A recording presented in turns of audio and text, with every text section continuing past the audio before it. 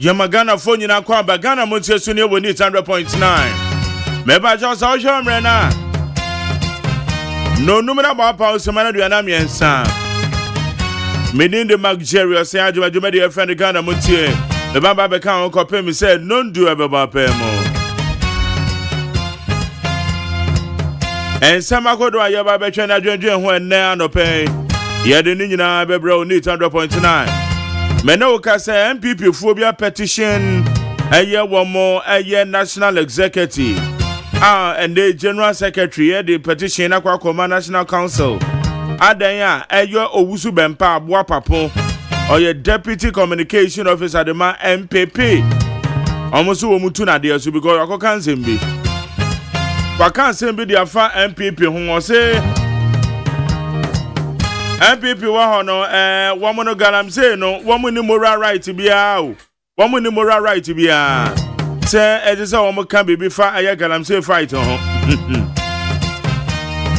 eti emu sama de jeda ho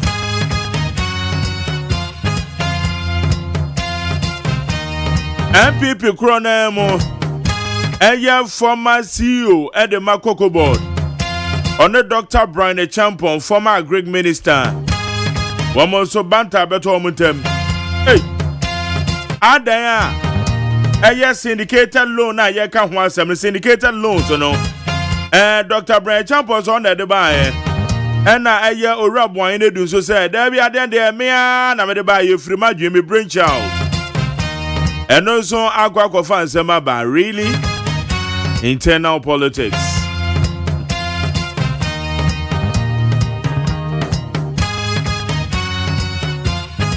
Internal politics. What the NDC for the ya obi ko work, obi ko to. What do you mean? Ejuma we the animal jani ni mo.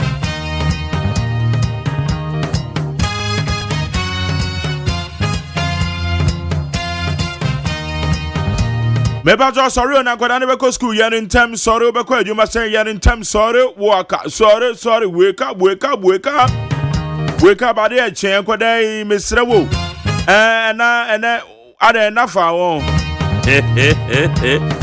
kwada ne books no mo bags no mo pabu we wo mo homework na me ka school fees no utu abide utu abide Bomadia, post for so there they say. About a post for one more poor human, a human so money ye. Post for che a year a crumb for rem for edu. And Ramadon Babetre IGPN and a Brantier IGPN and a pamphlet. Goes a marker. No see abeko peace 104.3 de kasebo de kan bebro na se na no see an bebo de wa befo de town man so ho e na yebo eye do bon krata musam no ho ami akosu eto na bebo ame alongside constable amansanchi ame ko na mafu won bebo ame ne de eye do bon krata musam de so ne de abro no see an echi ne ba solid interviews e betra ya dwen samakodo a ekoso yemo bibia kwa ba neat 100.9.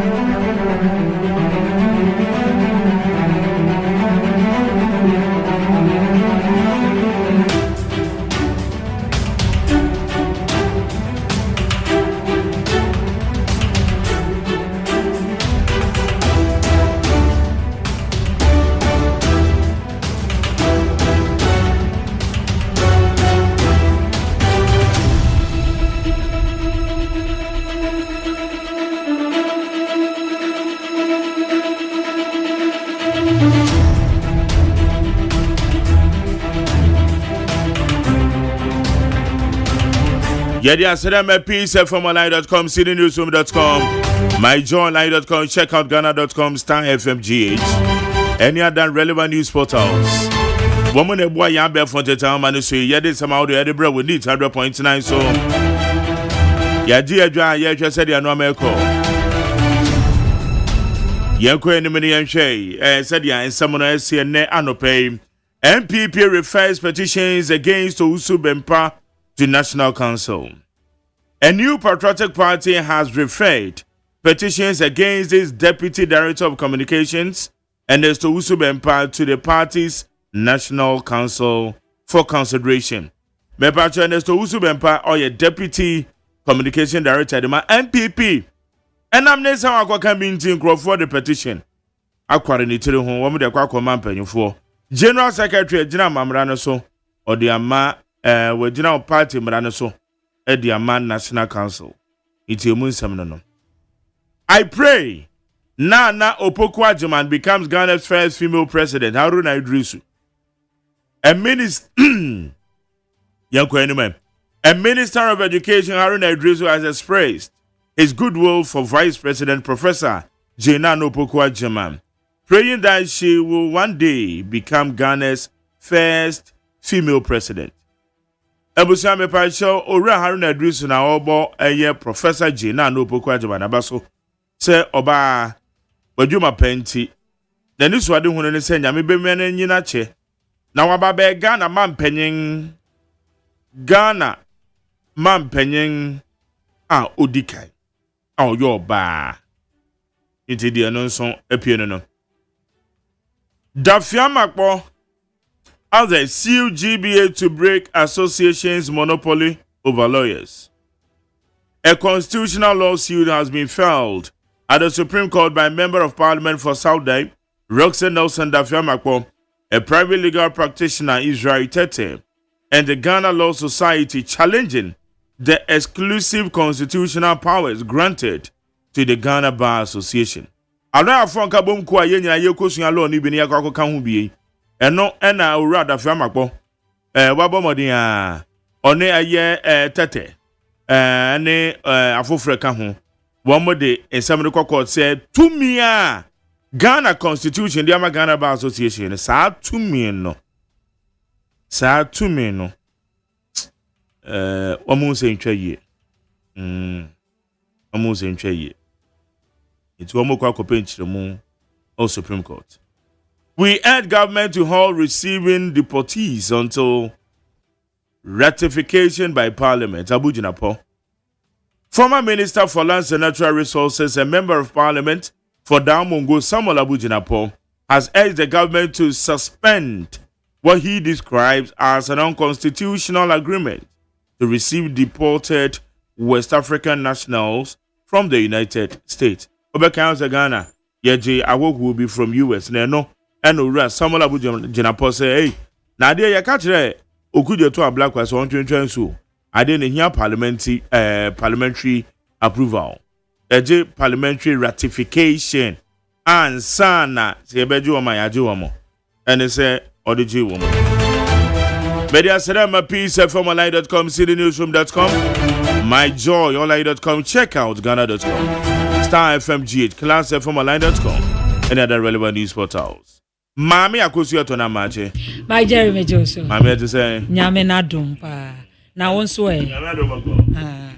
and resundo enye bete anopa no to so did you enra so ni dia ma chance kwa eto de mu odin yeah I you man you come anadwo no kra from 10 e kokra na egusu so no gugu pa okay ama wie mu nso aye form e ba sa na so de na ye ya Bobby yes sir ma che say we ko yo That's right.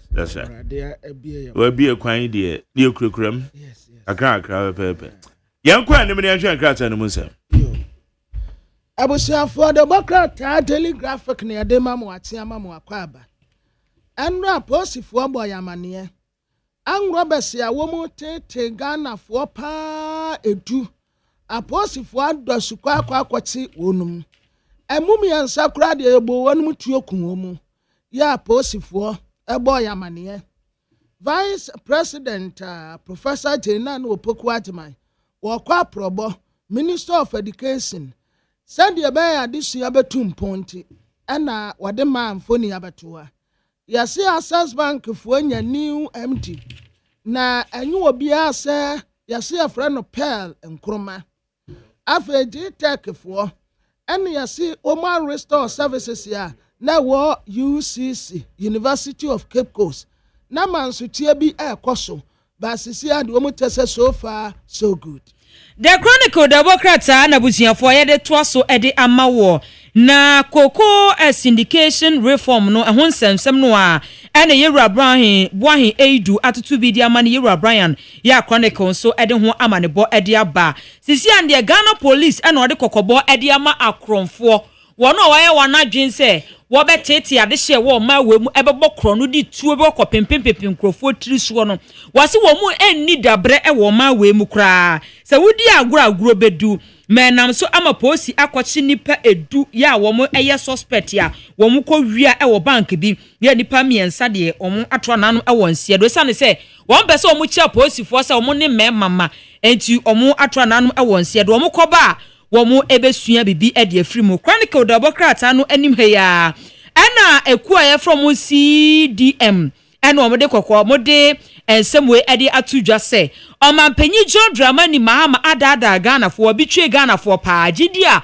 na Ghana fo ewo mampanyi John Dramani Mahama mu se wo ba galamse kuno obekon so ba ye na kamia sa akoya danko dada re mampanyi John Dramani Mahama ehu galamse kuno so nti saa asem no nti no CDM fo se wadada wo mo Chronicle na Ghanaian Times the Democrat ananim ha His Excellency John Dramani Mahama samunim dada se woni ha wo United Nations for General Assembly meeting ekoso wo United States of America and what they say said ye titre oman no ese asan ba yeti na yese kwan foforo befa so a ye betumi ede atitre sabi ye jampani se aboa no obepim ye nti na ya no wokọ na tire Ghana and Saudi Arabia for ye nyina ya de yansa asante ase apam wase se ye ba bedidwa na adwadie no edemfaso obebra aman mi enu nyina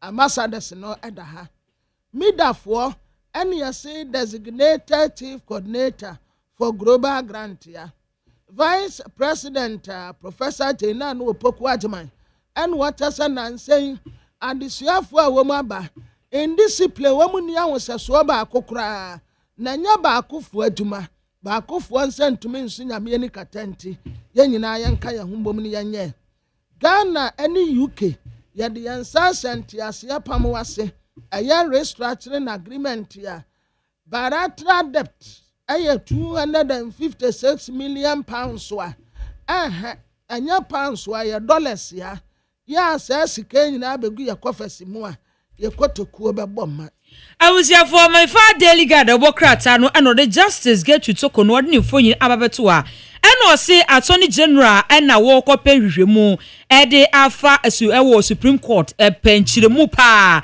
ede afa ye maame tokono ye wo mayi no afiri ono okogimu nchiremu pa ya daily guard Democrat ade ho amanebo ede abadom kuma no ena womu atutu bi edi amani Yewura ablakwa efa Gaza comment bi a wokan ye eho a daily guard Democrat ede ho amanebo edi aba daily guard Democrat anu animu a ena wono a waye wona adwen se wonde kro no ena omo bebo womu nyina omo deda ha edumrante edu pa na omo ginagina ha na posi ena achi womu ni nyina ne se bank bi ena wo makokobọ kro no ewo ho na enam so ema posi wone akromfo de boani tinipa miensa de agye omatwa nano ewo ensie do agye kra wo mo anka bi ya ise ehon sem so wa so de omfo nyini aba ya daily guard Democrat ade ho asem ede aba na MPs no ena wo de to aban nanim se US wo mo deportation deal no wo mo suspend no na national inquiry nim ha ena wode wo no nyamfo Julius Dabramfo ni abetoa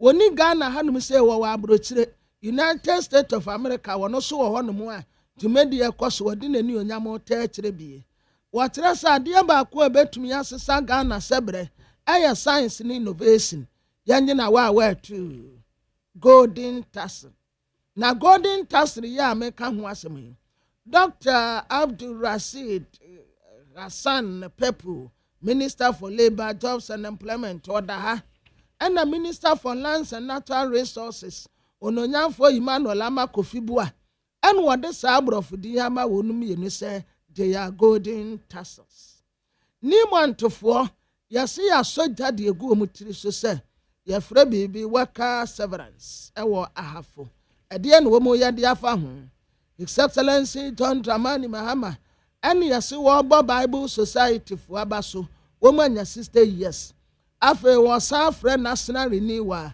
ɛde afa ho na kɔkɔfoɔ ɛne wɔn bu ɔmanfoɔ amaneɛ sɛ nanse wɔn de wi afra kibaabu enti sɛ wokɔ akɔtɔ kibaabu a ayɛ careful esan sɛ kibaabu bi wɔ hɔ nom a wobawi bɛwie no ne w'ani so ayɛ hegya efebe na wo kasa nyinaa sesa adeɛ kibaabu na mewi ya makɔ ire wɔkyerɛ sɛ kibaabu bebree ya wɔn yɛ wɔ mɔntene so a mokɔtɔ no wɔn de wi fra ansa na wɔn ayɛ sɛ kibaabu no monya careful MPA foɔ ɛne wɔn ne security agencies aka bom sɛ fuel a wɔn smuggle wɔ kwabɔ ne so wɔn ba betu wɔn so sa Ghana poised to reach big gains as WTO fisheries subsidies agreement takes effect here.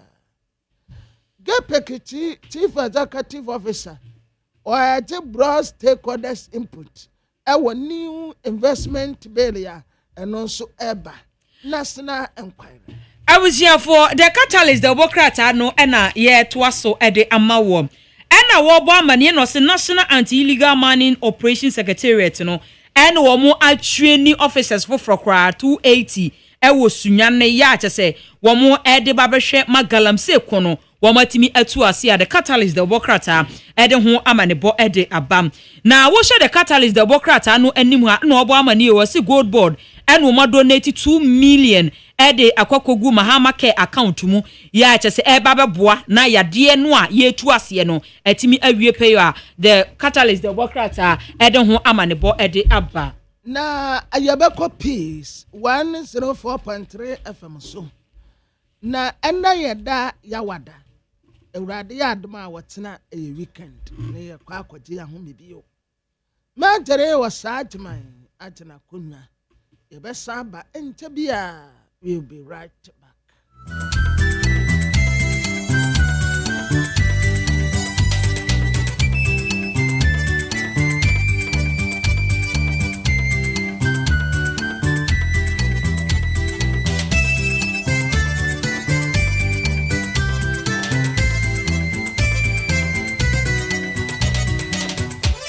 Abono Sia Peace 104.3 FM Suni.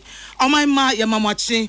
Anopai kasia yensa kana obadaroma ebredu say yede bedaimo na kasia boy fi Peace FM so one crime a sign nam okay 101.7 afenit FM 100.9 yenyina ya worship house Abeka Junction and crime and afi hello 101.5 FM and also Kumase and when she radio stations bebre na kabomu a waje kaseboyi wo so de ma edom etie ewo Ghana ene amanone and some nyina wo peacefmonline.com afi GhanaToday.com na kasia yade bremu yi emu ensam a edi akotre no bi ene say Executive Chairman Aoda Jonah Capital says Sam Jonah ediato omen nyina ni say yentimi nkuntia galamse omre anana matrankunya yeyo mafrisa okunim Ghana mampani abedi achie asre se empanifu ahwe nwasua asam so no womfa abodwokyere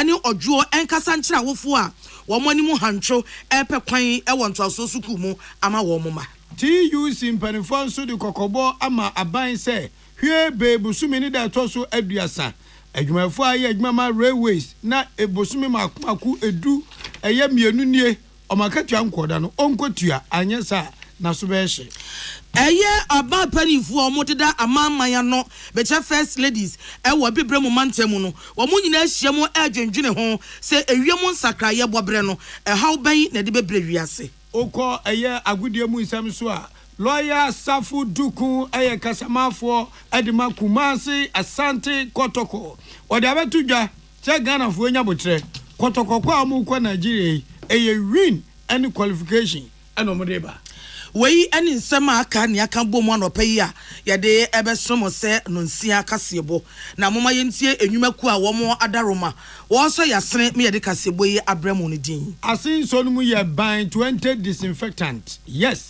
JA ban ni na diaba ɔde aba no pabene so ne na hongu mu ne den mu ene ne bawe mu ɛmoamo anketekete ama enyi asomdwe ofie she mawie yaba ban 20 nti yɛde hukumu dwɛdwɛ na de atetaas so ane water process sink so na ma ani adawa kama sɛdeɛ bɛyɛ obi aba nsampa ofie no kitchen usuku ba bi egu nso we enwiye ɛhɔ hwam ban 20 disinfectant upe bi atwa freje mani bage ber 0541 808096 0541 808096 shanen so says kasam ne aka no one first kana ngoto bank papa na konwen ne se na upe bi ne wa anya wa wugyegereje First Atlantic Bank FM odam suronko refreshingly different where suronko kra says ya de omo de aba say eba digital bank and part wa kwadu America trom womo and womo krono found First Atlantic Bank na osika sembe din laws in herba e de aba say ya de ampa ekoba nanso se wunya adupa no ma ya de agise hon won wo krono laws in herba mixture jjjj said the best aboa mu anyu anwo de ne watimi akwa aba no eche enkure yi mesira wada obabu obu ni nsa na ne se anwen tere be ojimi se wo bre nanso wo office nti watimi nka woni ne di agwa ka ke be na bu afu kafra enya wa bibi presse wo unya laws in product ni bi ebe yo won adwuma yi pa fra 0242 133 577 0242 133 577 Mama modia sabu nya Yanvita de motafo aduane no wo dia omo ya fe papa abate wo fe adi wan danse se amanfo adi bia mo ma ena nkwa na ekutukutu fe no kwahweko Yanvita yeda mo ase enwuma ko we ntire na no pension sin konwa yede nsem ne ba yana mo tie ni eyeme asuna piesie na achenkwa na me numbremu na ho fedua wodi ayenkan kwa me yeboa enafi ajiwa yeboa eje afi kase ni munsemo enie Ghana mampani abedi eche professor na anaje no poku agyeman edi adesede ato abanya so ye hwe nwasua anim ena fe nwasua adwumakuo Ghana Education Service nyina anim se senior high school computer placement ye ho asem se giremu dendenden na owufo bi etimpentenkwa abatan ani abre na wope kwan ama wo moma no wonfa abodwokyire ene kasa ede ene akrokro kasa ene awofo sa no nyina enkasa wasi wo se de eniema mu ayede anase eniema ogyaginamu wo mani so aye krakrakrakrakra wo mo pentam adwuma na begu won so bebrede na so bi anya no nti ene wo be pahini awofo no binum wo jojo won wo be tiatia won anase wo de kasa sabe ho nte ene won ebe kasa na ni nyina ne se sabe de Ghana Education Service wo biebie emiaye bia awofo a wo mu computer na ama won ma school ana entiase bia ma anase ohaw bi wo mu no wo nyina betimi akode wo haw akoto mpanifo animu na wotimi hunu na waso ano ama won na saa bia yi enna abampani abedi eche eka ho asam ne se obatem bi obeso ne bansa enna kwasa center ho no chese ne abre pa eche se omode nsem bebrebe enna enam na nsem na bi ene se obi won mo na bia computer yi di man ba no ene bia wote no emu ware eti se bia o man se wo ye dada school ni the student ya ebe ya de ma no so be nya sentiade de man ba na afro hyen akoda bia eti school no anya bi die enso o haw na wo kwa akoso ano ebi nso ma anya bi je se haw bebrebe na nkrofo de ko ho ene nti se de ogya mom ho eni bre na ejina mu pa eno ana mampanya be de kire e kasa srese abodwo kire ene akrokro kasa ene obuo ni die bi fata bia no wan fama sa awofo no na eno achi wasi se mom ebase bia suku mu akyerɛkyerɛfoɔ edi entetie ene enkyerɛkyerɛ etete enkwada wamo so wamo yie ento yie na nkobase suku ni bi aya niamo ho waye bibia anya okyerɛkyerɛ ni amfa sa bia bufuo ankotia na ama na amroso mankofa ahaw bi so ansan amma wonum nyina ye ensem a Ghana mampani abedi akire obinfo na genopoku agyeman ena ede atodwa ebra okọ ensahwe ewa ahwe ye hwe enwasua so emu moma ye ntie ensem ni bi. Let's learn to work together. There's so much talent in every agency that we can learn from, we can share. And I want to urge all of us that we learn from each other, we share our expertise, and that will be the result positive for all of us. and that's what matters most. I know you are doing school placement, and you have all kinds of people besieging your homes, your phones, and all of them. What can we do? Let's just try very politely to explain the situation. What we try to do is to create more A schools with the E-blocks. And that's one of my goals, to implement all of it, to run the whole system, to demonstrate that yes, all A schools. And it doesn't matter whether they are D or D, but the rest they say is history from who we are. And with everybody's support, we'll do the best we can. Yeah, enu echi osofo hwe nwasua so Honorable Haruna Idrisu wano enu agyeman bani abedi echi feso ema no akwa babisa no kwan so ene ne tena se kan fisam edi enkomo bebrebe na asmode tu dwa ne se nukure ne ase ka wo bi a wasum yie na wo niam bebre a wode aye anase wode edi dwuma amoman no a na mampani abedi echi wo yini firi mu a enye yie enti wo kanfo no bo na baso ewo nkoden ni adwumaden a wode asom oman Ghana wasa na so bompa yesre nyampa ani yedie ma no se enkwado dia na nani ye na koma so ade nyina ne se dachi bia no mampani abedi akire Professor Opoku Agyeman ka wonya kwanya emeso se Ghana mampani.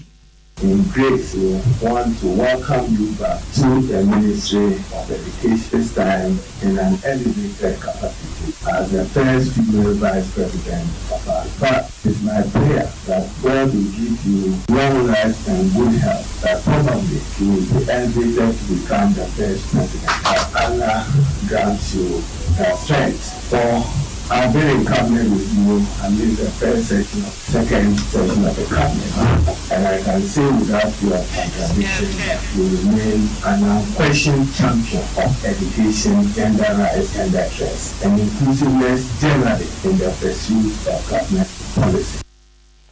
Yeah, nipa etere ka say eye abansofo hwe nwasua nsem so Honorable Haruna Idrisu. Yatwa kasiabano so Sir Sam Jonah eyo pani ba kwa nukwa nyame mie abone bra no agine din ewo oman Ghana na asem checherenche edo ma nyina so aye pa no yie ni se ekwan ben ne mpanifo dwuma fa kukuduo ni nyansa kwan so aboa ma ensuo ni nsase kwa ya wodo a ya sen wo oman mu no esabe fa no ntuma pa bi efra na sangomo twetwen ena Sir Sam Jonah so na no betumbi se galam se okon a omanfo etiem edigu aban so ni nyina ne se yentimi nye adwensi ya ko atia galam sei ewo ma we mu asabe mpeduasa na nanom atrankonwa ahemfo berema osabare mamo abrempon ni eninti a odede nkronkura no wan a we ya amahe enimu abrempon no yebetime atwa magya na ye da sanse ensu ane kwaye yi ene yensase sabe imperial monima every wiem ane baaye eyansase so no nyamede dom yen ene nkronkron so na nanamahemfo ene tuatua no na ye adwense be kwatua galamse ne yahemfo ade asi nche de a anhwa ne kono ebeden ede amayin opani di nsem wese nyina todwa Omra School of Communication Studies and University of Wisconsin eno wo enkrakrupwe mu wamo eba omode eya adwencho to adwumadie bi na papai ekopie mu ewo ho na sa aka se wegu so ekoso no enya ne ntia nso asasi su gina se so for wensa asem ni forma gudie so no nyamfo Emmanuel Kofi Amaboa enso ade akwakoto dwa o GTV so enu anadwo se sisi ade abana bonitrimpo se yantra o manfofo enane yakwaye sabada wa bo akrama mane nye dede ya de hwidi trim se ekwaye o ade anu wapi ho amanfo abom trimpo som ne China fo ba baako no ma se yensuo ne yasase no eni kwanse ehwe musa tono nyamfo Emmanuel Amakofi bua ade akwato dwa o GTV se enche bia abane de ntusu aba se fiti da na kwakura ne sa ensu atwe enwanhyi amanfo ye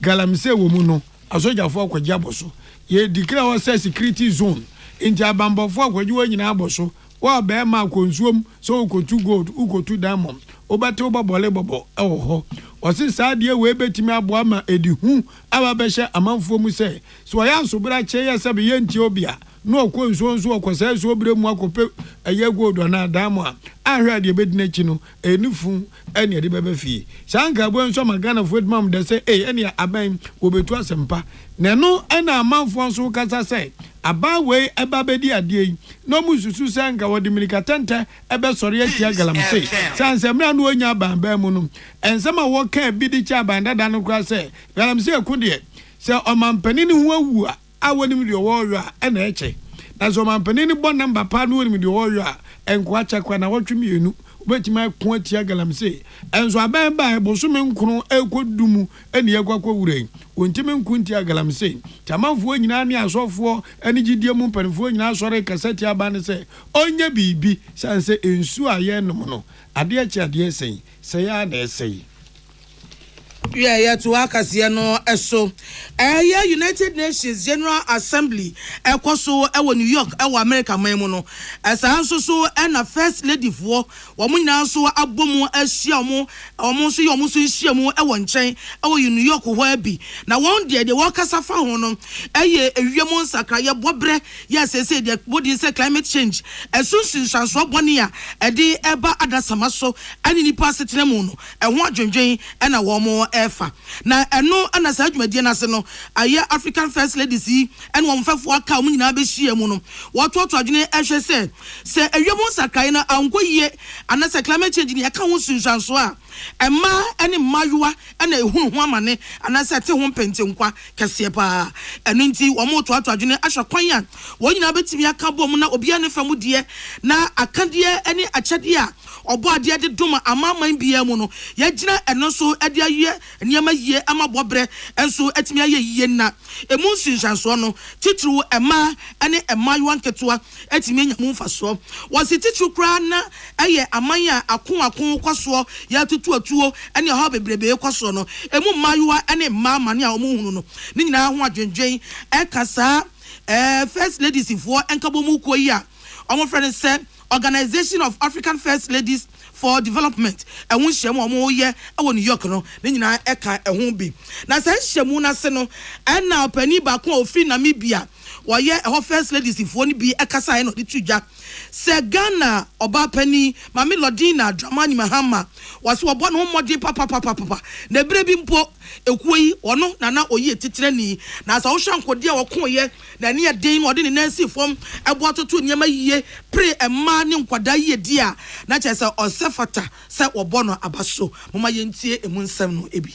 We have built on each presidency, and OAFLAD has really benefited from strong presidencies. And I look at my first lady of Ghana. She's a new old first lady. She was around for 4 years. In her last year, she was the president of OAFLAD. And I'm speaking to the power of impact because she left about 6 months before her term as president ended. Her work didn't stop; it continued, which speaks to the strength of the leadership, but also speaks to how OAFLAD kind of continues on what the first one did. And I saw that in Fatima's speech as well. The first thing that leaders do is they dismantle whatever their predecessor did because the predecessor is an idiot. And I can see Fatima is building on the successes of We Are Equal. And I think that's the first and key lesson. Don't break what was already built. It's strong. Build onto it. And what I saw today at this launch, this was a very strong launch. And I just want to congratulate the president of WAFLAT, the vice president of WAFLAT, and all of the first ladies who were here. This was an incredibly powerful launch. Thank you for that. Yeah, nipa ete ne kasa yi first lady otosumiensa wo Namibia de ede Monica wono no kasa ya okanfo Ghana mampani ehokafo Mami Lodina Dramani Mahama na sansemi Salamat Kukwa Pencil na eboaboa no de bae Asanfu Franso a Prince Balfour Asamoah chance aboaboa no de abanie ni nyina ne sen o see the Trade Union Congress TUC in Performance de Kokobo na de sede to aban anim se o mesre na ada hwe be bosumi ayo wo ni de to so aduasa na bosumi makomaku edumienu 12 month akatua enko ma Ghana Railway Union fo adwumayefo no na nukure de ne aban no o me ne be chiayam e wo mamu o se no an se na me sabe aduasa de nka kwam hwe ane o men na nipa so nya adwuma ya nka bosumi so wo kwanza o kakra kukuro ebeto account no so ayie oyire no ma ukwu ne ma na de ahwo nanso o ma hwe abani ma hwa bosumi podi edumienu nie na se vrabanda da na penso e de abewura amanfufuro mu still anye omisika nkoi na aboa no woka ni bre General Secretary Chokro that TUC ano Joshua Ansa was the paper was in the pay. Barbara Kwasa could have for Buena Nidia Mawuni no say. Now the winning no sense and I join so Bahawa Hanbi. And no Anna General Secretary say, I buy I join so Bahak my way, a quampa na room, Nanso, or Mawudunti, Omugusu Yajuma. Nevia so Ogwasaja, Yenjazu too.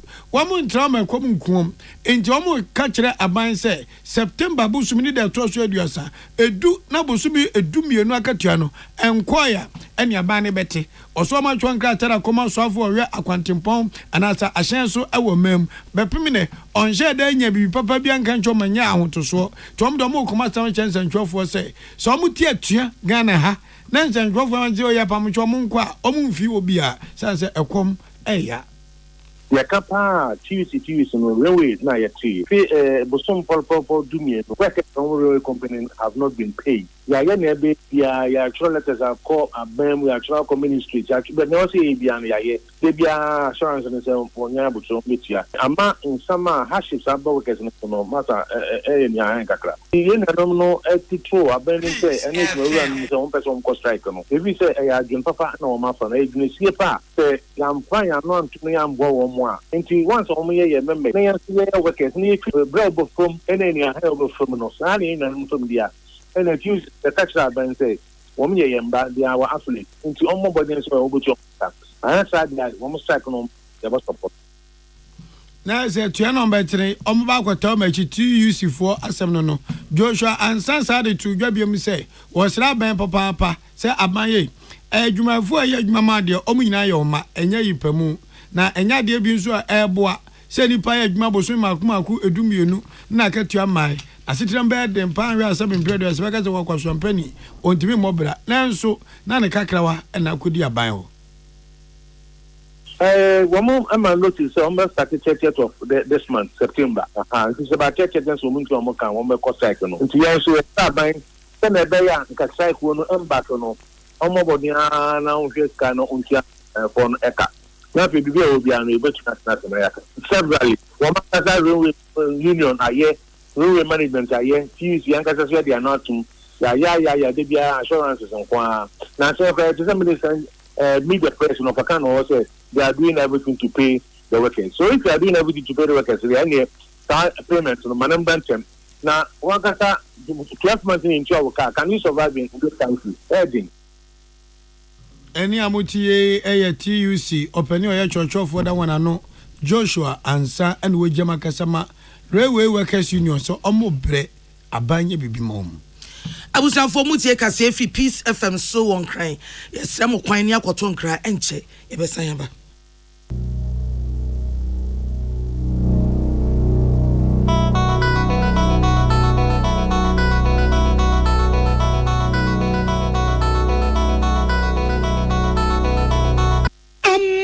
Dia moka chere Freddy's Corner home appliances hono or dia ba Freddy's Corner Home Appliances Center. Home appliances are eye papa bia ebi wo ho. Brands ben Media, Samsung, Kaiwell, TCL, TV, air conditioner, freezers, fridges, water dispensers and dia keke ho. Nia ubenya good warranty dia. Ko Freddy's Corner Home Appliances okokomemle. CCTV a eboama monitor of properties any business at anywhere in the world. CCTV ni da ho. Ewo detector, clear pictures, Wi-Fi connector. Utimi connect ma wo phone. Na wa monitor baby a wo wiase bia. Freddy's Corner Home Appliances abeka Freddy's Corner edwosu ahodo a oton phones ene ehun accessories no ho. Fresh 0544 959195 ana 0207937323 ana so brakoko memle City Light in Chehwa. Na ye can discounts ene achadia. Obetiasie. Freddy's Corner, home of authentic home appliances, phones, and its accessories. So wakoma ho hyehyew ana ebo periperi de broni kan hardware no a e de na se woye na se woyam so atim so wo be pack na farmer Martin's liver salt techira kwan entem ehwie nsu agu glass mo ate Martin's liver salt no ba kwa no na wo de agum wo be hu se ehuru wa glass ni mu na wanom. Martin's liver salt ye won orange flavor and ba ko so plain wonumu a ohu beto nemum edi na anu na ho ntowo a ko hu doctor. Herbal and Alternative Medical Hospital Bena Black History and War America, China, Africa ne Ghana mpanifo abona baso say. Osaya remo manfoti apopa. Amin Scientific Hospital. Ayare sabia o won fidie nwaso. Dia woda so a fidie ne kire o yade na no asan so sa o yade. Amen expert okwankro yare ho. Won ra no enam. Na wa doctor for ne nurse for so. Oh what ma. Amin Scientific at the herbal, homeopathy, naturopathy, and reflexology nyina. Esa yade. Sa wona wo pe. Ana yare ne te same pa. Nyame adumunti. Yare expert.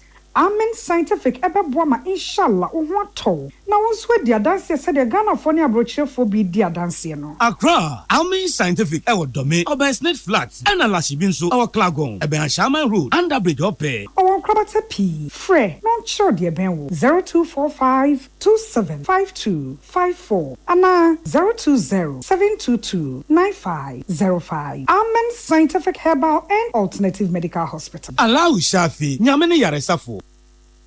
Tune it in, turn it up, Peace FM, and rip off the knob.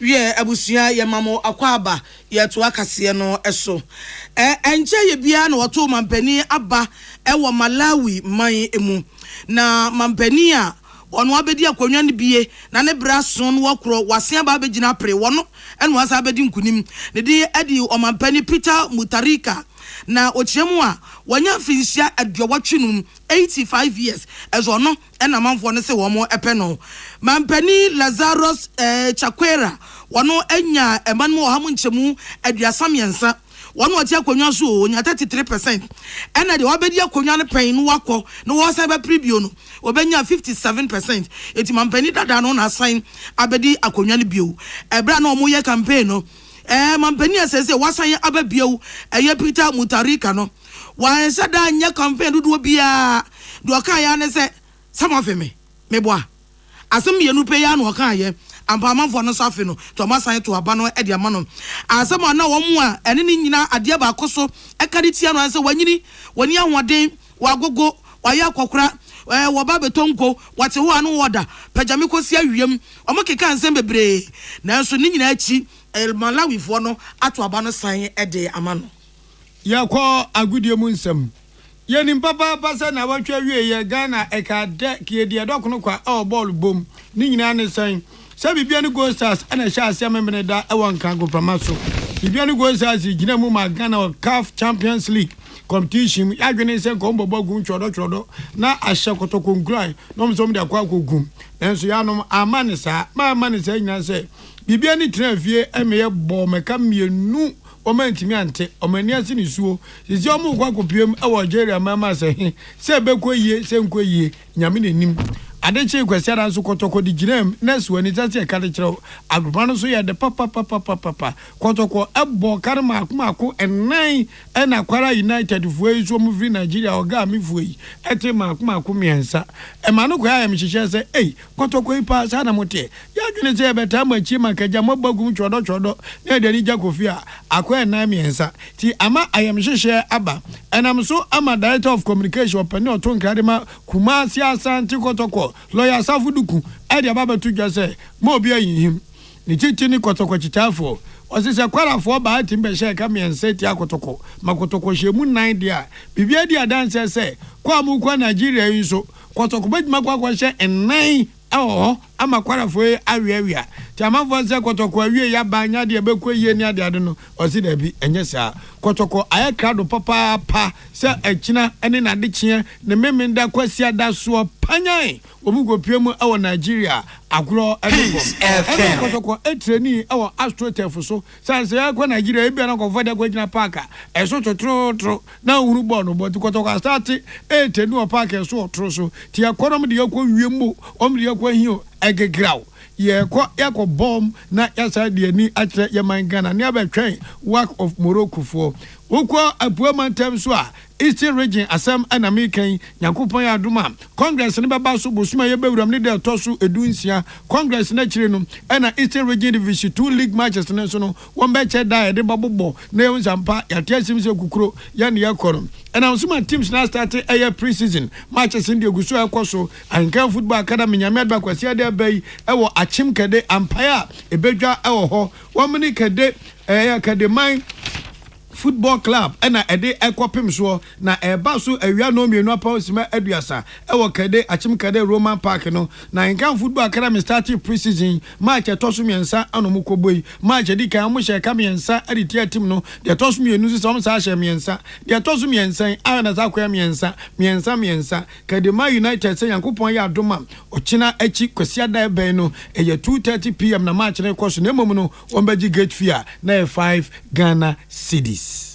Ye abusia kase no asi akenkanfo amote ye ni ya adwoa ye boa agye na won fedua asona piesie achenkwa na menum bremu wodi Ankan Kwame ye boa nimaku eta ye che na no pay eye Lawson Herbal Center omnom de Lawson Herbal Mixture ediaba for general well-being waposo etutu timisa nwoma nkoye malaria typhoid fever ena koko Pious so wate or boy idea no so ibetu asiese hon na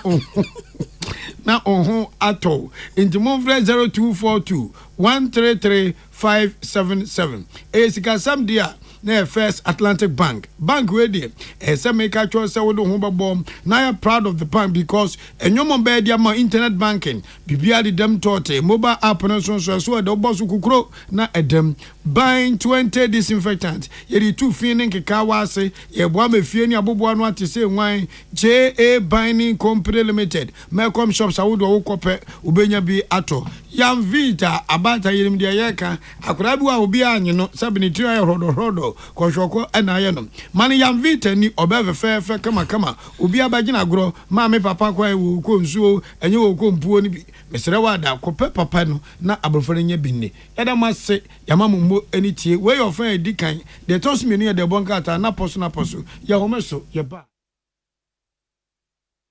nyaso ada Ghana muntie na mansanya so adawro Kofiaman homene so ejiji tonton sansan ewo neat 100.9 FM Ghana muntie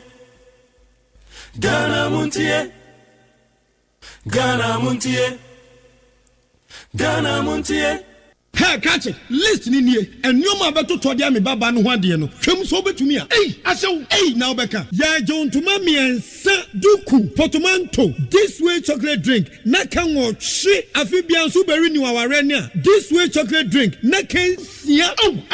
We den kan no tumu ho. Me be mo anu so hye kura dia ka ho. Wo hwade e wapi ho. O ka se batete e da fom won. This way chocolate drink. Kra cha be pe baba ware e.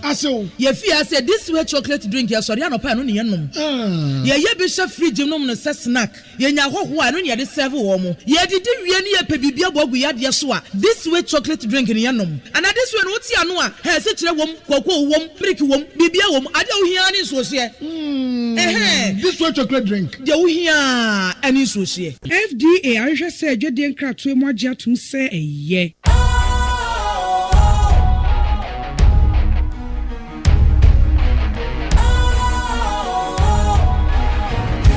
cool, fresh and trendy with a new look.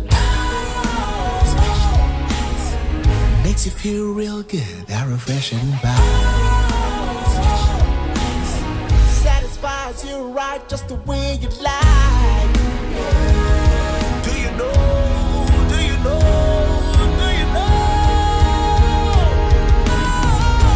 Ain't gotta do it alone. Specialized makes you glow. Anytime, anywhere.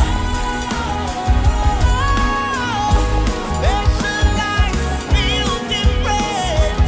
Always think specialized. Special Ice Natural Mineral Water. Feel different. Think special. This advertisement has been vetted and approved by the FDA. Ghana muntie na mansanya so adawuro Kofi Aman homene so ejiji tonton sansan ewo neat 100.9 FM. Ghana Montie. Ghana Montie. Ghana Montie. Ghana Montie.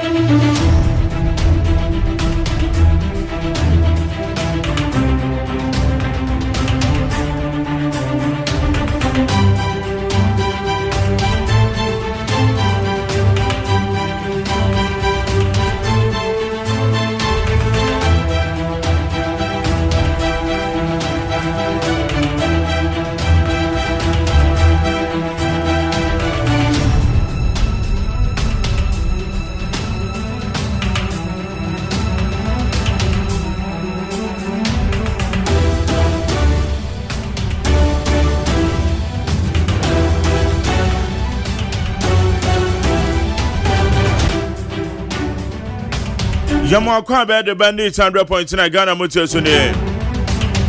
Yakwa faka se abona ba na nsama kodo oboko interview said ba beto awso. Enu ye de ba bebrewe. Ensam ni bi egu apono so post fu akwa cha konferenfo. Akronfo omode akode e de bokro no. Nipa be ye edu mienu de ese abomutu akon. E se onkran ya wo post adwuma ni mo. Awam ya miensa. Miensa no mabo mutu agu omo no.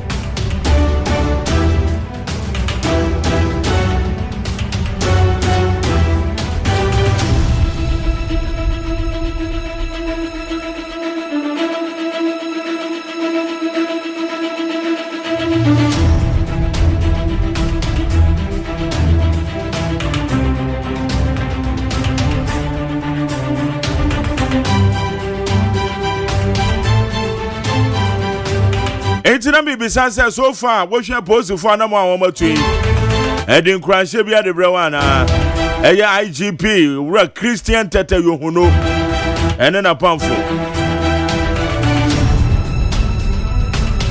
eje san komanda de apono so ene MPP presidential race ne so ekose said the man for e bon to a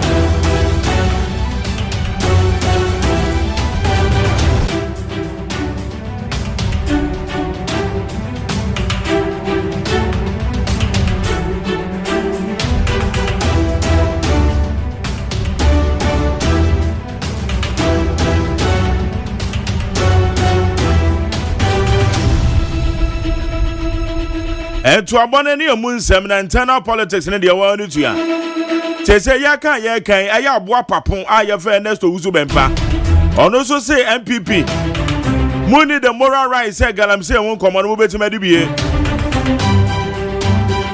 ebra na na do e fight na mo nkrofo ni bie etu one the petition akwa koma nkrofo bi MPP for the petition. One with the Aquacoma party and paying for so many branch of free as the deputy communication director. And also Boho.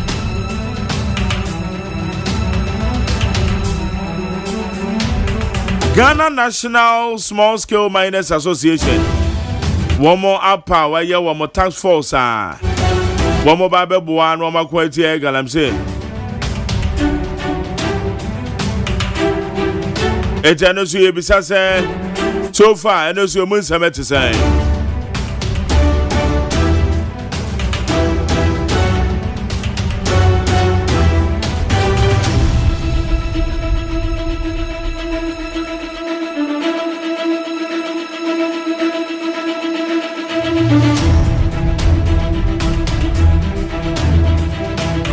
Ghana and they say be beg. Owura Richard Jakpa. While filing petition said Godfrey Dame, former Attorney General, investigating for alleged misconduct, any attempted fabrication of evidence. And that's just a way on the case, you know. PURC for some so much to any Ghanaian newsroom. I'm represented by Nom Diabe. On va nous encore nous aze.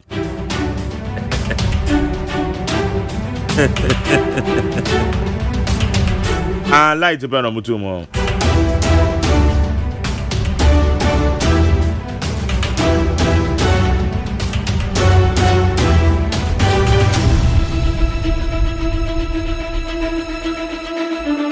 Amo na one more games been so mo play.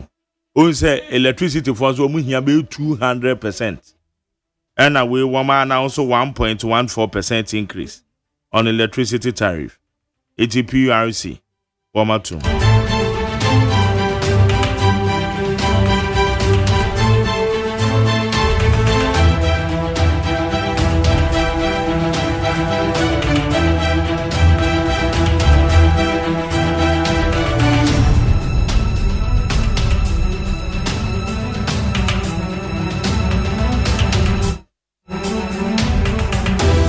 Nyame ya adoma memeda eye emenyonko pa your friend Kofi Nyakon the wife birthday your friend Mrs. Mabel Ejekofo Nyakon Mrs. Mabel Ejekofo Nyakon happy birthday in advance. Bobby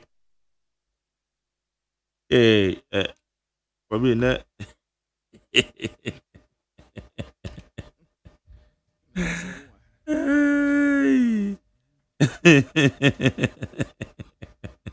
and no production in the annual.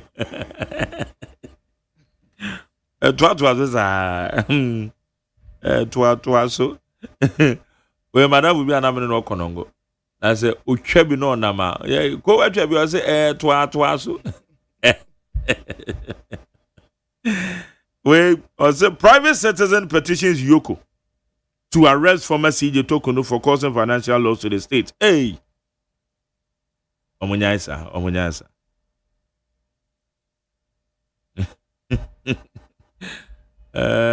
Kobi Mwagwaba. Eto now. My Jerry. What's that? Nyame na dombia eboko. Nemo my Jerry. Yes. I mean fa kwenya we so na me fa happy birthday sonko. Yeah, why? Ma me. Adichie bia ye dibi. Na ya fa happy birthday sonko ma John Mensa. Okay. Na ene na woda. We efri nana sechibia enchen. Ene Royal abusua ni nyina. Wo mo se wo mo do sonko na koye wa woda yi omo bom paye se Twediam ponyankopon ento adum hira enwu so onyi mfra adum enko adum enti owura John Mensa ye we so happy birthday na woman che baby o there be baby e one day amma nana sechibia ene royal family ekuapem area sechibia ne de na wo say yam for happy birthday sonko ema John Mensa the John Mensa happy birthday. Okay John yam happy birthday. Higher needs 100.9. Para? Yeah. I say, sir, private legal practitioner, no. Your friend, no, James Afedo. Dia, CJ. Yes, or the Chief Justice. Or the Chief Justice, Tokuno, misuse of state funds. Or a private legal practitioner. James Afedo. James Afedo. Okay. And Richard Japan so de ne petition akoma CID. Sir, woman investigative former Attorney General Godfrey Adame. Yeah. Sir Godfrey Adame kyerɛkyerɛ no entranko nko tantu obi so. Wɔse na Godfrey Adame kyerɛ no sɛdeɛ ɛbɛyɛ a obetwa ntura to obi so na yɛde ne kakora tum. Tiano na petition no. Sɛ sank wanyina ne na so anko daada no ma. Yɛde obi kɔtum wɔ abra na nipa korɔ nyɛ ɛse. Nyɛ ɛfe. Okay, so you show me cause. Yes. Nani abre no so pa den. Okay. Ma Jerry syndicated loan was a dear no. Yes, yeah, Jerry. Say a cocoska ana. Coco Bosia Yakobo. Bosia Yakobo near the Toko. Na Bosia Yakobo dia Toko no. A minister in the dear Nimuana say a Coco board chief executive officer. That's a Coco board is under ministry. And to take a decision without the minister. The minister, yeah. And to not say, a Bayer Brian, a Bayer Brian, and say, one country. Sir Bayer Brian, Momina Quadi, Sicano. There you now, they don't tell you, then the woman is say, syndicated loan, you were and now by now say, and on the chief executive officer, no, and the Betubia. Okay. Say, they say, young Conco, Jobosi and Toko cool beam. I may say a very good news. Ya born a basso. I say, and pony and poya case, or bois. Yes. Na ya wafuno. A man side and a young Yabosi and Tina. Woman from Tina. And was said that the Miricaba Casa. And your cry casa and I can sample no cry. Then I get a blessing in disguise. Yes. A blessing in disguise because say ye kwakwa bobo sia na ye de abeto koko de bia for so many years. Na ye say sa de ye jai de na ye pa because bosia no kobo a ehoma no do so. Na ye finance minister then former finance minister of the same way Mohammed Amin. Okwaka say syndicated loan no ye beko. Okay, the nyina ne wa. Eti eno no kwa so contradicte. Dia chief executive officer ne ebeka ye. But say ye beko say ye nko no yanko. So dey ase. Na aban sesa ye. E na aban yi ba wo ma hu say eye good ni ti aban na to so e no mo for so pa. Akwaje syndicated. There be wo mo for so mo nko kwaje na wo mo kwaje dey a ene na wo ma na so mo kwaje. Maintain ye mom. Because they na maybe sa Jerome no. I'm say Jerome can say MPP for no. Your former CEO ne na pan for ne bo capital one ade nti said the tie no. Say sa kana edu omanim tu no mo ye o ma de so mo konkode. Nti dem say likely so mo kwakwaje. Okay, what they no ye fair no konkon. Okay. En akwakoba say Honorable Brian Champon, Kase Sadieno, no being the minister, and order the NC from Sentence according syndicated loan. And now, Rab wine do say there be Oboa. No, natural peace, said the better about said the Brian Canoboa. Now, syndicated loan now, one more cast, one more gongo dibium, a only brainchild. Ain't he on the cry describing and say, yeah. That is kind of simple. Brofi me refi. Intellectual theft. Or bona fide property. There be or say you see the word intellectual theft. I just idea what the ana intellectual property theft, yeah, or you see something like that.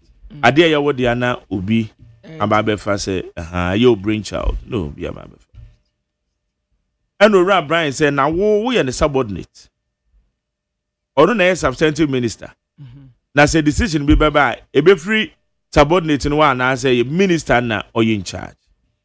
And ora boy he do say at the cabinet level no kra Brian Ebotugu he says asem no de aba no say yenko syndicated loan on you inti enu ama so na babo nti aba bekasa eno na yekaza tinti that is all it is an as a charity yeah inti enye de omo aka se wo mo nkoje no eno ho na aba asem na enye de wo makoje di sana ho something I was say internal politics and the na ka we kra na de inti de say we be issue so na ayi hanu na Idris say o say Professor Jane obompa is obenyina choro ba Ghana mampanyi oh okay Prophet Haruna yeah Prophet Haruna Idris o say na dai sumo say Professor Jane na opoku agyeman obenyini a chere no ba Ghana mampanyi na why the first female president ebe wo Ghana oh okay it's on so the prophecy no that's nice Empire na the prophecy. Me say me na me hu say a prophecy. So I prophesy. Oh. Empire your prophecy. Now a prophecy na dey nyame aka trope. Oh, the prophecy. Wow, so to make be wow instinct do to make. Kabima wo. Na majari aboa papo so won woni Ghana na wo. Me dey minimo. Minim baby o bajo. Minim baby o. Ono so petitions. Yes, in the petition, MPP Fubi, a petition say woman to na so. Sir, what can say? Galam say no MPP Fubi ni moral right. Nti so, eno so, nti ewie ma ekusu, isem na do so. Ewie ma ekusu. Ansam wa ha. Isem wo. Your table now flooded. Yes. And then I may pena me nyonko na send them say masa won krania the word flood na ebusu nti menya yusu. Okay, kwara, mo me akwa anim. Abusiafo at Obokrata telegraphic ni ade ma mo sese. Watra say Access Bank for omanya new MD. Na sa new MD no a womanya no. Ye fra no pa enkroma. Won wo ye MD foforo kra. Na University of Cape Coast womo signboard na emede Vitalis de la Luz. Vitalis de la Luz. Yes, Italian. Hey. Why na ka just in Italian? Language no. Latin. Na womu Latin fo a womu tu womu kuro mu no eda na ye de womu enkyerɛ ye kyerɛ ya de wa kono ko bisa o man wa se Vitalis de la Luz they say every girls be Paul so hang and then they yempe anadwen hwekan yempe wow ana teacher nkoma kura ne ya de ye enkrantie ma hey anu ya school ben teacher nkoma wawu oh anya ya teacher nkoma dabi we teacher nkoma wo fro teacher nkoma no wa ya retire teacher no wo school enran so majari me wa fa ko fitire ba frame say ne ba ya tia kwan ya de tia kwan when your school adonya aggregate say wonya 46 oh na say 46 say ko nya school ana 50 ana me bisa ne say wo mo de no kwato school for the deaf ana me ado oye deaf oye mum debi ana me bisa ne say ya wo hwa won fa phone no man na me bisa no say school be no nko pe ana wo de phone no ma ya na ya say school be na nka wo pe no say ana wo sinko ope plempe plempe college ope plempe ono no kan plempe dem ye ni school organ e de plempe oh plempe college ai one wo pe sana ya kan ai 46 onya 46 Ena me catcher. It's a computer and then go to school for the deaf. Ena me catcher and say yaw. Tale yaw hiam paibo. Na wa to what na wiase na onya 46 years. Yeah. Utina yasi ya mfana to osu cemetery. Na ye do go to school for the deaf. Because for the sake of the cemetery now. When about this now grandma like one man do go to school for the deaf. I was very school ben or power say plempe. What's what is that ya there? Yeah, to acquire. And one and I want to be easy results. I can. Or the Jerry. How did I? Jerry. David. Yes, sure. Join the Woody. Jerry and Jerry. Lydia, a double around. Now, no crown. Mimi say was standing near friend Jerry. Is that is here? Would your friend be sans and a bro for the near say? Like I said, or the jelly. Jelly. I say intra. Into no school for the devil. 1 year, then go 2 years. I was here for number no go swami what the Democrat daily graphic moon. Na graphic yenimwa and what say Andra Ghana Police Service Efrayansi Yamrameti Asamuabe. And ya call ye. IG Pledin Kasa Kane. And CID Director General or non so Akasa de Tosumi no. Na ni nyina ne se an Robert ya no mo tete ye wo krom ha titru pa rural banks ya hodo animu adwayefo anu mo tata wonum no na nya asam ketewa ya ti wonum anipedu ya ti wonum na me yansa kura de na wo mu ni aposifo di etututo wo mu sutu no wo mu adoje te se de wo sefre mu a aya wo mu ye no class no ejina distance na bromance no ejina distance ya class no atupenu wo makoto fom na broma nso tupenu wo nso akoto fom titru pass e bucket cars ya kase ni bisisi wonom a wotope wo nso akota car na chi no ono nso ato no akota car na chi efo ba nse broma no na wa fa tire kode class ni na watu wonum wa tire enu bi na si ya aposifo ekum anrobes no emumiensa sanku omu ni aposifo ba besie ni na oni pani be ko batu widim o ma ya ade pa aya CID boss COP Lydia Donko yako okasabi ya na wo bobo sankofo no kura din ma tari kudu believe say ya ti preman so aka preman ya ti preman so no e dey preman ya nroba wo ma ti preman sa yes ya ti preman e dey aka anroba se no ntime no ka say preman o demo a ye be se ne ye de na kogina kotu abono kwadu ana nipa no nso a wo mu di mu akotene party anroba se no ya promote mu ya bo no mu abaso ya nten se wo mu bewu ansa ya de abaso bo no ama won wote asi ya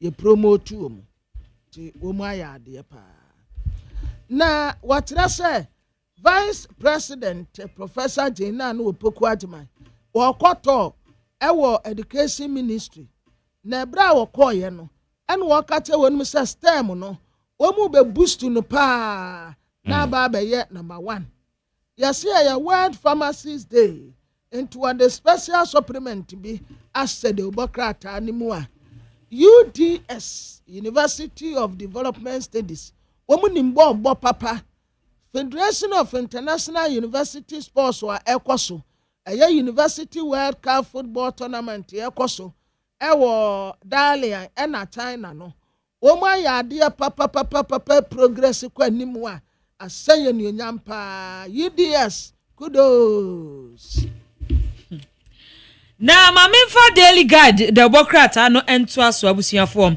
na wusha daily guide the Democrat ano ani ho ase a na wode Yeru Asamo Abuji na pod ni mfonyin ababeto a na deputy ni deputy nana Asafo Ajay enso edaha ena ono so ne second deputy whip Jerry Ahmed enso edaha ena dom kuma no ena o matutu bi dia ma ne yewura ablakwa efa Gaza comment na asem no okan ye no o madwa lai pa nti o mafre ensentwofo enhyiemu a wo mode ehon nsem aba Daily Guide Democrat ede ho amanebo ede aba na abusuafo Daily Guide Democrat anu anim ha na akrofo no a wo mu ko wia wo wura bank bi no posi achi wo mu na nipa du de nyame ya adom yeso omumu kabo omu de yeso omu oden pa emrante ni gina ha kama pa omu de hankofo gu omu sa we de yanyi omanim nti enya o se ba kubu ha ya na ye de bibia katakata wo mu ne we de omani da wo de wonim no a wutimu sa krachi minim nti ya mansanchi amekra no a wo se premain so eka ho ya Daily Guide Democrat ede ho asem na Daily Guide ena ebo amane se enipa miensa de omo de no mpese omo kire se omo ye mema nti omo de kan na tu aka mo a wo matwa nanom e wonse do a Daily Guide Democrat ede ho amanebo ede ababusiafo Daily Guide Democrat no the justice getri to kono odi mfonyi aba ena o se attorney general no okopie mo Supreme Court o se ma me ye yi no wo pemu nkiremu yie pa ya Daily Guide Democrat ede ho amanebo ede aba na MPs no ano mo se abai no suspend the US deportation deal no ya wo ye no won twe ensign mame kwa amano so na mene honorable Dr. Adomako Kisi enkane no emrahye bedwane ewanya so to mabato mpeso aso oye senior campaign aide edma Dr. Brother Champion a opre so betu Frank Adiama MPP honorable mache acho na bia boko de mu nemu pasho Adom boko ye de nyakopa ase na ento abo no ekoze o didi kama men enchauna menchete for so far the I think na ye train akwetia na yetumi esi form and the party for no edikom inkomo nti so far vetting course so enrichi area Dr. Brian Champon and the party penny for na omobo draft for vetting no dinkomo ma assurance unity and the kasa ebema party for the who the vision our ma mind Ghana and the party for no and the choir or be fast was the sun in the memo so na ye fortunes and na ye vote numbers no I work from no obe pitimu na yensa aka to me 2028 nti the krakra no you are Dr. Brian Champion aboso say party there we are manyoko and sema the here to let's ube come one boom na monsa aka to me muni to me a mun to me emfa nimdia mo wono emboa o maino muni to me a mun to me mboa ema mabuno enye juma muni to me a Ghana infrastructure mun to me enye ho juma nti oguso echechemu the see na no yedi intro oguso echechemu the ntia kwanya MPP twaso a win election no and so see depart from it now you come back to your roots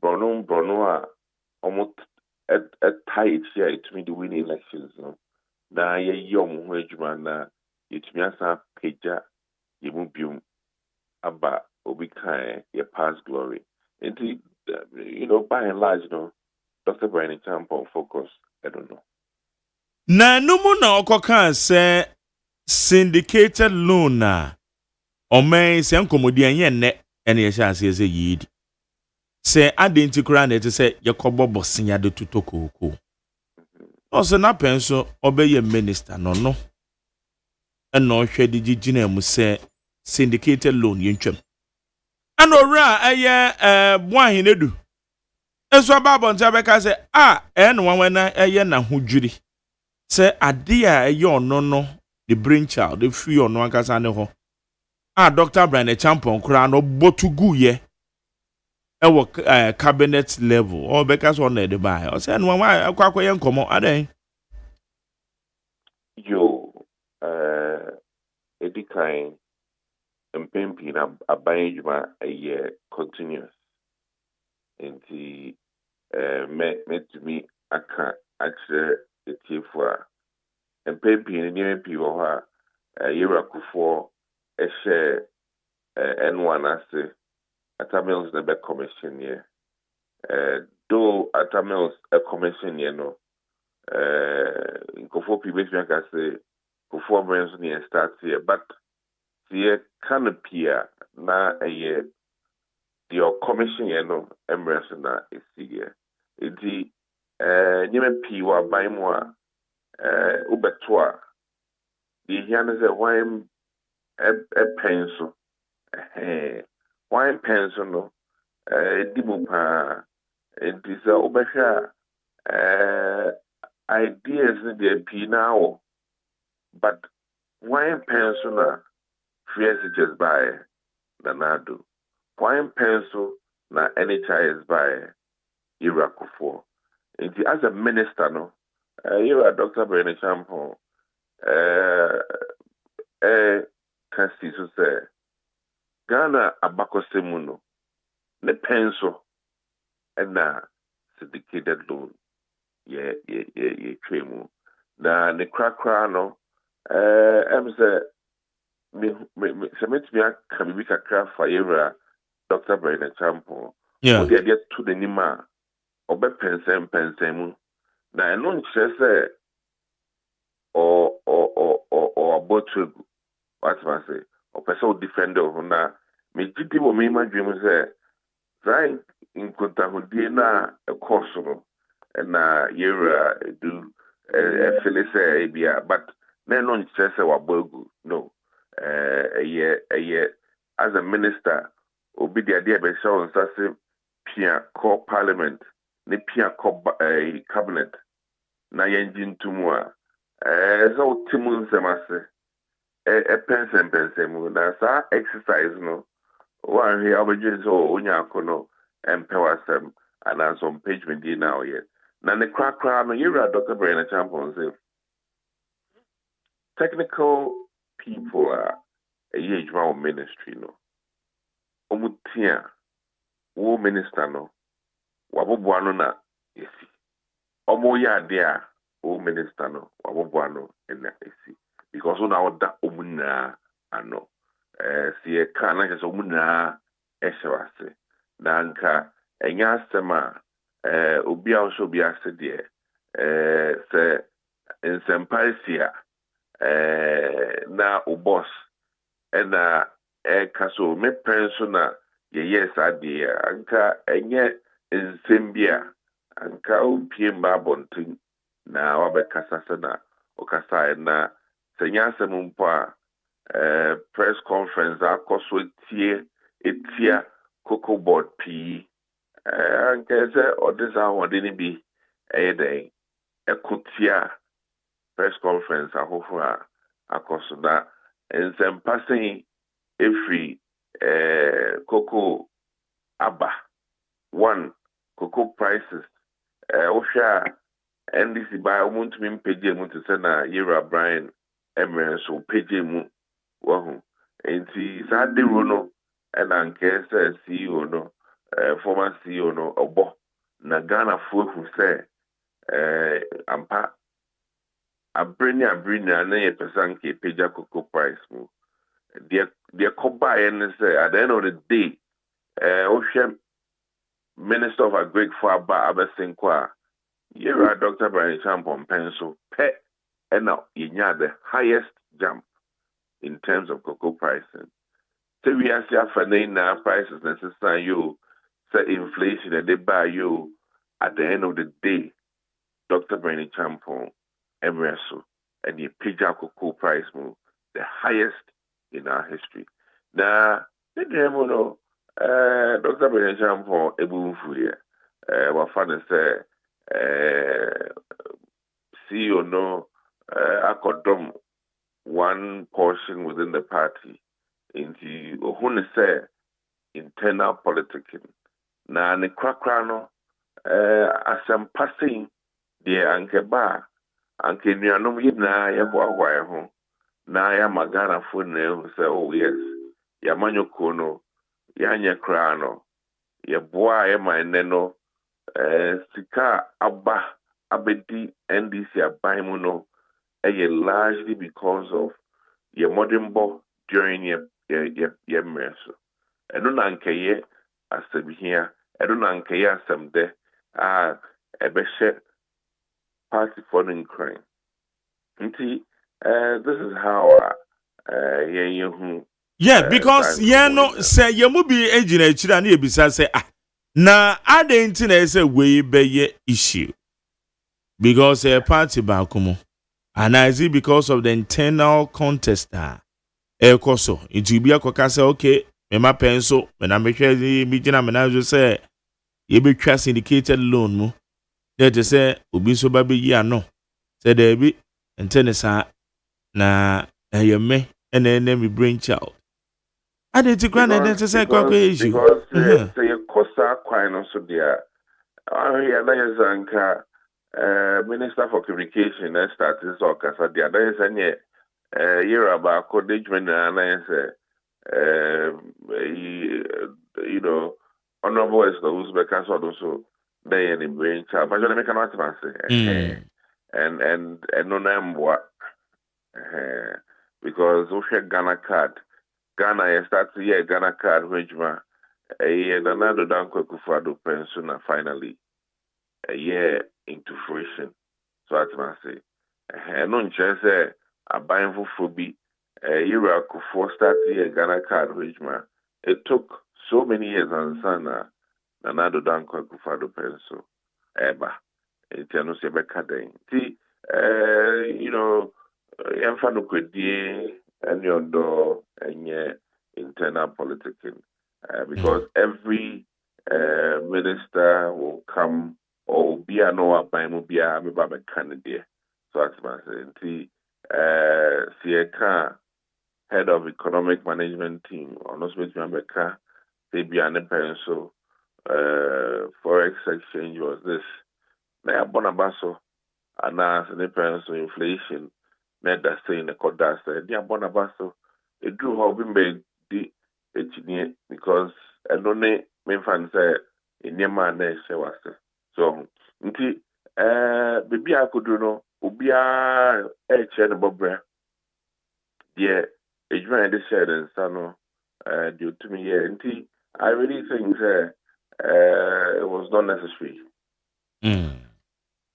Na ye ken party mpanyimfo de hyehyɛ agu fam wo ma hyia mo ene kura wo ma pa abadwaku o ma behwe ya monitor said ya monto abonete na esem because Dr. Baumia ekokan say o pachew ugina ministers anemo no ne ade o na Dr. Duchuma ba da bi masa wona waye obone a hweso naka wona wo economy ni watotena pasama hweso na pa wo chew ono de onka ondo waye na fam de na party mpanyimfo so hwe se mo campaign bibia beda mu fine na konkoba se aftermath of a year race and a contest na afi na party ne ba be fa chiri aprapre fin se no ma we ekoso na temo se wo mka. Well, yeah, dear, you're Dr. Brian Champon, me kasa engu obiahofi na yem fa no kwedi engagement na yem bo odon na power de waye Professor Michael Kwea some kai me den say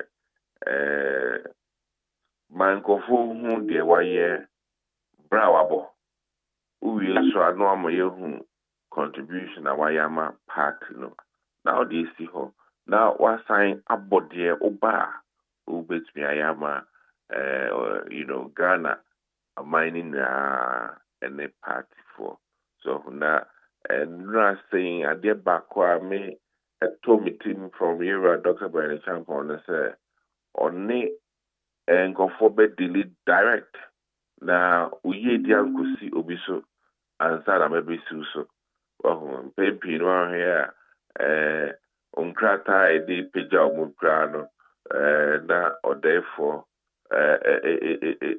esi akwai nti adeɛ baako a era Dr. Brian Champon ɛka kyerɛ mpɛsoafoɔ no so sɛ ɔne ɔmbɛdili direct nti uyi die nkosi obi nsɛm na waba ne de afa baabi foforɔ. And I think it's a very powerful thing for delegates when Woman Penimbia, why not say, new bed delay and no son, say, Namambuno, who fear no abestrow, and as who feared an incrata about her direct. So that's what I say. And to say, Grano, and Yans Bank, a very friend, direct. So, or no bit delay, direct. See, I think it's very powerful for some of us because some of us no during the 8 years no in Kofobi to try a name and my name and say a banny to me the bois yen persuasion yen sanka into unya man penny and now obu diwinim when said no edienya nti ofre o kwame adwa ana ama ofre direct na ono a delete direct on franco sisi nkofo so nti it is a very powerful message and or to the course was whom yaudia nkofo komu ono amu kra na bi kan ni so as I think these are our focus and how I bet you are transforming party na mabuno enye njuma na ahofama era Dr. Brian Champon the ahwe ne impact mu or extend it the whole country and you can only do that when you are managing the country's resources what true challenge Ghana for the kind of Ubia community non-koshe contribution on Yako Ayama the community. Yemfe no nyanshastie because the way be done and I worry she must say ampa o share the way idea na just obey to be aye the ama abroso. And these are young focus around get the back. Okay. Na yen can say a fine kwan ben so na mafa so a plan my itinerary say mobile to her because ye ka say teams in the omo na mo pa enti most of my itinerary no plans na the same yes so bodam fifi nti year Dr. Brian Champon start to estimate. Okay. Na every day or course 3 conference is now working a year 33 in 2 years 3 they are not just within 11 days no obey Eastern region so obe visit constituency be an obe in cluster dabi and now you call a brim direct okay and you call of France direct and you call a chimoda direct okay so that's just on the direct and the patrol direct okay for a dinkita direct that's right that's right na mona munyina no amanfo nsem a wo moka etemo sen ehye mu nkran na politics ne de wo ne tu abato de ana etuo mu usum but eno ma ekosen well me from Menkwala dream no you vie 276 new year a horona afe we survey with me who or level so but with me catch Ghana for say ye sha ejmedia say e free ne kren no na sana na yenya contender no and net year no prayer me de share yankopon enyonyam say the bad Dr. Brian Champon president titie ayenema bibia ya bedru no met me kase considering where we're coming from as a new entrant and all the new entrants no obi no how ye progress to say Dr. Brian Champon we no so free even within the past 3 months obi a with picture the mu and no I think say nobody will dispute say I bet done 3-man race. So and I can only hope that by December dear now it me every 276 no ama that time no we check your way your system no between who say yes and all right in a comfortable lead to borrow from NDC. So it's yeah prepare home. But he's here into tune and go for better yes. Now who ye candidate no the soup then the buying and they are farmer or ma Ghana food and the teacher party grassroots. Okay. Right, yadi anybody actually na ya hwe said am to abonete na say party mpanyimfo kwan ben so no mo fa so engage mo awoma ana say no mo tumufo awie nti enso obi akwa said ye fata. Oh, I think we more back to the drawing board because agree ukoi anya crazy when you say if be shades e go for be true shades bia umwa tete koko asemia anke yemfa so die ma party a e bi person mo fa kwan bi so e ma yet say anya bibia atmase na titu dia me be jaw no say yewo NDC anyomo koko enti di nemu no ye di enkomo a yenhwe sa ade ne ye na face so no yen focus on the croye beba what man say unifier the obi a obetumi akai me no afane afan na abom na ya one thing 2028 is not lost on us unless we decide. So formulary MPP abribia no aboyama winning election no we need to revisit it na yempejim na anka aye easy. So that's what I say. Yes, we need to revisit it. We need to revisit it because then yet say you will just flag bearer. Yeah, the my presidency. So NDC for to me a Haruna free leadership role. They sacrifice him for leadership in government instead of just having a leader in parliament. So as I say, inti the Yamanyo Kono, Yenia Bredia, na is the same thing na as I say, pekwanya, be faso, na yensaka to me, and now you bet me I come back to the presidency. Liman, at some point, I'm fine technocrat, but not Mboa. He was removed. And sometimes, no, so we need to say, on Saka executive authority, no, now wait to media, it begs the question, say, hey, and you're not, so, and you're not say, yeah, kokundibia, o kokwa, and fasudia woman, the sound sabeka to me. It's quite a faso, amount saka to me, and then so, yeah, what's my saying? It's an American. NDC for though it was painful, no. We however necessarily a minister of education, or the TikTok education.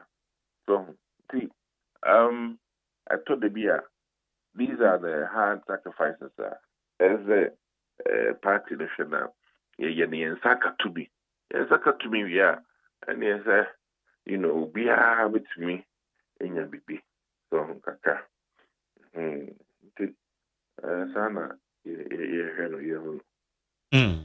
Okay.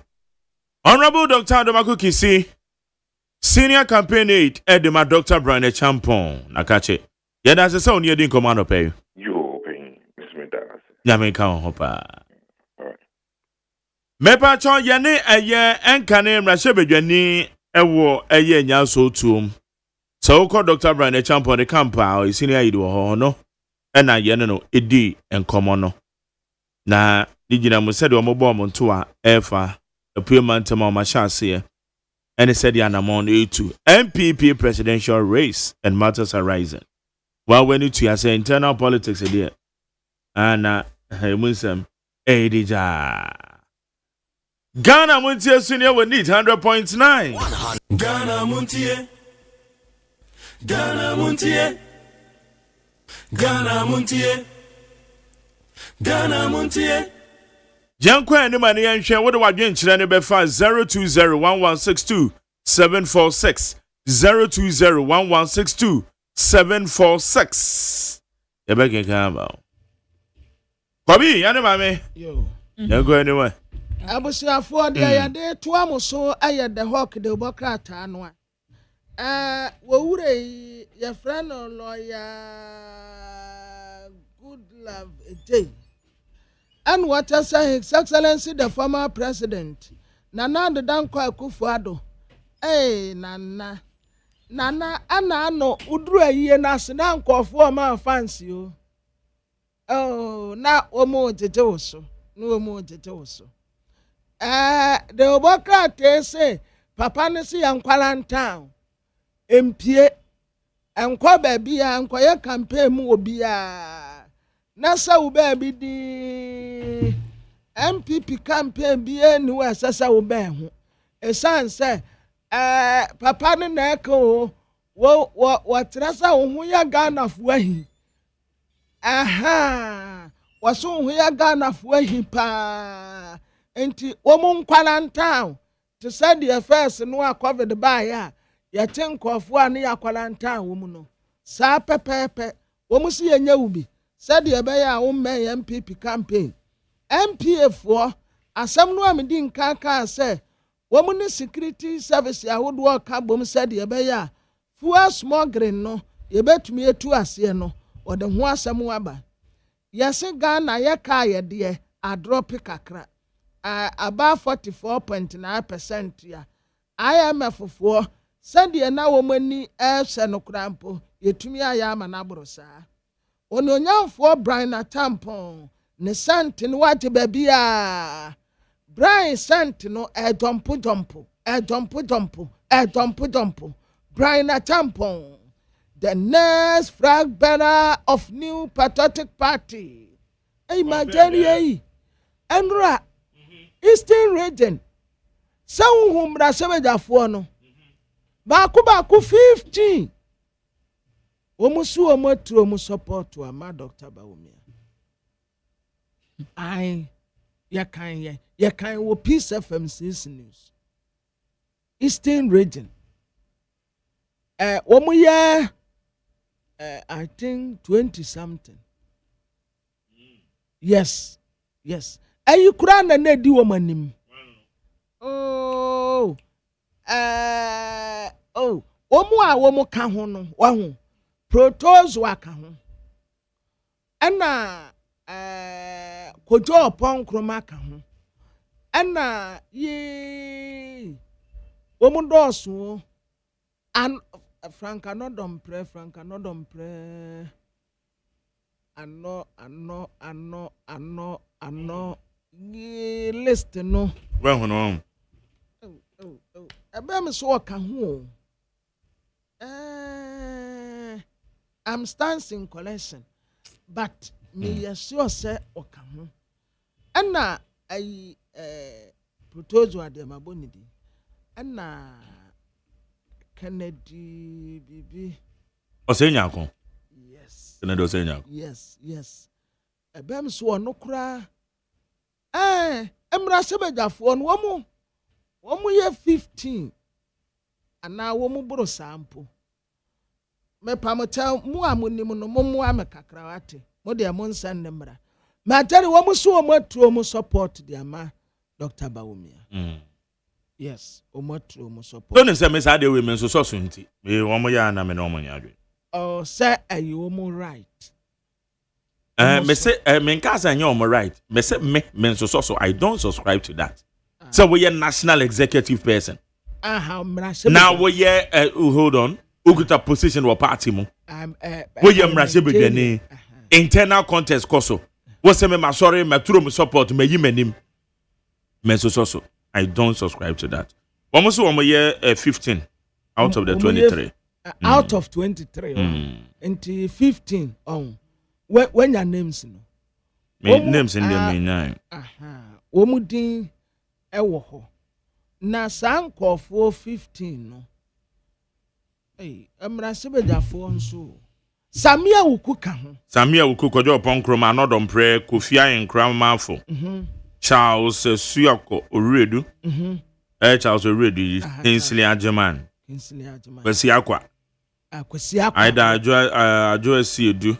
Na Aida we hono. Kwame Apia Kodia ana Duko Forata. Duko Forata kan Michael Ochirbe finso kan. Ochirbe fika ho. Ana we protozo Frankesi Edu ba Queen say na kan. Protozo aka ho. Kwame Adofrempong. Alexander Jare. Ana Lorette Koko Asante. Jodi no. Omuna omotru omo support. Dr. Alhaji Mahmoud. Me woman ye ne sa na nka media mepe. Nti obi a hold position wa party mu de. Me hu de nti a internal contest. Say omo perenable candidate a eye wono a obetumi aboa wonum nti obi a support no a.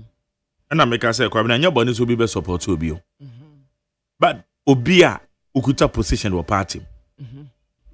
Oye mrashe bedwane say bia sepen. Yeah. Ebia sepen. Nti obi akuta position or party. Na utro support because one man for edi wechi. Yeah. Ebia na o man for no so ni wo mu nyina na support sa de. Na say ni MP sa. Wo mo support Dr. Baumia mri bi atwam. But Dr. Baumia elusu wo mo constituency. Yes. Yeah. Yeah. MP si bi throw mo support. But Dr. Baumia, elusi wo constituencies ni bi ma MPs ni turo mo supported man.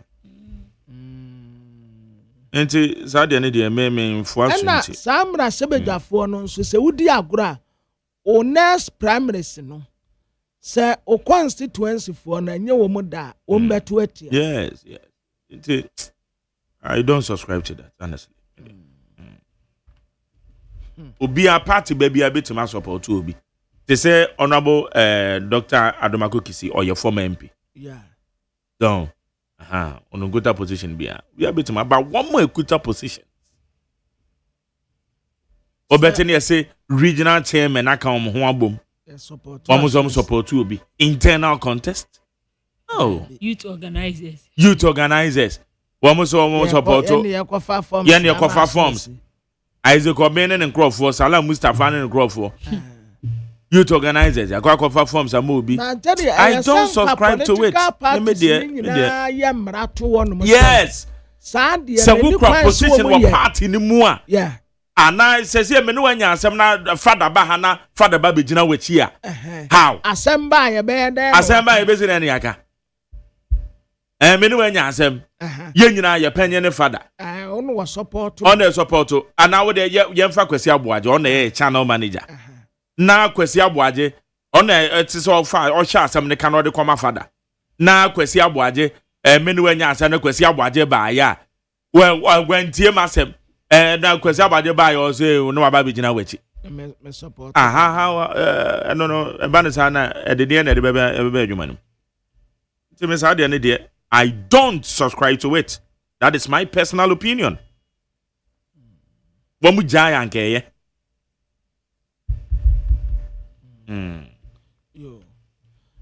Ode onala mponsa tana brochire na send the messages. No krani bi say aye ka kire mama ntie no na edem nam ha no. Enti ode ye ka jem say me ye hypocrite. O say me ye hypocrite.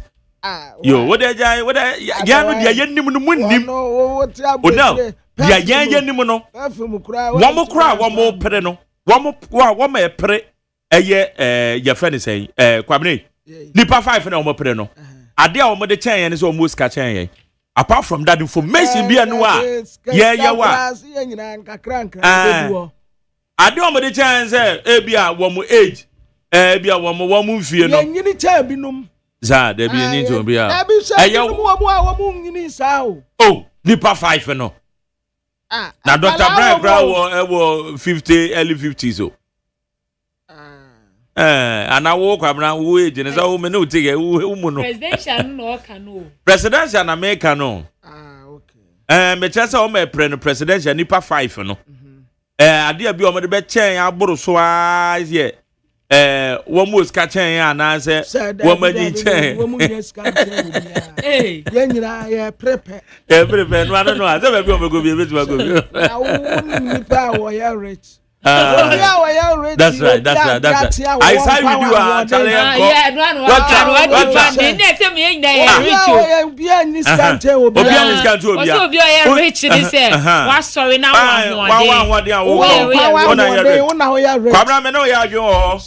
Na ya information na ye nimu no to mo kro mu nim agoma ba na nso agoma fa consultant no ma me musika ni bi adi etu do na wo de kekasa yanko animu abra na wonanyamfo bra na tampon ana me kana asem wa hanum say wose wono ana osi Africa's biggest hotel Africa nyina wo pe hotel ya so pa ya bra na tampon ni si na watasa enu sei enipa wafa wonum aduma a wo mo ye honom no anya nipa ketua aside that ni nyuma nketenkete ya keka ka wo nyina one Ghana this year ana ya aduma enti nipa no petutu watumi de woso no aba mpesi atama mansanya bi edie no anwumre de na wobeye enti moma no akwanya no wontu frank ama MPP ama nyoko no says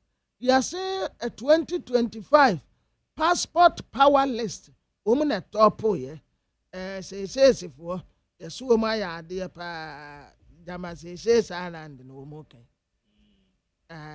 ehona first pa social studies no na Sir George McCarthy na Sir Gordon Goddesbeck na ba Queen Mansa Musa the Great Mansa Musa Malian Empire nane papa ne weskapa me kaisa history no ena Mansa Musa mpo na ne nai kura ya ne ya but alright ya be one of the greatest ya wonu mpo na kwatetere America na yesio ena ye history no womo asesa no isi womo ase ye bibia sa time no ena meti se island ewom yesi yeti ohini bi ewo Ghana ha ena yede ne course se island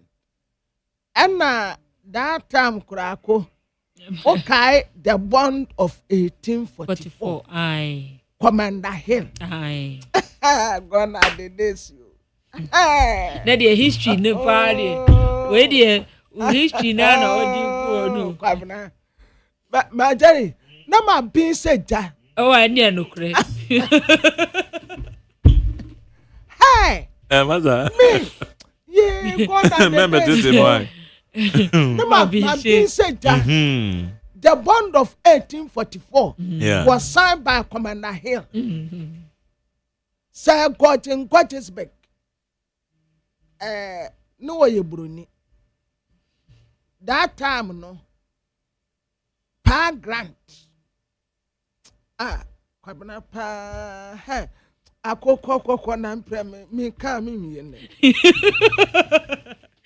awusia for me kra the chronicle the Democrat na be de to aso na the chronicle the Democrat anu anim ha say ena eku a yefra wo Center for Democratic Movement ena wo ka kire omapinyi John Dramani Mahama say wadi Ghana fo hwamo gidi a Ghana fo enya wonimu pa se wo ba be ye mampanyi a wo be boa na galamse kon watu ase no wo se wonye ho hwe galamse yi afa kura na yeturudie mu ozin ene yekohwe ensuo na ye poto oye ne hwe enye yie na nka o metu kura na nka o mekata so anka fanyinam ene ye fa ho dwane na so omutu omo nkata so na adane amena aba beda ho na esa aba bekum nipa obi kwa kotom ni wasatra nanu ewansia nsuo nsuso a eja nka ye nananom eja wo mu kwa afuo mu enka ne paa no mimi sei baby anam papa afuo no wo na bia ne nsa ne bi wo nsuo no a ya na atresa ne nsa no eyiri a ne nsa no ba ya afuo mu ho eno a na ye digu kokoo so bo say ye spray ni ye sade kwa ene wo kwa nsa no kwa emma mpo nsa ne mma ntibasa ne nsuo na ye poto sisi ano wo mu so wo mu kokoo so wo de gallon yellow no no mo bu nsuo na firi krom motokin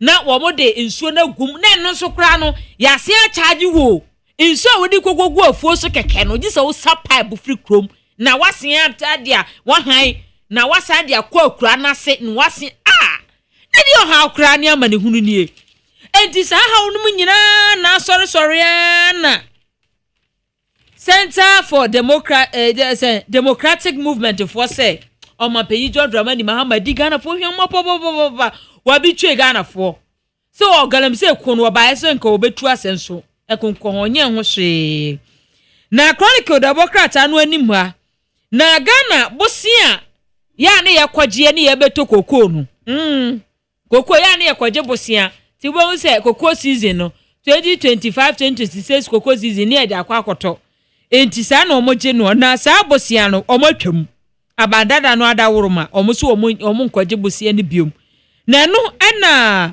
yewa Brian se na penso enani suadi hunu ena obo a yema kokoo bosia ye kwaje ye twa so ma yankasa ya bobo esika no eje bosia o kan ye pekwansi kane kokoo bosi o yewa Brian edun so ababonti abeka se papa fans yi nya o fans me fans ya enye fans yi emo wani ase ade ne kwa me sha ase kwa wan support eti Chronicle Democrat anso ede ho amane bo ede aba na Chronicle Democrat anu anim ha se eno de IGP tete yo honu wode ne fonya ba beto anase obi a watcha steady asa assembly abonu pusa ene nwanwa a watemu watcha steady ya wato na nye onu kwa na odi ne fonyini di aba o womu ede amramrantie miensa womu de womu fonyi aba beto ase ena womu di AK47 any pop action gun any etu amoba hodo nso egugu Chronicle anim ha ena posi ena ode kokobo de ma wono wa won adwen se womo ye criminals krono ena ombebo kwamukwafo womo de etuo ne senkan ne eyi no omode ebedidi obi abrea no nya ne sika nya ne bibi kakra wonim kwan a ofa so breye ya na Ghana de obi brea omu hu o nyame ye wado na nyame tu nsem pe na anya si ofie bi na anya to wo fa ho na anya wo kakra wa bi a wadu 50 eni 45 e kwa wenje krakra no ye betu ye ni asusu ye ni so fa no fala wase sa ankrofo no a wo mo bo sa bra no Ghana nye save heaven mo mo se wo mo ba be nam Ghana ha abobo krono afom ho adida bi lalai sa criminals no wo metu o mo so eno ose notorious and robbers bi mu ene yakwakire wo mo omukọ wi a wo bank bi suspect no yachi mu edu ena miensa de wo pese wo che police so mo yamrante police tu anomato tu aka nipa miensa wo mato na no e won sie do da Chronicle Democrat a ede ho amanebo aba na nasra nkwara nim ha wode IPC chief executive nimfoni abetoa ana wo katre stakeholders ya woni wo mu ye adwuma nyina se wo mu de new investment bill eba na sa new investment bill no opese obia de ne ho sembie sade ebeya eso beba mfaso ede ama wo num nyina nkoba se wo mu atutu anoma ho ana wo mu de kwa akwakire pani the Democrat anim ha de ononyamfo Julius Debra nimfoni abetoa wo United States of America UN for mu General Assembly meeting the early bird catches the grasshopper ako the early bird catches the grasshopper me ba to bebuana yes Okay. Anoma wotun ntɛm no wɔsosɔ mmɛbɛ. Ɛsɛ was start quantum. Said the ɛbɛyɛ a etire yi obetumi akɔ bie. Enti wei wɔyɛ practice. Julius Debra practice. We United Nations General Assembly meeting no practice. Rehearsals. Tire said that walk a omre. And one said udru one more pet. Woman no dada. Woman no dada. Enti walk way wabesa kobio. A son say do me done in him okay. So pa enti we a first one walk on wabesa kobibre aka ho. Na someone walk ayetiawa. Wase adeɛ baako aban wei wɔde n'ani ebesi soɔ na obiara sɛm kena ɛyɛ science and innovation sɛ nansen akɔ obiara nkantere ne ba sɛ baabi a wɔma n'ani mmere paa ɛyɛ science maths IT that's the way to go okay because sɛdeɛ wiase kɔ no ɛyɛ hɔ pɛpɛɛpɛ ne yɛkɔ social studies, cultural studies, and sadia no ani yesua ni nyina na eyedo but baby we are see kosisi no akwaya technology nko a na anu abaya bi fi abrochire baaye okay ne papa ya Ghana ne maami ye Buruni okay na what one more ni mobile phone di sa na me say what are you doing was say I'm at work. And I'm say at where and was see UK. How? Or yeah, Juma when the phone so. Enti obey Juma break time on so ya won't go break you. But what ya? Enti trasa technology noa and ya deko. Enti technology and San Juma. And no na ye the way to go. Nam wan kasamunyire mo ho, namunya mu business.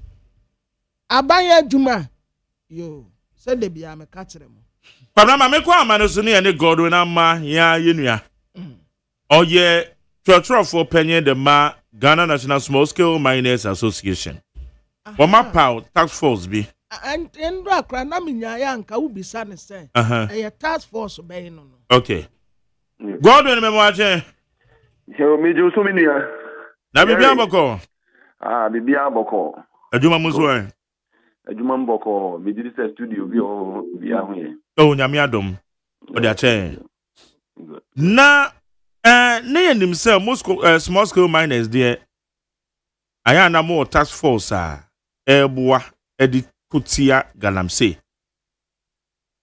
Na yebisa se ya masa pa foforo na wo ma eye ad hoc. Wa mu ya adwuma wie no magunu no masa pa foforo na say task force be ya.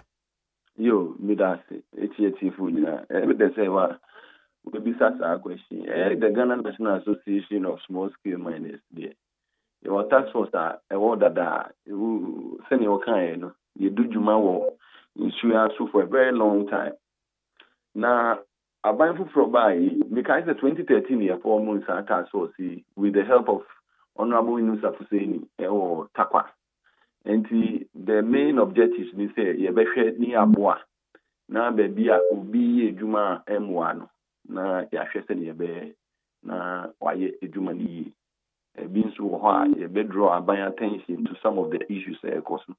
And 2017 to 2019 ye edwuma pa and recently aban fu provide na task force be bree. We sorry our task force, we sorry our task force, so many task force. And my every grow, yes, small scale for a task force in 9 field because in an American it was not coordinated. And the minister for by any Asia and Kasaba task force. And also there be say no of a sort form national anti-galamsey task force. A be coordinating all the activities of illegal mining. Our secretariat no. Accra opposite the Minerals Commission until power what we call the NIMUS. And she said, "Yeah, Cassati, Young Ghana National Association of Small Scale Phone. Your task force, no, you're the man holding on to say, I'm buying remember the way forward, say, you better be no more collaborating. And she, another answer, you didn't know most impending for any security for a year training on was Yan ACI, and the kennels, Dudwana, and the Munisia. And my church on senior, your humanity. And I senior task force need human to me affect legal minors. In fact, it was an engagement. Never find me mini ho, by me executive secret, number 2 coin a credit and one me buy. And general, you may any FTC group being so much for task force. In fact, in penny for a friend says, small scale for Mubeshi, I am. Your cars will be a who the task force no on, and then a market form. Yes, there be a form of task force via. If the task force never on every city, any why you do I coordination via. And so this will find why task force for there. And as I say, Mushe. If you say per direction a minister in mind, what form blue water gas, or air collaborate air bois. And a namus no so and a about musu. And yet the secretariat share mining activities, especially legal mining activities. Yes, most scale miners association task force are you more than the years you're holding on. And ya chron crata command namus. Ya share kwampa you bet to me a coordinate here. If then I'm saying no be sorry, I know a form task force. No I call this case with small scale miners so we are form task force, no I call exploit it. And nothing minister can't say it's only 9 months and they say coordinating and spearhead. And the 9 months in recognizing say you do maybe our baby. 1 year and only 9 months here, the better problem. And the moment we have the leader here can boa. Na Mwebisano say and the BABA task force be a form more baby or more Adia to man. I said because me I no pay me story no. Minim kwa eshewa amuso moye.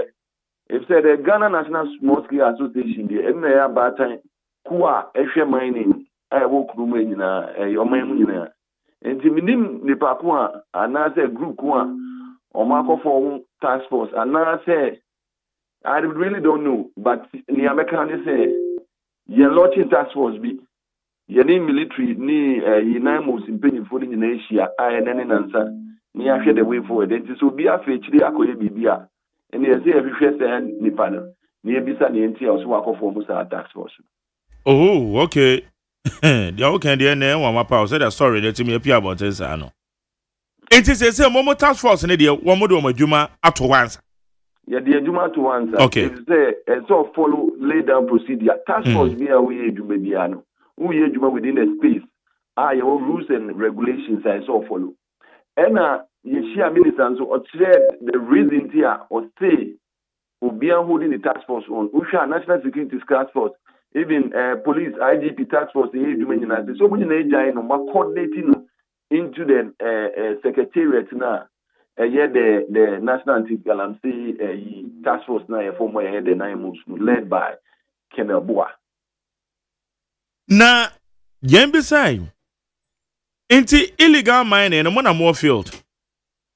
Ekoso and as Enkoso. Illegal mining, the Ekoso, the Kazi and Koso, and now Sebu Eatro. And now Felix Quattro for Subekasa, Yen for evidence, Emrano. Said the or no. Because evidence in Brand. Yeah, they will remove. Yeah, Juma. Yeah, because one was a government spokesperson. Ebeka said you provide the evidence one require more easily. Obeti me contact mo. Now, whatever information be a war require you move cry to be contact mo. And yet the relevant information. Now, obeti me beside that question. That is why I'm asking you because I'm gonna move remove. The and then in answers and right. I must for crack or forest if you know or must returning with AK-47s near excavators na dia or matching on recently I shared news in my work. The issue is idea higher as or mine as he to say idea no ho kwan aye fa to me na ye nyina to me akoetia enti so bi kasa miminim baby a within the context one or can say ebi ni ho but within ye adwuma no on the ground no kwa hu baby bo say nkrofo say who ye mining na who mining 100 meters away from the roadside kwa hu nipa dodo o mu ye say adwuma no bebre wo ho a yetumi ama mo agyae bebre wo ho nso a o mu gusu ye adwuma illegal mining ni de ka nkrofo kra sesi a ye ken ebi kra diverting so a mo ye adwuma wo so a ya ye report so a ya chichichichi safu ya ebi kra etetetita o mo nso ye adwuma wo baby enti yentumi ka say illegal mining ni ho otumase enti obi obeka say ebia illegal mining ni ho no debi say hihye ayede atomu no say ne esese ne ye say ebia yenim say river way ankobra 5 kilometers and 10 kilometers and 20 kilometers of the river no ya check ya base na ye hu say point A to point B no ebia machines do say na ye adwuma miners do say na ye adwuma wo ho mo say nsu enti within a year no yetumi ye bi at 20 and 30 and 40 the year baseline no ni yetumi measure say juma ya ye no then we'll be able to know the impact ye betumi aka say e bi 500 na wo ha say say na forest covers almost betumi agi 9 ye ni say bi 20 say na yetumi agi 9 within e bi a year and there's an impact but so because BBA ni ho sa na je say okun minister anti-galamsey task force man penifo ni ayehu wo TV suni and the ade ni na je say bio abani di intro na say Ghana for di intro baby and je say kambo ni ehwe na dia ekutia yen yetumi di huduma na ye nya impact na ye hwehwe no enti mami bisa ubie mo nso an aban interventions akodowa waye say ye kwatia illegal mining results ben and I yield and it's not so person results na and na make can say from beginning of the fight ya fear ya shati ebi I went to me aka say area mu ha no ye wo nzasi ben say bi 10 acres na say illegal miners ben 200 and 300 bi na ejuma na ni yehu ni by ya start ejuma no ye tumi again bi 6 or 4 acres of the land na dey ade enu na be boy am to me who impact no enti say ehu ade ne say eye adwuma anye betumi aye ne ne ana say an event there be eye process a say yetumi fom a ye hihye ne anya abutre briefly no go say media no be afese o kan say ade na say ye ne ne look baby a adwuma na kodu no time it's a time ke sompa no yentumi ansom that time enti say ye be ya say a process a ye nyina nya abutre ne tire benchi ye politics team ne tumi akwetia the illegal mining activities no but me no me who say as I say you use the term war but we go to the management of the illegal mining activities in the country yenti amikata ya style ya de kunu no ya kwa no impact into me back enti adentine ye manage situation no baby ankofo ye adwuma ye betumi a regularize among licenses near monitor with juvenile ye no as here to be sure areas near identify baby a yen suo su na de ade ayaka no ye put a lot of resources say mo bi ankoso and na baby a say ye nkyerɛkyerɛ small scale miners no nso no any omo ye prospective miners omo ye legal miners no yetumi bring them to the formalization process no as say no so yetumi identify ne na afei insase a ase no ebi wo ho a nkrofo mo se insase no within the communities ye ni mo omugusu ye illegal mining activities no amne bi eda ko bia e wo community bia no obi edinga so identify within the district assembly they identify as nkrofo we ni ensho mo so mo kokata so man kata so anamra ni wo ndi. So we need to change the approach from force all the time to the issue of engagement using microphone cause a problem now to solve the problem. Through engagement, a strategic planner, more creative than you used to before. And yes, you the soldier for boom. Soldier for no say you obi mom command free through no me or kokoye near friend say yes yakwa then obey command no wako. And to go to impact na ye hwehwe no e be short term and long term. And to say our challenges here, why don't we change the strategy? Issues of politics will be opposition or say we were being or say creating more problem. Why won't we look it together say a bipartisan issue, because more of the issue is of national interest and national security threat. And see, those are the things. When we look at it from the management level, now the role of the associations are well defined. The role of the district chief executives are well defined. Meaning, you the impact more. And you see, you use a different approach than what we use always. You emphasize soldier phone go, you emphasize police phone go. For some time, you also saying you munity. May I now every year, yeah, the year politics. Yes, and the year blame Ubia. I think we should change from that approach to manage the situation that we have. And me bonu bebre ni adwuma ye. Bebre kwa afin kran. Eko. Te so hwa obi ankasa ni koko afu owo na ono ankasa eye ni property no. Obo se ni na ne ba bi afin kran ba. Onya obi a obetumi ama no machine ba ku 2 days a. Che se ono de otu amena ne na wo hye ne. Enti wa se koko afu no. Wa se onni nimdie bia wo man ne ho. Enti se wan e ka na oye adwuma na 2 weeks na otu. Otu a wo hye the gunshum Uria with Jam and Nego. And to the illegal mining, I can say, protect cocoa food and the other. But to me, I catch us. Most of these farms are mined by the owners themselves. And we need to do a lot of engagement, sensitization through community. Near situation,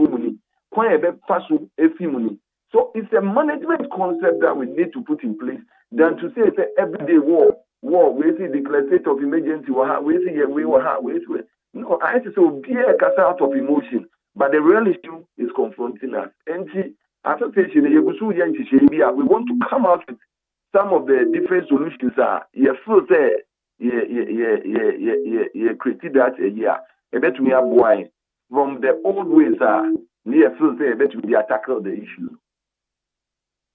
Okay, and the weekend here, me know we are doing. Because you cry your movie, you can't say. Adiano, say you regularization no more. Be a baby nipa ni biaya minus ni bi to no bu okro will be concession more. Enti na ya share na said ya walking. Ye be monitor regularize rather than one my eka state of emergency. Me previous administration mene nana do anya adwen da so the ban eto mo so.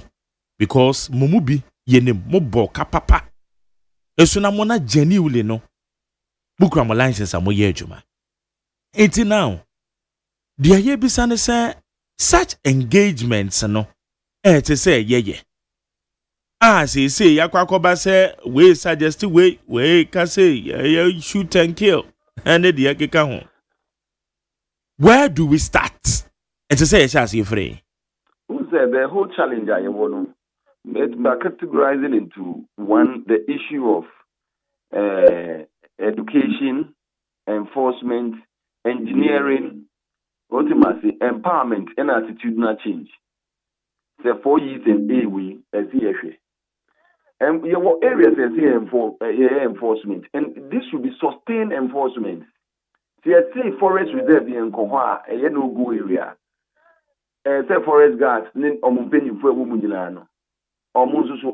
Because many are unto catch them say the forest manager one for baby or forest in the minimum tree. You see, we have to tell the truth to ourselves.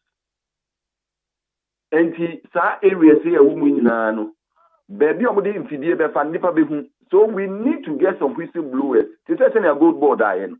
So to be blow whistle say activity way across one natural be small go that. Me I bet you now you walk a cry the bema womb. And to Nantogo and Crawford blow whistles now the other. So we should create incentives for people who blow whistles. Say the Yamusan Crawford the way Koha, or what they call forest more time when nobody or Musushell, no more contact we not those places no. We continue and sustain this enforcement through incentives Emma.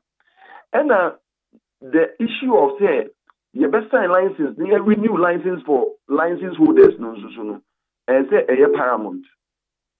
Ultimately, during the previous, just a license signing became an issue. About ministers need better license being a movie. And to move baby, was start here, why your processor, who person ye to man no kwampaso. Obo say na illegal mine did it FDA basi. Baby, who was starting process now who train say minister better license. Now that an issue.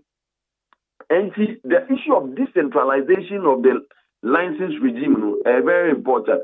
Minister can say about decentralizing honorable Amabua from the district level. But you see from the district, we have started the MCAS, not the district mining committees. No, I think to so higher their mining. And so they are back. Not only the same minister now sign. Me for us as an association, and I say review I can start decentralization in there. Naturally, say add more layers to say it. But this one say a decentralization. Be a mines inspectorate division. I want that particular jurisdiction. Sa opinion your function is that non-sign or say or no political figure or you be or a Juma technical person who understands the pros and cons of mining. Who the answer at that district? Now minister money said to me non-sign. Now last year Diana and court ministry no non-sign. Who decentralize here? Although this issue is a national challenge, we can solve it at the local level because Omunim license a warm jurisdiction are full. District chief executive will be in license or more money licenses really, so we'll be able to monitor it at that local level properly. And we need to start from these aspects of engagement and putting these strategies and pilot it. The politics, now we have a kind of say, no, we need to solve the problem. This is the only source of some sort of survival and income. Imagine say so be then you match only 50,000 people from one community and I say baby it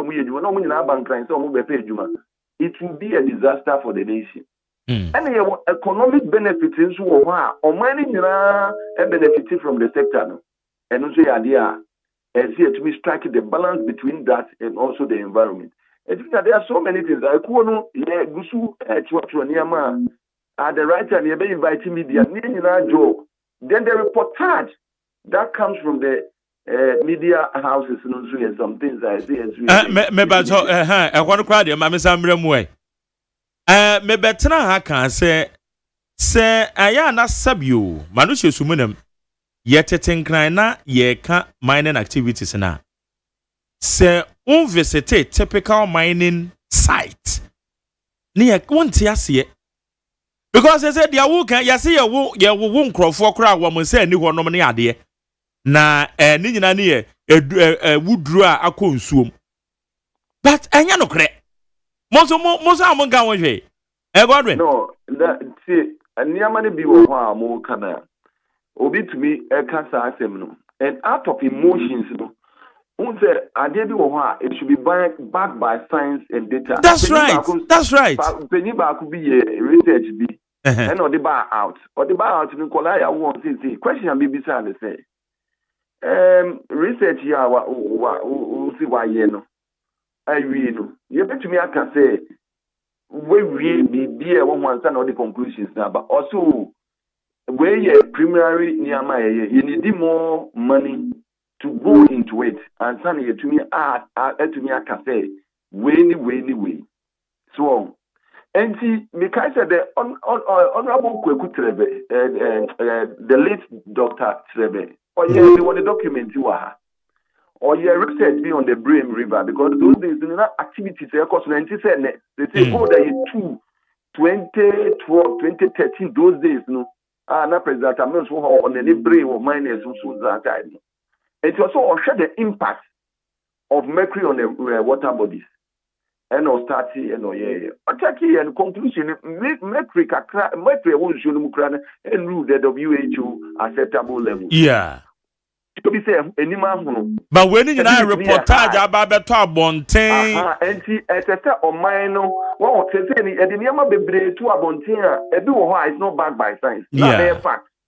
Now say, it be a near causing problem. No, if any research or agrochemicals was number one chemical in the river body. That's right. Well, NCT can hear the BB and the Galantia. It may be true, it may not be true. And we need to do the research and back. But we obviously control we say as any near mind people say creative panic through society say control to me Libya. But Usha Mercury, according to 24 million human review, say officer cleaning as I see ya won no ba bebrea eba ebi natural ubon say nwie bi wo the moment ubenya heavy metals no heavy metals in say mercury alone other metals that be exposed even we last scale grana abuba kese bi to be pia you see acid any atmosphere we ni unya acid rains na de ade those are researcher yetumi ya yehwe entini ameka ne say seni ameka no the issue of education the issue of research to get data to back the issues, no. Idea and right platform so many members like I say, we need to contribute some money towards research so that some of the issues that have come out, you know, independent body, bet me I can tell there be a honey to see. When it's backed by science and data now, then we'll get real solutions into the issues higher. But yes, I remember to your number kind the BSC or the Argentina na Nama related say, look, mercury you use no do na metima ka say you use nwure mu. Baby ya kitchen no. You must for ni Australia for be research. Omo ba ya kire omo baby omo nko. Mercury no do na wo baby omo to gold no. And we told them so let's our focus be at the gold buyers area because people need to concentrate the bar. No abe ye amalgamation no baby e to gold no. No atutu wo now as a mercury now exposed. And these are things that are within the communities, not even at mining sites. No. And our buying use gold catcher mercury reduction policies na the idea by no. Mercury catcher said, do one to move away from the use of mercury. And see, the emotions are so high.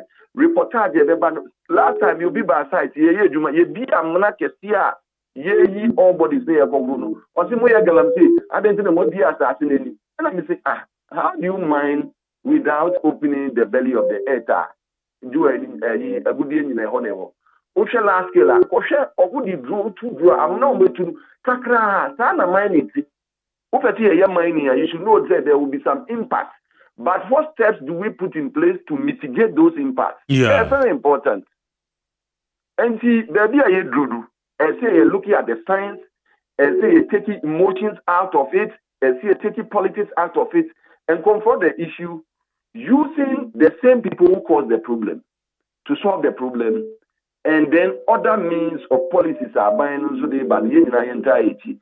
And nobody at the end say cry yet to be we shouldn't throw our hands in despair and say making sure say you better arrest these issues once and for all because a better topical, especially election after election, was a woman near no, it shouldn't be like that. Yenya botre, no. Yendi su first year, second year, third year, fourth year, ne creating with the impact.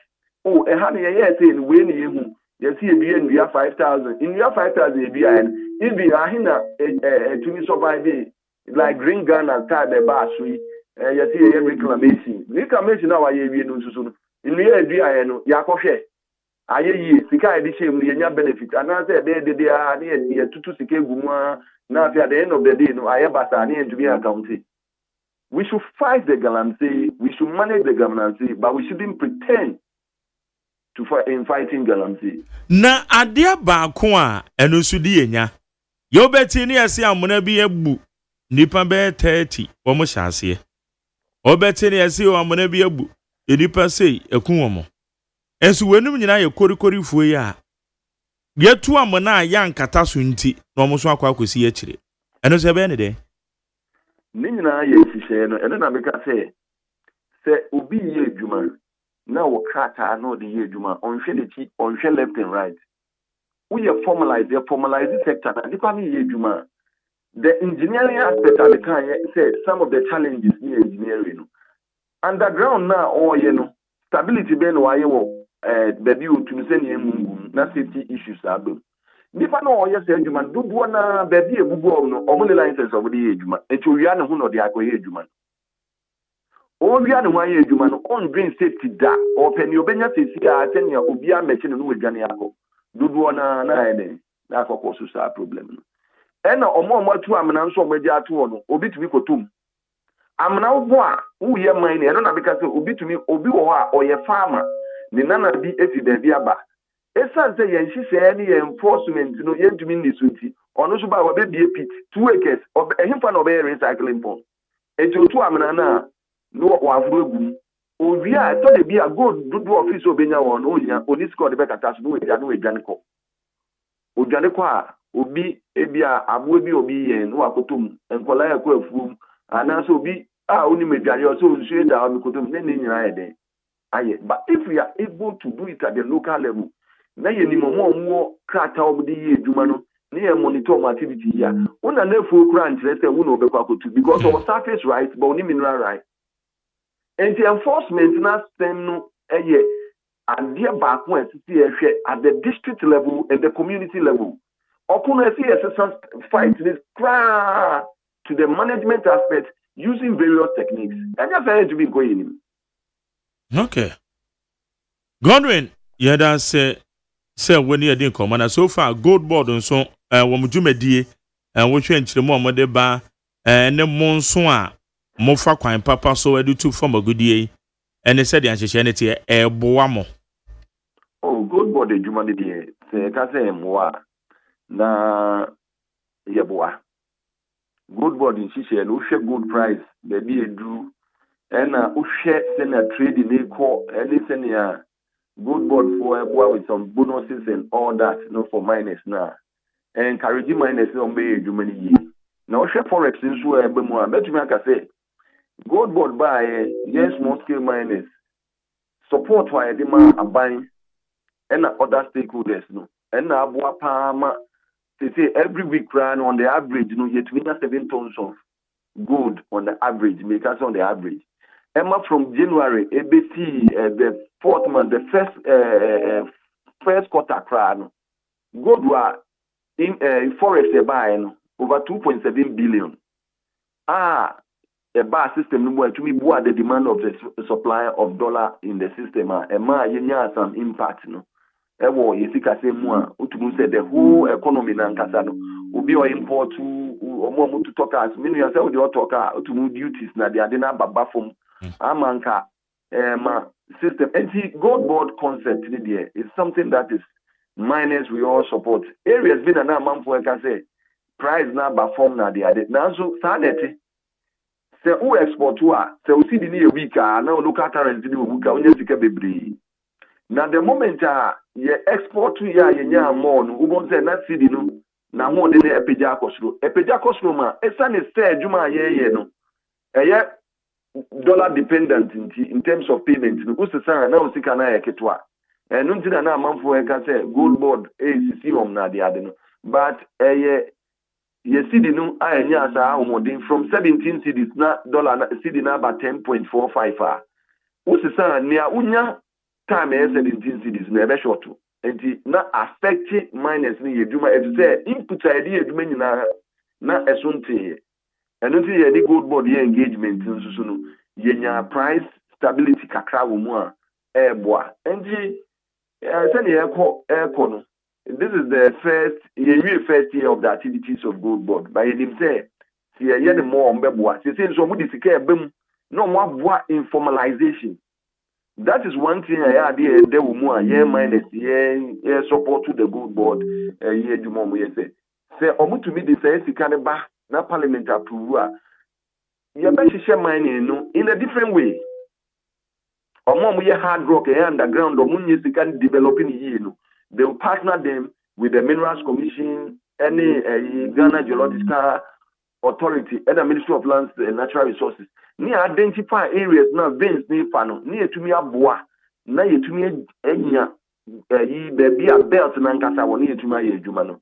Enti senya gold board eko any infrastructure kakra omunya any senia ela ni kese omfa mboa the activities of small scale miners no. As they do first, second year now, I think that there will be a lot of transformation in our small scale mining sector because a big game changer, my. And the wish say they work in accordance to the steps that adia tuma yedeko. Now ocean so senior formal technical committee beginning all stakeholders on board that will be a giving. And then one of the things that have really helped good board new successes. You can't say BBI 100%, but in every activity, there will be mistakes, there will be learning processes and all that. Now we put steps in place to ensure I will say from the association perspective, your engagement with good board media is superb, but we need to do more so that we saw the impact of trade. Na ama Ghana for the GD say Oman Peninsula the Aniswadi who the buy benefit to all Ghanaians. Godwin and Openya, that's the sound you're doing. Come on, Medasi Jerry. Nami Sharpa. Yo, your best Sharpa. Godwin Nama, General Secretary of the Ghana National Association of Small Scale Miners. And to also Monte, woman and launch a task force. Biao. And the story never talk about things. Wama a launch task force. No. I don't know. By Jerry. Internet just no. And I am Frank Quadro and Crow for you. But I am trouble, Joseph. And I say, one say sometimes, one say small scale miners, yeah, no more, zone, ebi a bit me, I say, or more, ebi at Chufu Praso area, and on my margin, Sabia, or Martin Crophobia, one would be, and I say, be or more, say she, and on my team, may yes, sure say. Ebi a national no na yes but you want to mention I was on won kasa wakwa power tax force wam require IGP Krampo tax force no ya withdraw yeah eti won no kwate tax force ben ya IGP tax force kwa ya withdraw eti wo zo mo we here na we say on say zone for na ya na bia no mo yes mam just sorry mam just say the national hold on, tell Fred, Quadro Pepra and go for because one must say from National Concern Small Scale Miners Association Ghana, Oma launch a task force. Tell Fred Quadro Pepra and go for na Yembisa na almost here for almost here miners na okay. Let's say Yembisa. Yembisa say task force in there. Task force man. So, and America no. This said they work on. Yeah, me quite a name say one more tax force. Yeah, now one more issue. And one more tax force. That about say bind by all synchronize it. Yes, our formation of tax force. No. No. We are continuing. We are continuing. Say, and I can IGP National Security. The anomaly. They we can we are sorry for her. Now we name and nothing na. A coba say one more withdraw tax force in now must iron for yes, one more iron the back. Na omuju media no you we say we no me that because and no no beboa. Yeah. Because tax force we wa tax force and nothing na na bi mu so share that so omo say omo ye soldier for omo ye no omo so ni nani and omo so na omo je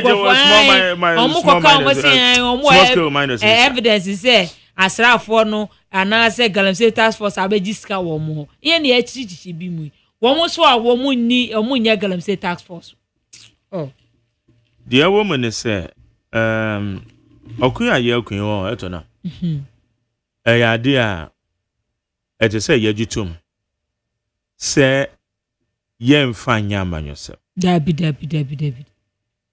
ente say ye di amanyosem and they say, "Oh, now what about them? Our cousin, our kind of position, they can do the same thing." Men say someone. What so what free a bemu co position, the cousin, our kind, can do the same thing. But when did the honor free position about them when the cousin sanity? Do free position bo a bemu the cousin do honor so free a bemu co and see a fame my no. Honor so cousin sanity.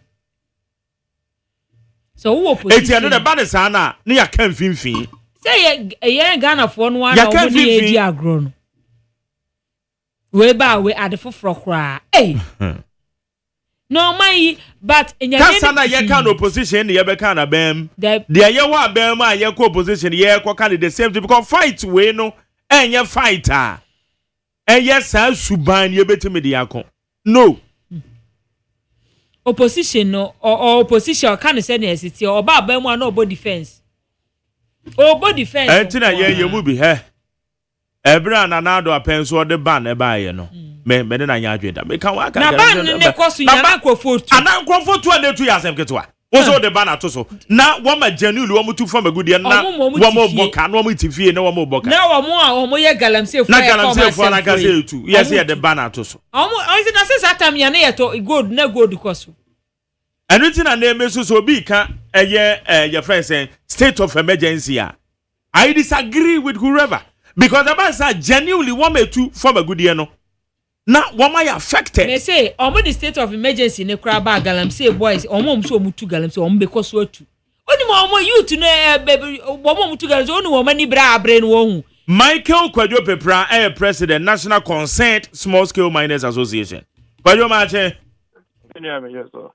let's say yeah do many of them bro yeah den yakopa say na mona makọ launch mo task force bi na na me pa cho ane oh na no na task force be I think I think I'm in charge for the task force abaya 9 months yeah and lands and natural resource ministry you know ka say that task force but I no pay down so kakra ma me nim say no pay okay that tax force in buying pound say amo endi jumadi ebetimi dia boa na ya fight galamsey problem no yeah as an association so if we be self policing and appear review they say yankasa na say you regulate your members no na you hwe kwan at least ebema obia ana bebe na betimi aye responsible and sustainable mining. Yeah, the NIAT no, to watch a juma. Yedebeboa abayin, and in 9 months abayate. 1, by providing information when it's due. And 2, various communities are here joining in an overhead. Na I am for 4 and go for from to 4 akamuabo. No more the champagne machines aquacosi and so. And probably now go for come on saying your mobile small scale miners for a being say only galamsey for na essential.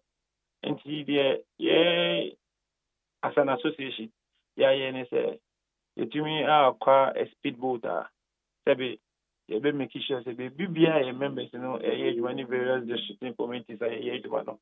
So, boaty, a bear number, you know, so now, yeah, or more motives, you know, so now, or more a polluting, you know. Yetosu mienu another approach e be so ne say e hu san fofo no nketwa ni nyina bebre na ye complicit e wo sa omo say nsuo no because e wono enya aban na dia ma obi aso ntu fo magudia ni pa no ko hu na na ya agreement nti o say nsuo no o man ni nyina e ka so omo small scale miners for etiso no na no mom e shekiri and on sa nkofo no ye eduma.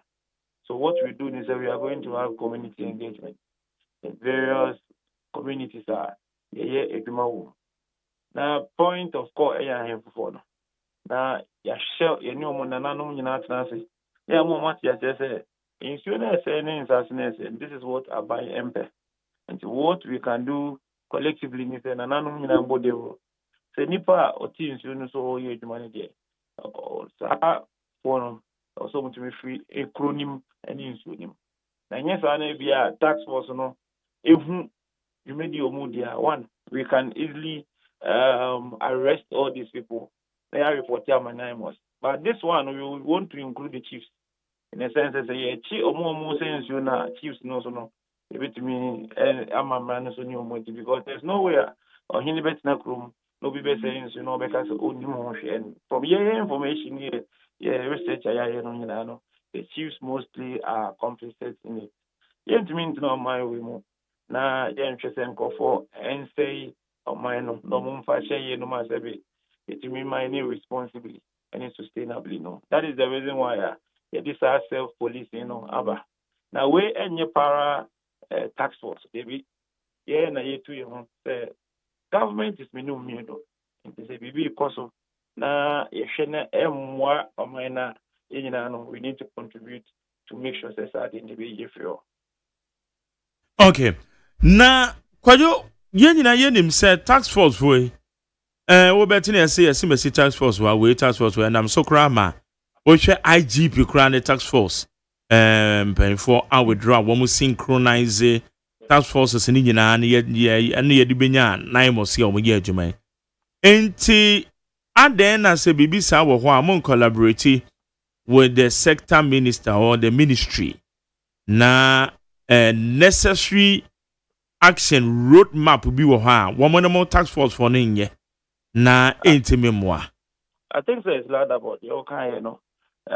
We have just brought about yes so the episode yes so pimping and the natural resource ministry but na ya hwe kwan ya nyina ebetumi aboa sebe the credit never ebama land and natural resource ministry any aba nti our doors are open to help the fight and to let Ghanaians understand that you may be possible. There's a difference between the people put on a license and the people or small scale mining.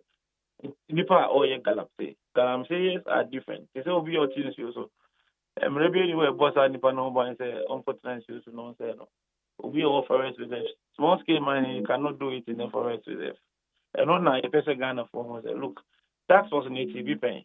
Emma this time around you say a bit to me about so we would liaise with NEMOS, we would liaise with Land and Natural Resource Ministry. Na a boy in our say a boy, it's me a boy. Na it's you na sebi ama and for a boy pine so ama for a boy small scale mine is no in a boy. Na it's you know it's any it's me at anymore. Okay, it's more mandate ben na modiama mo task force we mete say we say ipani bu nsuo no so a ma kwai speedboats a womode ebe ko ati asafo no and the mandate for the ben na modiama. Oh, just on the water bodies because I think these are the basic normal yes with me there one.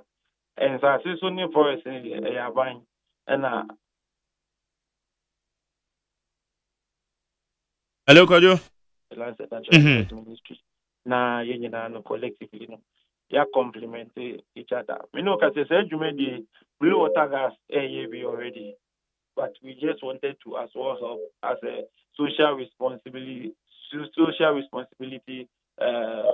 made the ISO say you know everything that we are doing as an association. Any members in transit and their contribution say yeah before. See the Usika, you know. And yes, yeah, corporates no. Yeah, there is various communities are yeah members in any BBA year man and then conform more sense you normally say and if I say thank for Ghana and we are going to work with the media in a sense a baby now media for no party bar me who say oh thank for more sense you normally small scale minus name your man boy for be or no or they chamfa questions you no more dibiano o tu na or say na or danini Aben ba ye interventions akodo akoso series of task force aye hu and they cover so ma withdraw mu synchronizing enya one secretariat one be ko eti legal man such interventions are yielding results be in the fight. I think so honorable Amakofi Boabaso to be frank the approach in our fan most times you know this is what can help this is what a good leader does almost all the things he has done he has involved us you know because to me you know you can share ideas on the best way for it you know because it said the blue water gas first you tackle the water first blue water gas and also airborne secondly or the responsible cooperative mining and also no a bit to me about now man for a mining responsibility. And thirdly, the declaring of water and the forest as red zone, and so at the upper. So gradually, I think, it do baby. What we have seen is all about support. Any acquire with me in every 9 months ago. Any minister now with me achieve the results. Right, and comedy no near kase approach ya for all these years. Said yes, ya achieve ni intime. Ya na tietum. Enti eba engagements. Ade ani yenko form. Woma etu amia ya womutu no enye kwaye mu nyensuom. But ye abi obi mining concession bi mu. Na yen regularize. Yema monitoring team be enhwe for the dwumadi so na yentimi ho said ye because minister declare say insuo ne kwaye mu be security zone ni nyina na process so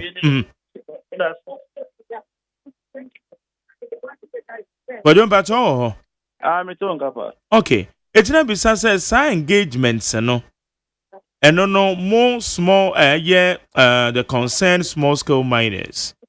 Send it to my approach, and also yet to me rather than the brutal force. Hello? What I'm saying, will be how? Oh, sorry. Okay. Me about to me question.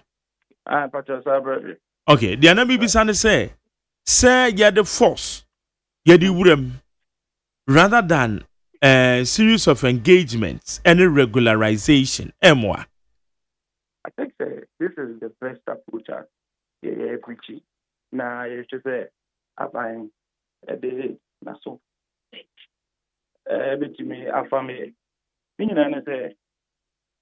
We cannot do the same thing every day and expect different results. We should try the other approach, like engagement. You know, can say in the pipeline of the ministry, any series of meetings that I have, very soon there will be an engagement with the stakeholders, with the communities, with miners. I even planning on the best way to make sure that I think in the pipeline, that's what will happen. Okay. All right. Share how it goes. And they said I'm a task force no be who the secretariat no. Na omujumedi no so etimia complement near womo eye. Okay. All right.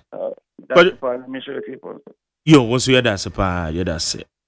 Michael Kwadwo Pepra and the ndi komo no nti won say enkomo mienu amedi. Yeah. Wenum nyina na small scale miners are genuinely womutu from a good year. Also womu nyina e kasa approach and engagements no. Sandy we me ba be kan on radio so. Some time ago, Abraham visited 3 mining sites. Okay. Na beba na make us yes, 12 o'clock, ye cry no. Because reportage na ye ba beka no. Honestly speaking, ebu ohanya accurate. And yes, aneti. And yes, aneti cry. Yan woni pani bi ho a, womo concessions. Ebi amema Jerry mo concession amede am etonam.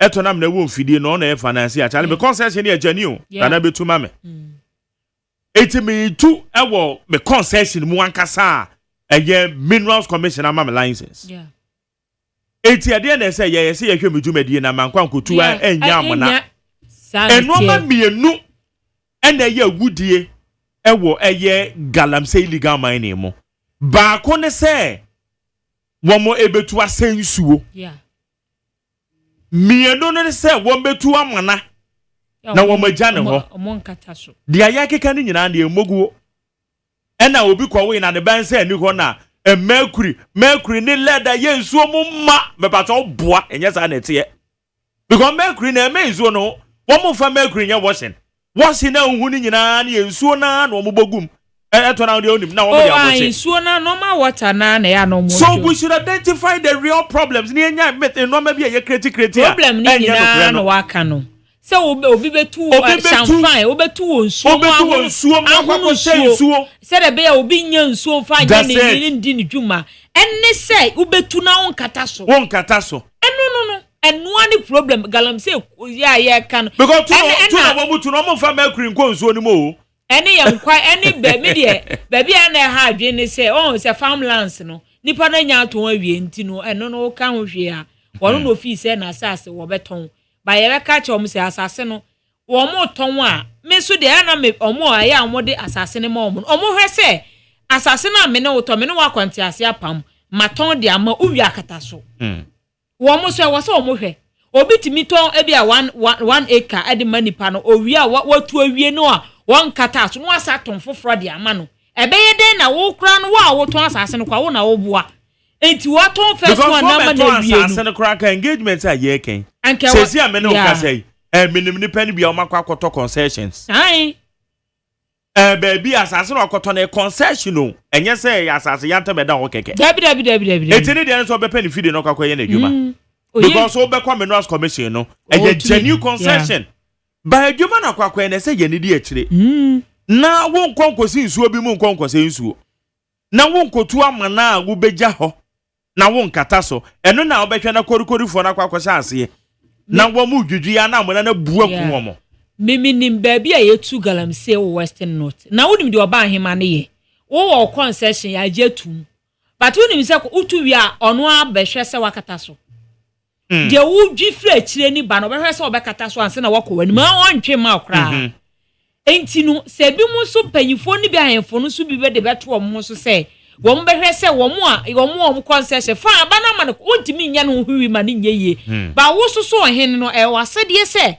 wo be pempanyifo na nipa na wo wasase no so wo di wani be kohwe se wo mo be kata so minim oba on de okọ obehwe se obekata so pepepe enye sa asase no nto aso ninko enti etimi hwe ne sa na eboa ebetimi aboa na ya na omo mutu no bi mu tonsuo ti mo mu tonsuo no mu nyai se ye hunu moreba na ebembe mo no eba sa no a farming activities no na say no enti ente say yenya the real issues ni ejija omo o se mu monitor omo mutu small scale na problem ni nyina nya small scale mine for na e cost gala for no a be ba say yete ye ho ase say gold ni de mo kosoro ba for bi betu na gold ni say gold ni say from na yen de say yetu ni nya scan de bo man no ene de na kwan say e fa sutu because ewiase mu anya yenko a yakra yen to so say a kono kwatwa aman wo mu dikan a wo mu tugo wo mu kro mu zo say dabi aman wo ewiase mu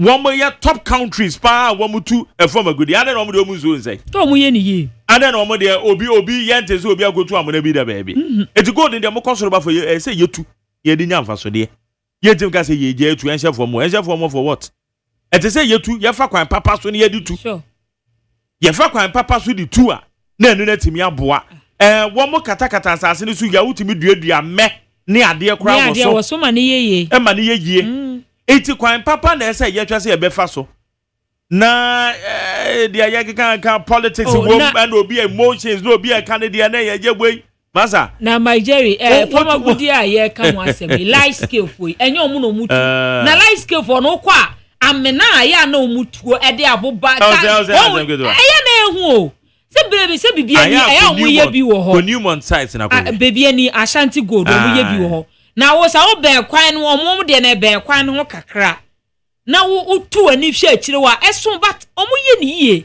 obi hu se nsuo bi asai omo kra na omo de gold akase ne de ba but omo tu ni ye na safety measures na wo kan engineering na wo ka ho asem no wo mo hwe se omo di so but nkrofo na omo pe omo ni licenses no a omo pe omo ho awia no omo na omo di sansa money no okonya sa mashi to ya o nya bi no de kosi nso anajo no o bossa abra no bekọ no no ahunu nsuo ni nyina ade che woni ho ti sa shamfan fo no mo no mo ha adwen omo so mo ni licenses why na be mo licenses kotu former gude won so why na be mo licenses wo mo yes no mo ni licenses no mo di sa agro okay high need 100.9 enti small scale miners enkabom ko mienu nyina wo mu nyina jetum say engagement as ye de kom na ye engage ekwan mu de ye mobi ankonkora ho ye mobi ankonko say yesu wo me wo eye form concessions e wo dada o ma engage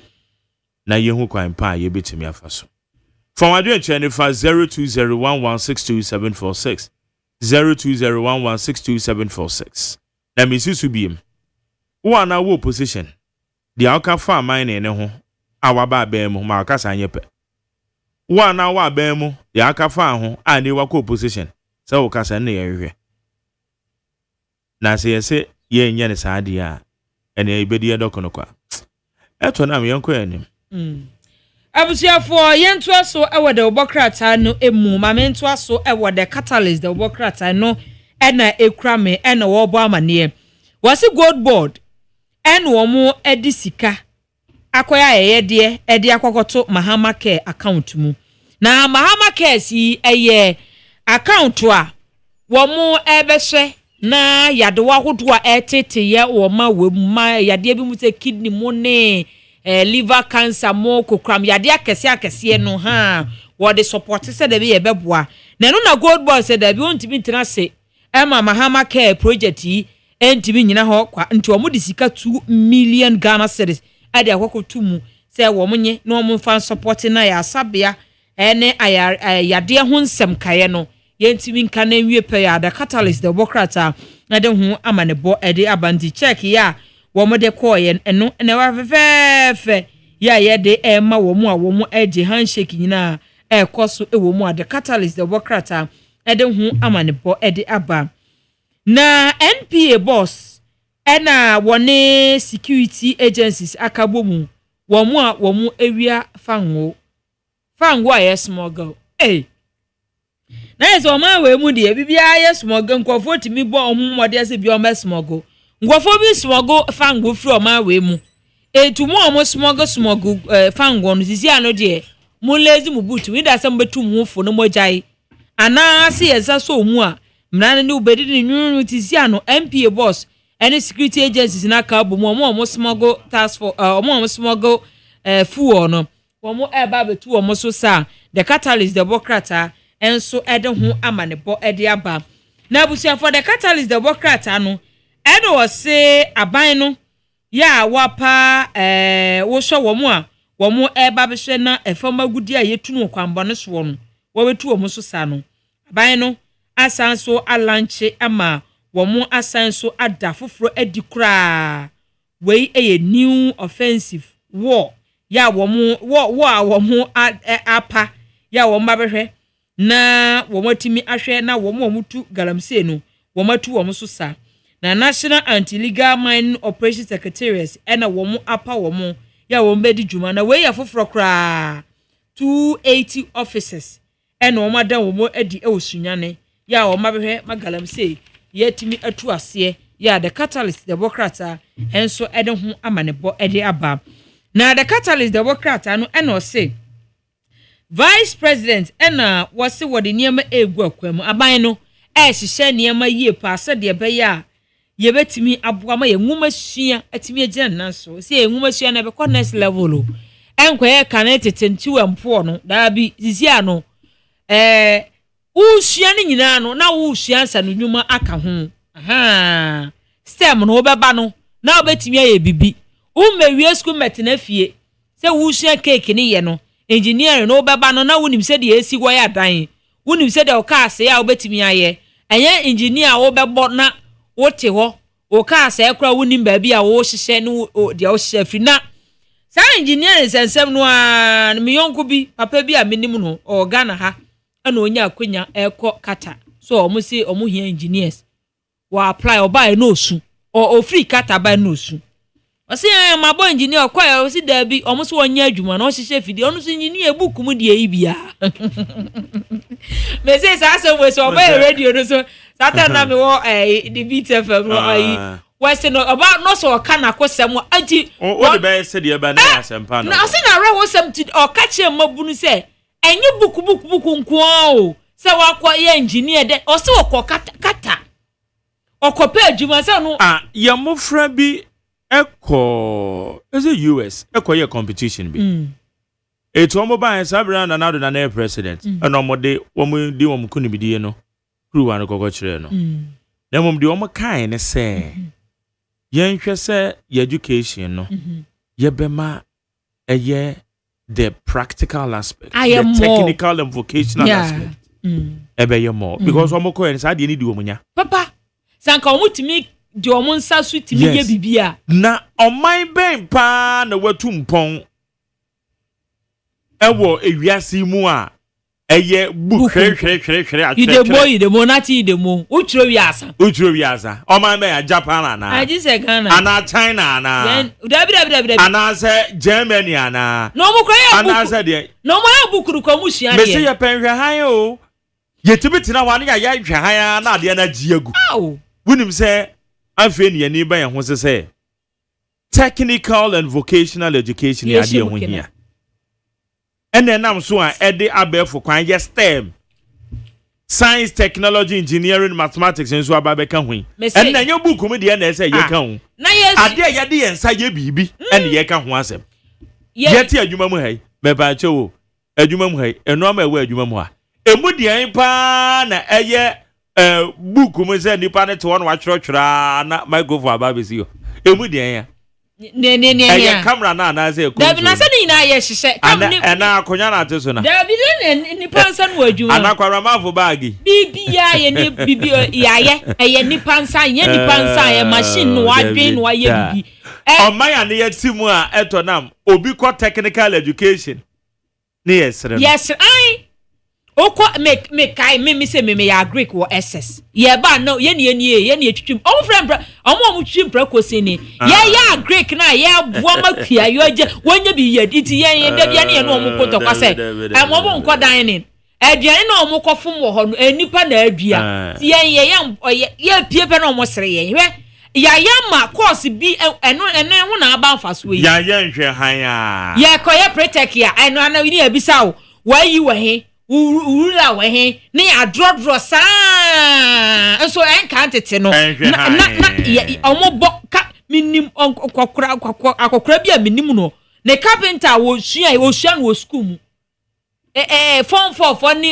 yifoi enu bia no mo yeye enne ye bisa ne mani na firi ho buku nko a so utanye yie na wanko sa technical yi me kai me braba ko yo ko teki eno kwase so my and mess first na your boys and okoye building and construction no odidi hu one ko baby ya but sa building and construction ya okoye wo ko teki ko fodua ya eno na odidi hu time na me ko secondary school no na ye wo abrantie bi ono pe na no ye be ma no ye home economics next time they won't me ye be sere your friend mole etu ni be dia na friend chaatu mole chaatu mole enne yes sere no chaatu mole wonim say me na ka say o hwe me tira hotel bi adwuma me kokoto no na me say hey chaatu mole oye mo from the chef woman chef oye chief chef na wonim say ye kwa secondary school ni ye makwan na ye sika asa no onu chaatu mole wo sika pa because oye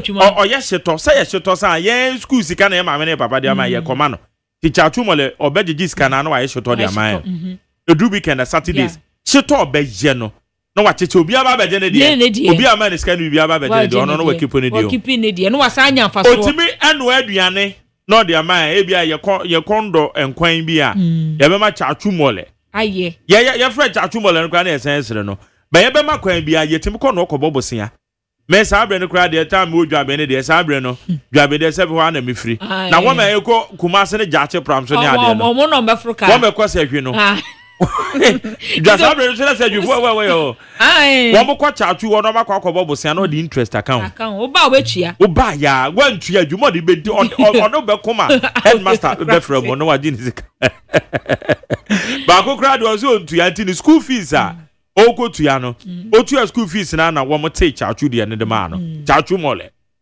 adan ya ono kwa na ebe ma oye home economics so wo kwa technical school advising na oye visual art oye na oye visual art ye wonim say visual art guy bia wo born na visual na oye visual art ya make one ka say dey wo born na visual wonim wo bie sa wo mo studio ya wo mo ye photography no mo ye bags leather bags ni we mu in fact etiene say wo say hwan na e kasa wo hoyi professor na education we story now what that be vice president no sisi no professor Jenna one na wo kasa sisi ano de wo mu focus on STEM no nsa no adwuma no na ye be ye enya book de no na ebi mu crop project say STEM no kwa infrastructure say basic schools Zian Chema nipa no mawie GSS na ye improve technical and vocational education.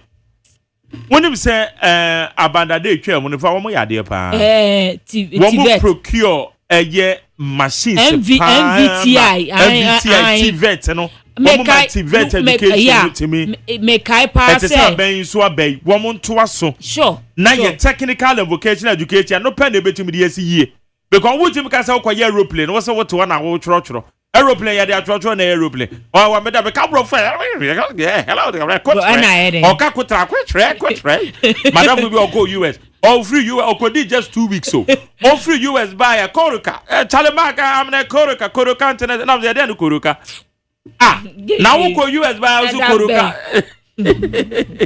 that is it and no you find aeroplane we ma me ka kire you find your microphone aeroplane kwa dey say so microphone aye ka say you find ye nti yes ye dey as education no mama ya dwen kokko papa STEM any technical and vocational education TVET abanda me kai say na school awaso nursing training na wo mo e session a wo mo masters no ya wo mo e wa depa mu no say ye bro mu sika nti adesuafo ne ko usua ade no nsa no adwuma na ye san kire wo book mu de na ka no kwa na ye mo aduane free ni transportation na ya abanda da no apan so ba minim say aba we ba wo twa mu dia na sa MVTI ye ma wo certificate a we bia wo pese ko ye adwuma wa monone a sa certificate no etimi ye adwuma e wo ho ni nyina ka wo bio na ye nwa na ye ko sukua na ye si enim ade enye ne ye ne o mu jans o mu ko ye o mu ko sua fiti ne me yonko ba ko ne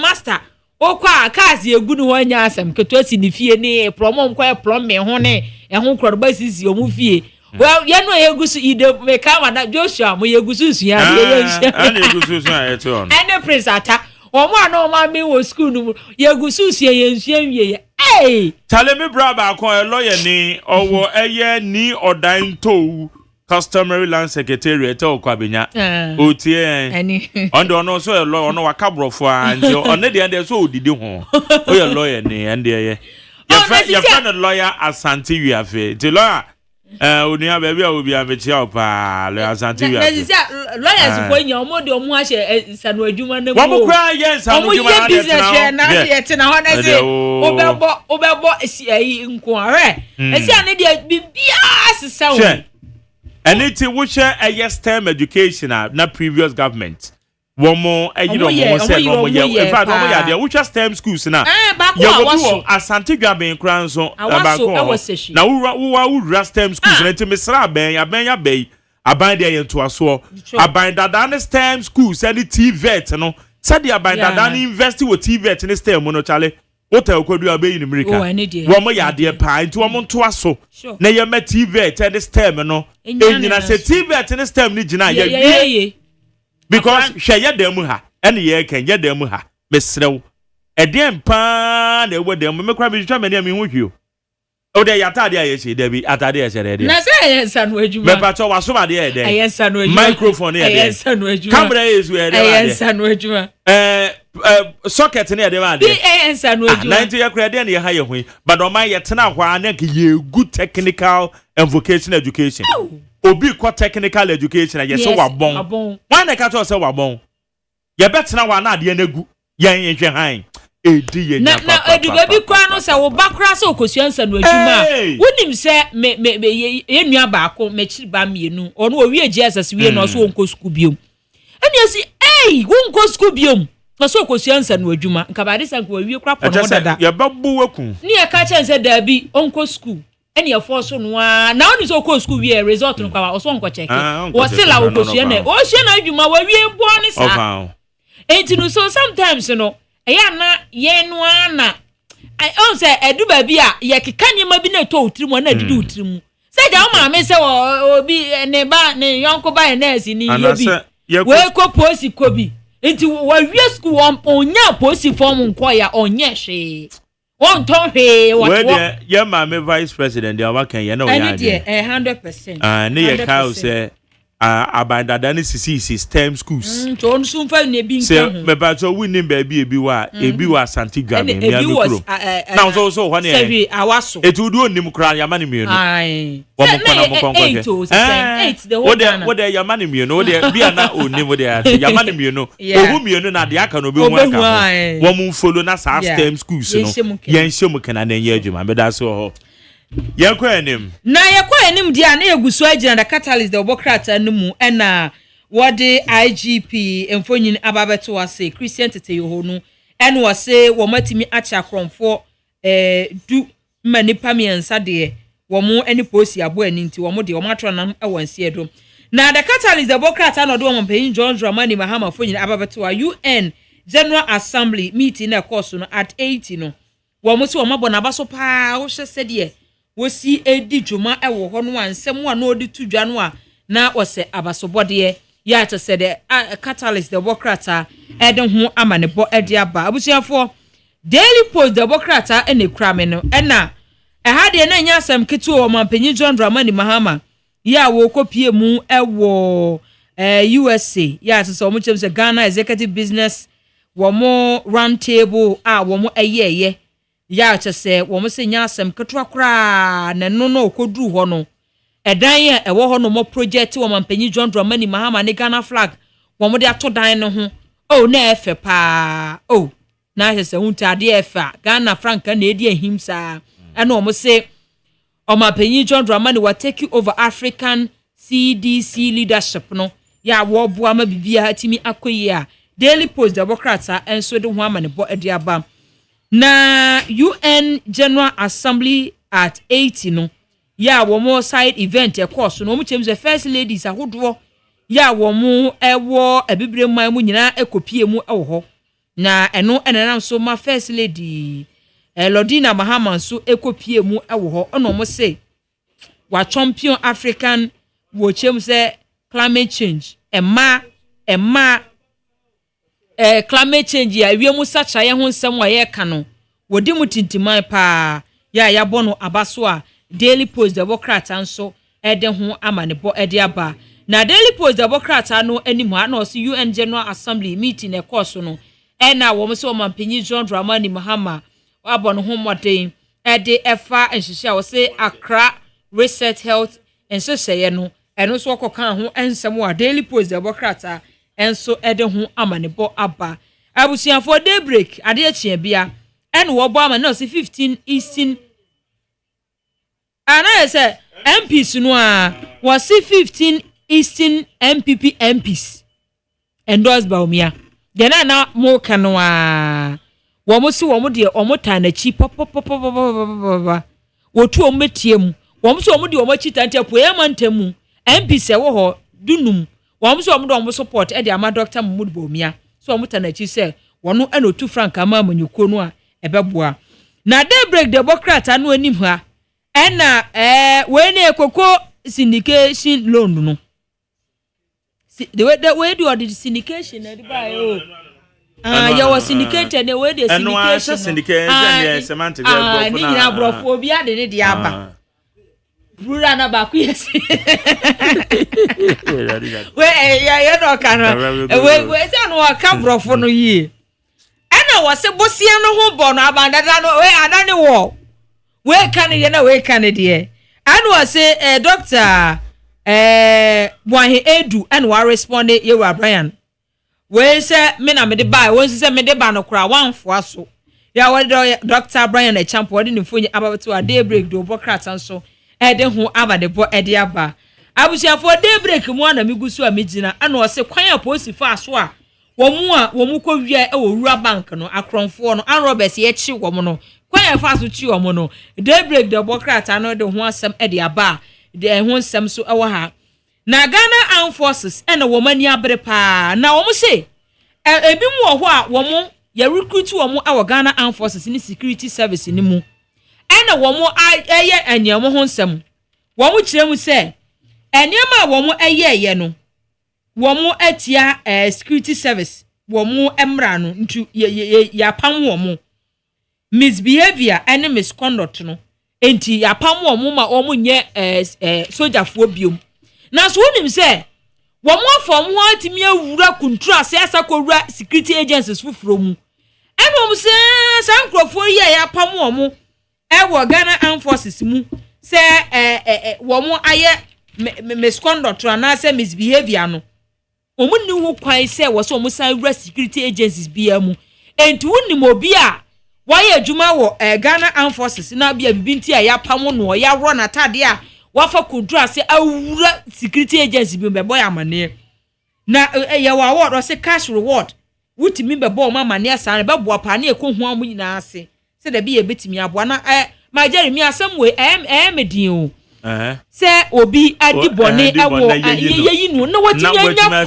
kwan asakowura wo security how system be na if I me who story na me see that be na me ntia se na me see me ko kan me ko kan nyina se my imagine me na me say me kan story dey break me shada nya abotre kan mu se nkrofo bi o mo say former recruit ya dismiss o 2015 o ya dismiss o mu army recruit training school no ye yi o madi ye you say data ben ye dey adwuma no na me ka se nti o ma we mu tie save nie se wo bi adi bone obi aye misconduct and say misbehavior ni ayi nu adi every security agencies ba kumu se bia police ya no ase ko wura mu na sisen oh in fact your system no dey environment ha adwin o nisi ja no mo ka se wu ni obi a ya pam no a wako security agency be bo amane na wo so me say am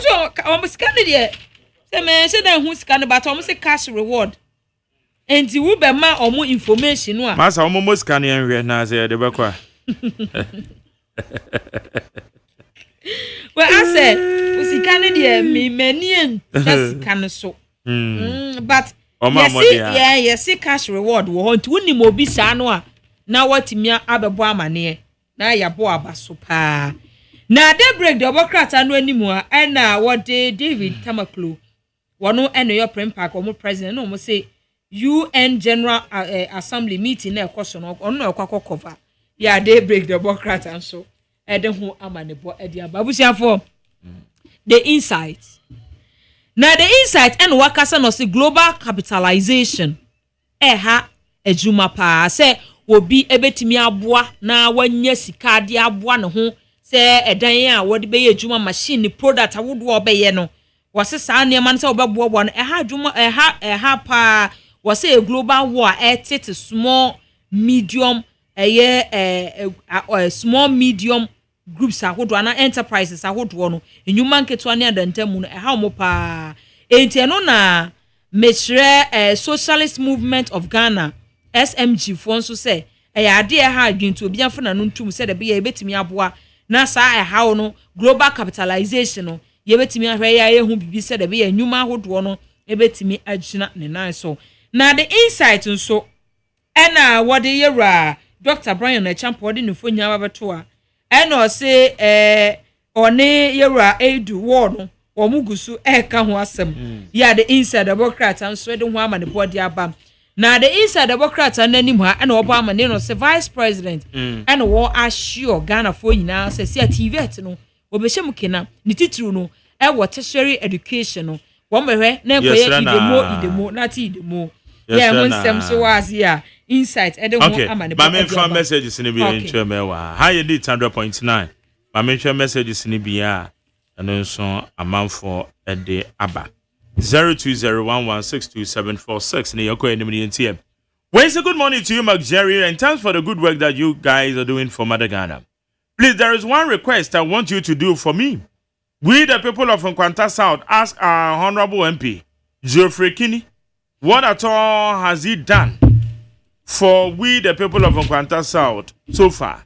No development. He is grabbing everything that has to do with municipality. Zoom line fertilizer for farmers, everything, but the MCA cannot see anything simply because he brought him. Eric is that and will be saying, Fantastic out issue no so. Yadi the why? When he said the promise made by President Mahama to the people of Ashanti Achem precisely Agogo, has been fulfilled due to the appeal by Honorable Ohene Kwame Frimpong. The government, through the Ministry of Education, has purchased all the tomatoes and onions harvested by farmers in Agogo, which they were initially crying out bitterly for buyers. This is what we call a listening president, who never considered only his strongholds, unlike Nanado. The people in Ashanti Achem are so much excited and happy for what the government has done for them. Through the OK Frimpong, President Mahama and the government will forever be remembered in Agogo for putting smiles on the faces of these farmers. Mesha Kasantina Odiabe. Richard, Esodi from Masaman. Osama Jerry, greetings to you. Yesterday you interviewed Miracle Abuaje, the field Dr. Baumia's arrogant spokesperson. Seasoned investigating journalist Erastus Asaridonko did not mince words, branding Miracle Abuaje as gargantuan hypocrite and insisting that he should be the last person to speak about the menace of Galamsey, giving another government questionable record in tackling the issue. Erastus, who has covered Galamsey extensively through investigative documentary and field report, described Abuaje's statement as insulting intelligence of Ghanaians and accused him of deliberately twisting facts to shield Nanado's government. Richard Edifree, Amasaman. Gwese McJerry, good morning to you. We're also minty. Citizen Francis said Ghana is bleeding profusely under John Mahama and his administration, with Galamsey and insecurity escalating. Is this the reset they promised? The reality is that we desperately need Dr. Baumia to rescue us December 2028. Lamtekin Rashid.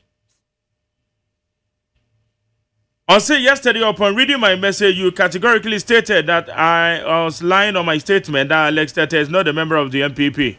And you went ahead to say that you have cited Alex membership card. Yeah, that is correct. And McJerry, are you telling me you don't know people who have both MPP and NDC membership card and a Kuyadonko card? And which party in this race? Well, which honorable does Deborah? I didn't go on. Nipa mesi me woni MPP card. Wo pe kra metume akwa akwaje di ama. Na ba behwe. Asemo. Also, this character is on record for pursuing this agenda of Julo Debra. And when Alex Tete is just a friend to Honorable Kennedy Japan. Asemo. Dog about. Okay, Yanko Amano Suni Yapomudene. Dr. George Esiama, Medical Director C4C, Homeopathic Hospital. Doc, Martin. Oh, my Jerry. Now, what to say? About the other room, my brother, and if I told me where I say, sir, I was so cruel, and I'm just here for your way. Yeah, then you go pass. And as you are poor, didn't mean semi, na ya way at the end of the year. Yo, my Jerry, Sonia BBI, no, you bet ya. Bibi awe nyamre na otie na wata so etie no ne yedi nkomo feedback no massive to the extent some people even call to give us topic our person yedi nkomo.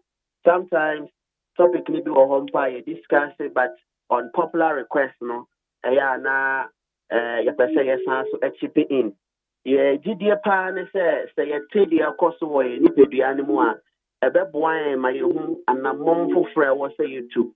It sounds in our part of the world, you know, you shut down pet check up.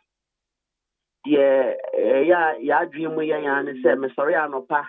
Na me one day, na me to me quajuma ba, na just say, I'm one day or then so, and pay me brain on Nicodiano e casatre, na you buy any eguso, and until my area be better swa, na fe no a kayan cassia ebubuye go na akwakoye medical emergency anunti na ye bomu de rose sani ya tie bia no bomodia na nyamre ne tie na ya discuss ye nipedua no akwa ni nyina no ye ko edom wesu kwa na wahu functions bia e play won nipedua no mu na se koba se entimi play ni ye na wahu bebi a wose wutu anamo na ofa ebi kura na ye aduane bi a wodi nsuo bi a wonom anaasɛ eduro bi kura a wonom ɛna ɛma organs ni bi ahoɔden ɛba fam anaasɛ ntumi yɛ n'adwuma yie na woso wehu anamo a wɔsɛ wotu popular request no yɛpɛ sɛ yɛdi nkɔmmɔ abere biara no sɛne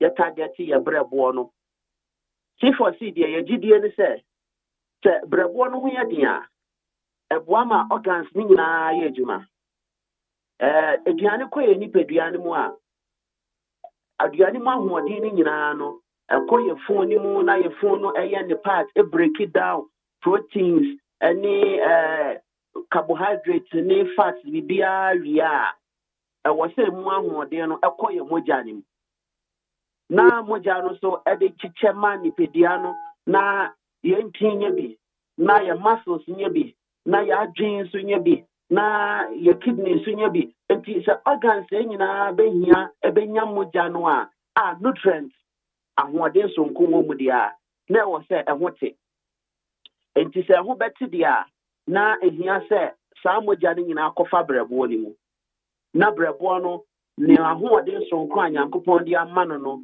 ɛne tissues soronko bi a nyankopɔn de ama no ɛtumi to ne bo ase na ɛsɔne mogya no nyinaa so ɛyi efi ahodoɔ nyinaa wɔ mu mepaakyɛw efi no bi te sɛ deɛn efi no bi ɛte sɛ microbes ɛyɛ mmoa a yɛmfa yɛni ɛhu Salmonella typhi mmoa a ɔde typhoid ba no yɛmfa yɛni hu otumi ɛkɔ mogya no mu brɛboɔ no wɔ ahoɔden a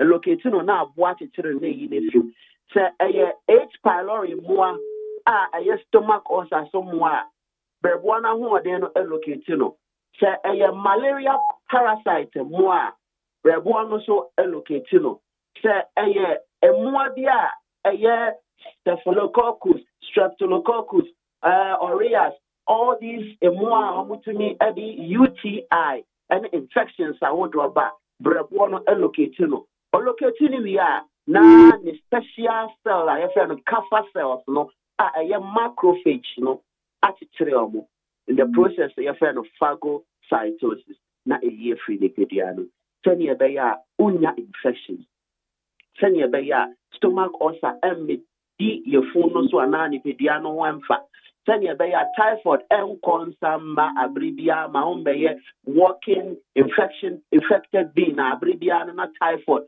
ɛwɔ wo nipadua no mu mepaakyɛw brɛboɔ no yɛ saa deɛ wei bi a na mogya a wate ho no ɔde ama akoma no na akoma yi ato ne bo ase abɔ abere biara akoma no bɔ no so ɛpɔmpe mogya enti ɛpɔmpe mogya no bɔkɔɔ na mogya no nyinaa saa kɔ nipadua no akɔ no nyinaa na saa mogya no a akoma na brɛboɔ no ate ho na akoma no pɔ no ebi asan so akɔ brɛboɔ no mu ma brɛboɔ no nso so anya ne duane a ɔwɔ sɛ ɔno nso nya wɔ mogya no mu edi na abere bia ɔno nso anya ahoɔden ayɛ n'adwuma yie nanso ɔhaw tumi bɛtɔ brɛboɔ no so ɛno na yɛbɔ ho dawuro sɛ yɛnhwɛ yɛn nnuane di yie yɛnhwɛ yɛn nsuo nom so yie nanso woka no waka ne sɛe ɛno nti sɛ eduro wɔ hɔ a ɛbɛboa ɛkenyan brɛboɔ no ama nnuane ahodoɔ nsuo ahodoɔ mframa ahodoɔ a ɛyɛ contaminated or polluted a ɛkɔ yɛn nipadua no mu brɛboɔ yɛ locate ɔmo nyinaa na ayɛ ɔmo ho adwuma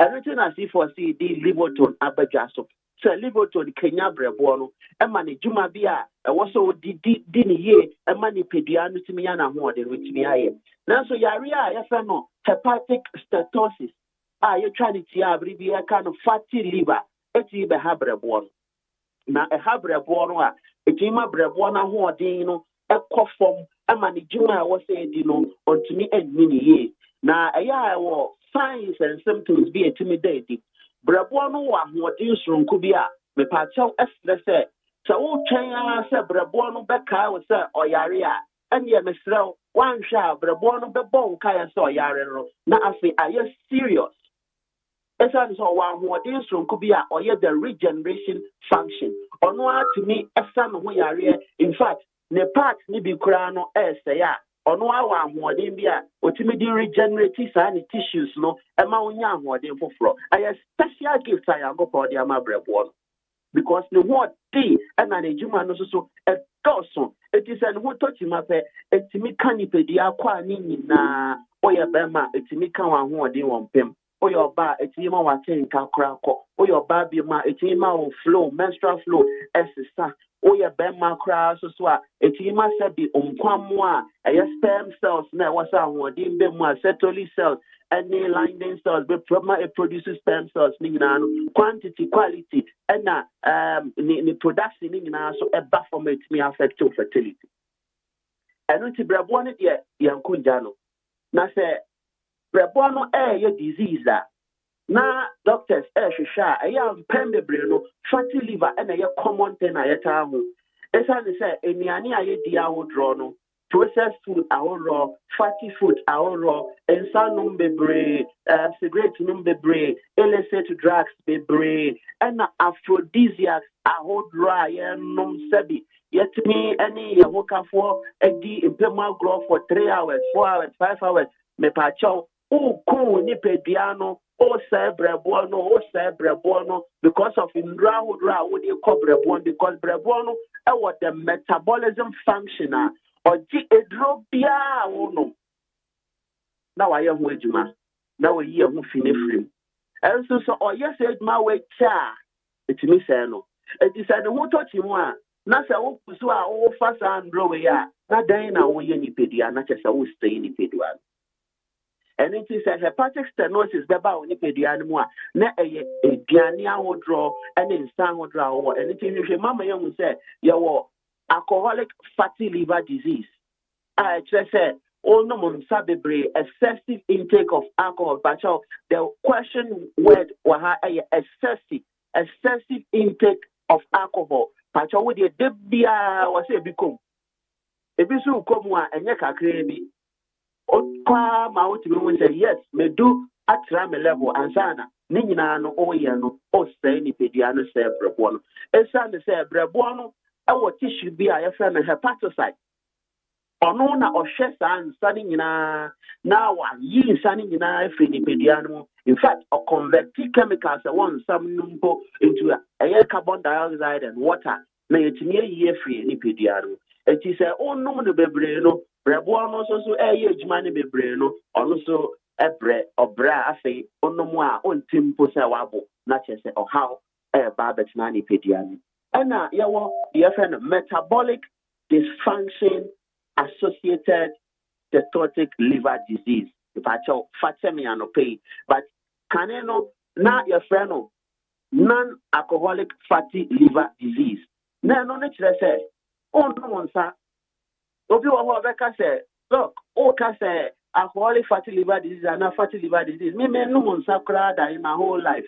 If I tell liver no so to me fatty wabra enya nsa na kofa bae na emom eye lifestyle na kofa bae ye obibia ye frɛ no metabolic syndrome ye ka metabolic syndrome a kyerɛ sɛ onipadia no entimi break it down eniane ni nioma wo sɛ e break it yie ema entino muscles no any tissues a onipadia no mu no enya eniane mu ahoɔden no ebasa almost so ayare.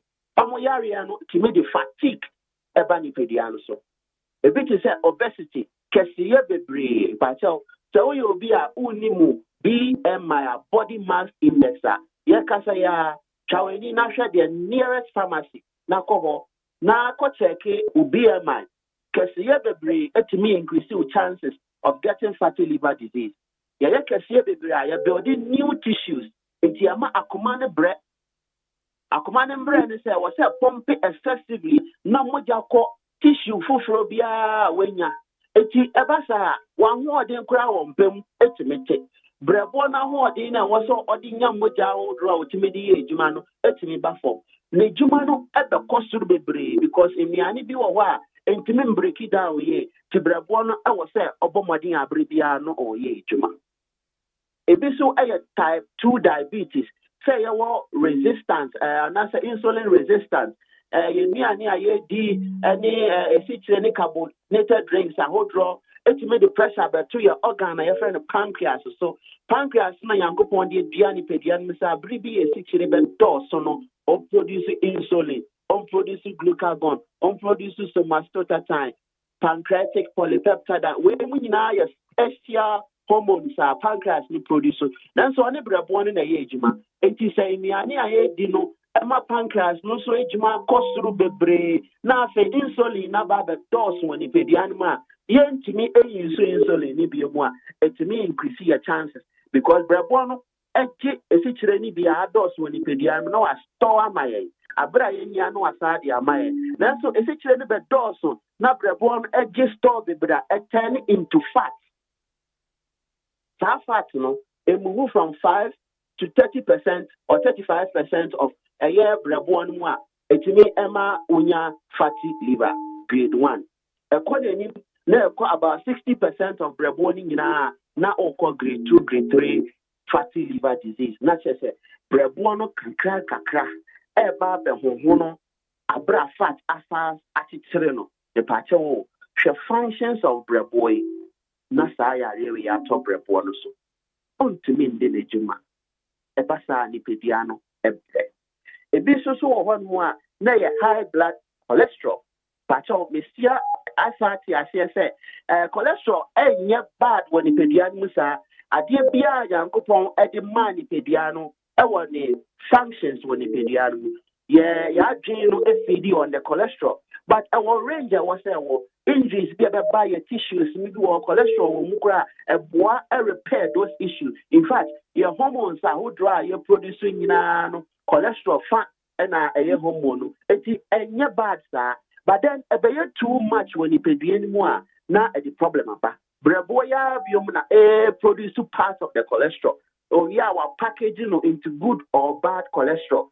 Now bad ones na dorsum. Na ono asan so splitium ana boyi efri ni pedua no nanso che cholesterol no ebedoso a ebi etimi echichire brebo no ema brebo no so fatty ebi kura wo ho no a na enye se ebi a kese bebre na emom wankasa wo ndro bi a wo no a wo enye prescribed by a qualified doctor be one or could be our far no nyina no etini ema of how ever talk brebono so na say how better brebono so then never done a dima we are fatigue o bread tem bibi kakra bi na o me intentem wa bread brebono ni lungs no e wo twaka kakra brebono so any kidney so e was some cross talk bi until when we say Brebona who are the from tea, a fiat now in Ipedia and me fear can microbes, and now say be a body no allergies. And you might be one more or come into contact with it and now okay cow.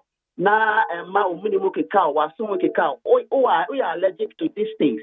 If the Brebona the boy with the inflammatory response, now you who's on your way in your wage man. And it's a Brebona to me, yes, sir.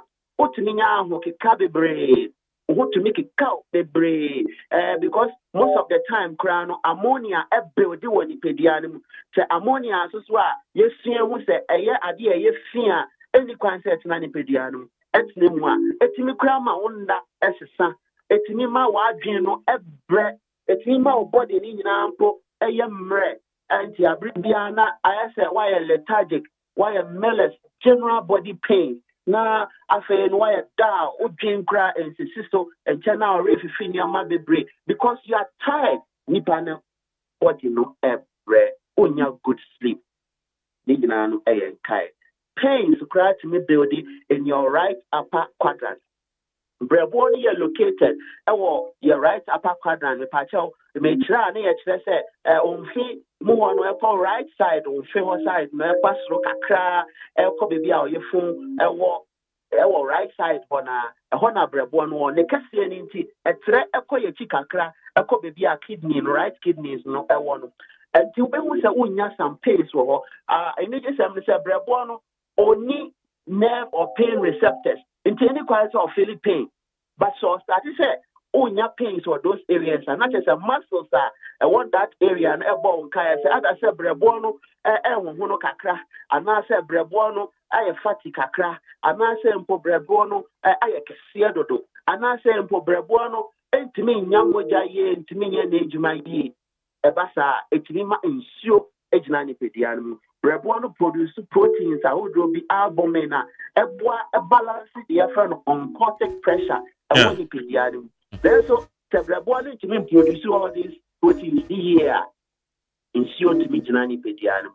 Put me in peripheral edema, Nancy Ababina or 9, Nababina, Sa, Nedafro, Nama, you full crown, I can see. Na abribiano I said 1 May national commodore obi kra a common e didn't know did you know so scra timo obi so to me excessively obi kra there or the debate na or from more na the phone no so kese na eba etimi koka or plain no so we adwuma wo say mani peduane mu a eboa eyifi enti breboa na eyifi woni peduane mu no oyare sisi a plain na nko no so be backup a obebo eyifi no brebo no yare enti plain no so start so no so yare e maame e papa meni aba ma na chese efia wo ni pediane mu nyina be koso atenem e ma yare a wo dra ba ni pediane chao ma brebo na ho de mbafo twen na brebo na ho de fa enti na si for si bo hu de ro se e pa chao nya Liverpool na Liverpool no bomodi anen Kenya brebo no na brebo no tumi ma organs a wodo nyina so nye ejuma ye na mbo o hepatitis type B anase o hepatic steatosis ayedi ho nkomo ana bibia fa brebo no ho bia ana diabetes cardiovascular disease ana hypertension ni nyina no high blood cholesterol stroke bibia infertility bibia mpacho Fernambe na yendi nkomo se omo bia hia se obeba hospital na ya various scan ahwe organs ni nyina mu ahwe na ho odin na relate to brebo a pacho ye no bedi hu nkomo ebi kra what lab results dia ofra ye no bedi hu nkomo na ya hwe hawa onsa beka Liverpool no ye gusu aye free delivery te pacho Fernambe 050 00 40 331 050 0040-331. And I said 050-0040-328. 050-0040-328. C4C liver specialist now TNK. Yegusu body row ama brebono, but when brebono the importance of when you pediano. I don't think I say obrebo aya won kwa. Na ye endo ni di treatment plans ni di abribia ya mra ne say once treated forever treated Marjorie anope medase bebre nyankopon enka ho the whole day wonso ya dan say Dr. George Esiama medical director C4C medical hospital into ho na aya ye je ya pom dene tidbits ye di ifri na ye di abrown set of atenase and a set Hammond and so atenase into the two sets omo ewaha discussions no yeguso yebisa say galamsey fight no should we change the status quo approach no yensesa no na yanya no say engagement so sedian rather than the brutal force and na say declaration of the state of emergency. Inti okono yankunwie. Intervention abaya ye. Ede nsusuanso ben ene edi abreye. MPP presidential race nso no wamguso. And matters are rising. Said ya wamguso ebo montoa. Di nsema candidates bi eka ene ho banta eba no. Eno nso ekosen. Boa anase de ade ba ko anwo hia pa no so mebo so vice president Nsama Waka say TVET education any STEM education abenyi beshomo kena na midi kan say abandada no o hye no ma bi asepa yie awo TVET mo na STEM ti abenya ba na vice president aka ne sa ade a ene yesre wamushomo kenapa STEM education no STEM schools no yeni bi kura mi kuro masante dwaben ba ko ho ya me ni nko nsema ye ba behwene messages no kakra Emmanuel Kwaku ya mo ase Okakwe Central Constituency. I say, good morning, Mark Jerry. Please, we the discerning people want you to ask JDM and its party to bring out the outcome of the National Cathedral probe. We discerning people want to know. Okay. Okay, that's it. When you say good morning, Mark Jerry, Baumia will come back to save Ghana for the hardship. I'm Yahweh from Jamase Buenim Atonos. When you say MJ, good morning, please tell the president to change the NLA boss, saying he was appointed. We know Chop Lotto anymore. Since he was appointed, we need the Chop Lotto anymore. Muamucha Lotto, no me saying. Abrantia send a message, say, new NLA boss on Oba ye Lotto no money. Also money. Inti minim. Okay. Hey. Citizen Shaker Chimosena.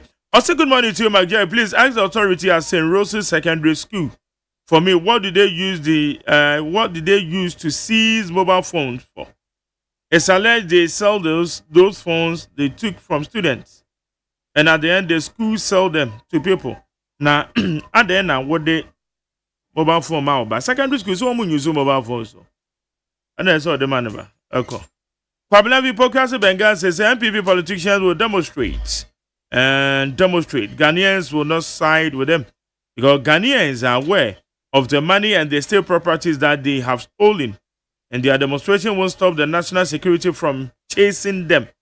Where Pablo Hypocrisy Benghazi. Where say good morning, Mark Jerry and Etonam. Or say thanks for the good job. I always listen to you guys, but first time of texting you. Thanks for your connectivity. Hey. And your objectivity on issues regarding Galamsey. Our chiefs are the custodians of the land and must be blamed for their destruction from Elimon, Balu, or Manjo. And that's it. Sami Buache said, considering the NDC's assertion that Galamsey has taken over the country and their call for Nanado to declare a state of emergency, what prevents Mahama from declaring state of emergency on Galamsey now?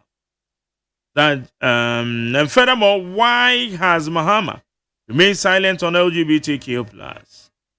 Sami Buache. And that's it. When you say good morning to you, Mark Jerry, please may God bless and protect you. He takes your footsteps from the hands of your enemies. Amen. May you be great of all nations. My name is Top Don Solash from East Legon. Me wo kai bi nipa na register no Solash 1. One we can no na Tundra. No one Solash 1. Say wo dey na say shan we go Tundra na kama. When you say good morning to you, Mark, the politicization of Galamsey must stop now. NPP used it as the political weapon in 2016 and it's a date, say 2024. And today, the cycle continues and the problem is getting worse. Galamsey is national crisis, not partisan game.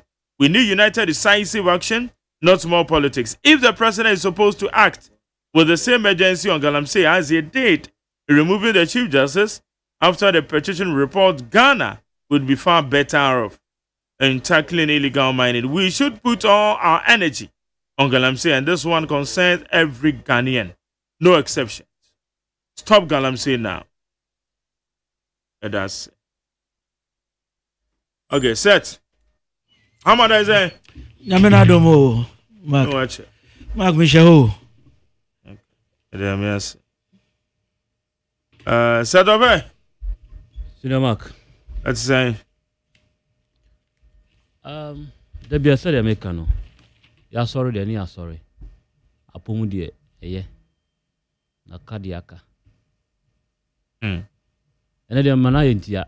Ntie mama. Obeje so so we na de baba. Anko ese. Izi ye kasa na nye se ye hu na tayo. Mate. Te de bia mechia wa je oteto. Se papa so pa o ma so no. Enye na numo de. Nemo ni ye muntia. Wana ọma iko yi a na ninji wom mark school ni hu beto no teacher ni hu beto no awfo hu beto mo o journalist so hu beto na president Mahama so na suma adwo because of father no beto ho so na say wanti anye ni ye bia yes nya de be he say ade no mai because obi na na hwe so ana also beti ayi ni ya che ni pa konti function sa na de show nsa na o san wachi a mark bi jiri se o kra wonti ase ma ne nkoso sa nti se ye ka na ye mu nti ne na ye ka ne sa yo that's it yanko anim na yenhwe nsema hodo a eda abama so ye bisa se galamsey fight approach no ese no yes nko some people including myself was suggested say yem engagements in yejuma because already genuine minus were engagements in any say one more woman two from a good end work quite be more and now woman saying so no ye engage on the regularize you go ahead and answer no more funtum into your monitor activities from when ye ade aka ne omo ho bai ye se ye ko akọ soldier for ko we ko na na do be do ban beto so and they say yes he declare state of emergency crash still ko ni intime and that is fact whether we like it or not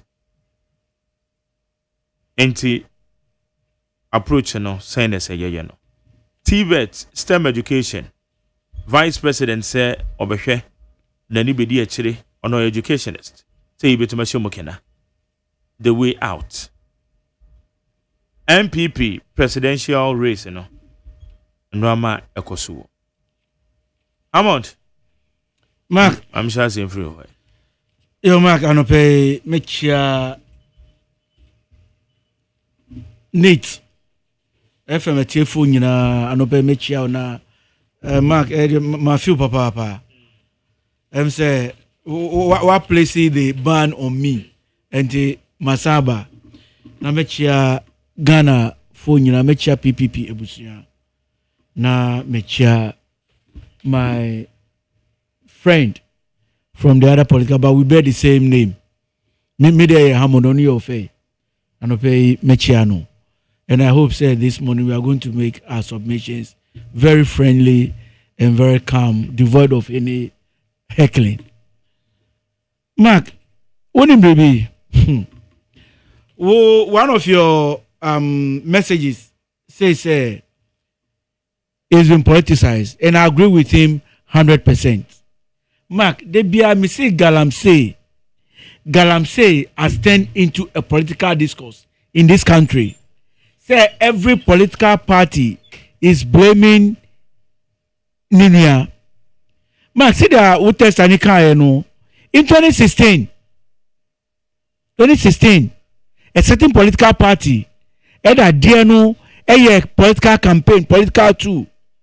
The mandate was given to them. NDC. And so at the campaign, the mandate was given to them. Now, they've also reversed the thing back, say MPP their campaign. But they be last Tuesday, I was saying on the TV station, say, we should tackle this thing holistically. Yen find ja amanyosemna ye ewo Ghana. Because Galamsey say asasi, Galamsey say nyama, Galamsey abe say bibia wo Ghana. We should tackle this thing holistically and stop this politicization of Galamsey. Mark, NDC the Adenia Galamsey, MPP the Adenia Galamsey. Far back 2021, na Honorable Kojopo Nkrumah went to Central Region. This is it? There's a water company of Central Region. They supply water to the Central Region communities. Honorable Kojopo Nkrumah echo. Now the sun was brown. That time MPP was in power.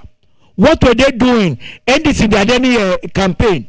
When they come, they make sure, and you see, NDC4 were able to go and tell some of the Galamseyers, say, if the MPP is not allowing you, say Muntu Galamsey na, yeba power, will make sure some kwako to the extent say the sitting president now say more under MPP young prison mu nyina no when we come we are going to give free you from prison because assassin e Ghana for assassin ye the galamsey aye politics Emma obia e can be but I think say holistically Mark who can be let all heads come together.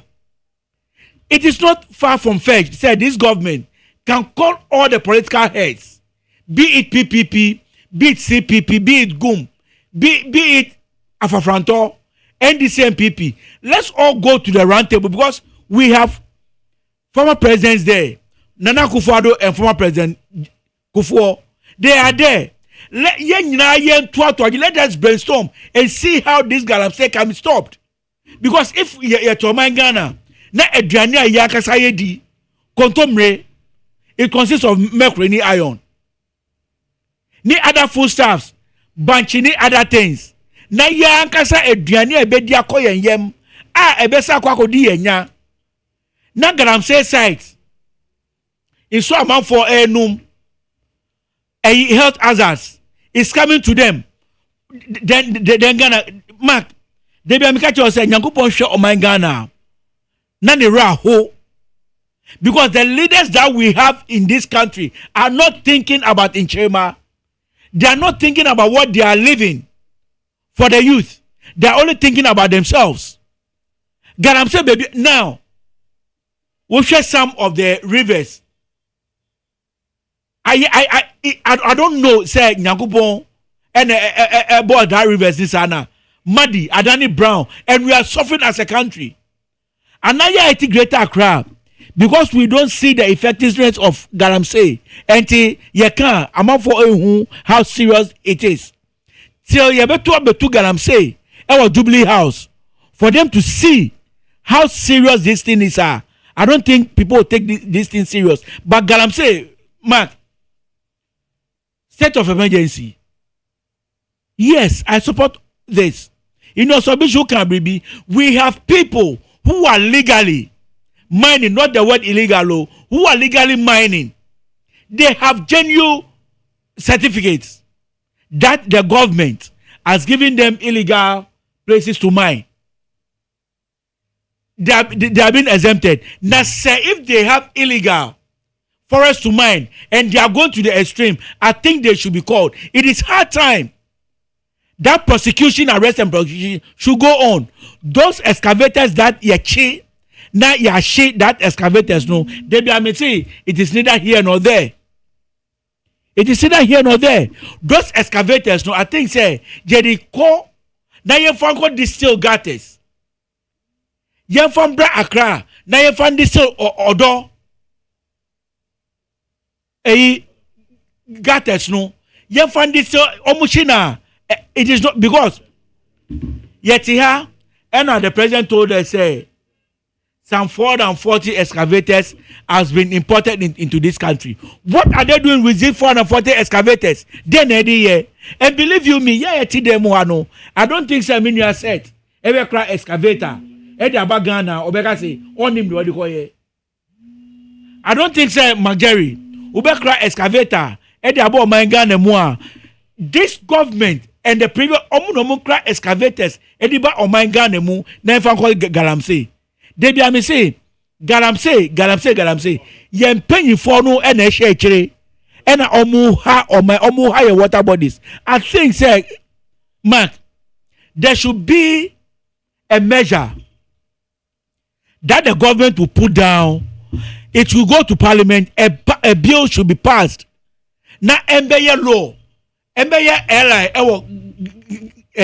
this country say obi go to galamsey ye chiwa at least won kokra no man enye 25-30 years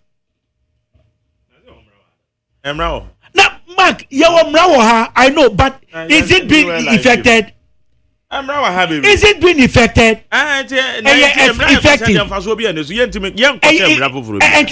Effective and Mark na wo kwana na yemfa nya adwuma Yeah, so we have some people who. That's what I'm calling. Say we need to attack this thing holistically. We should bring all hands on deck.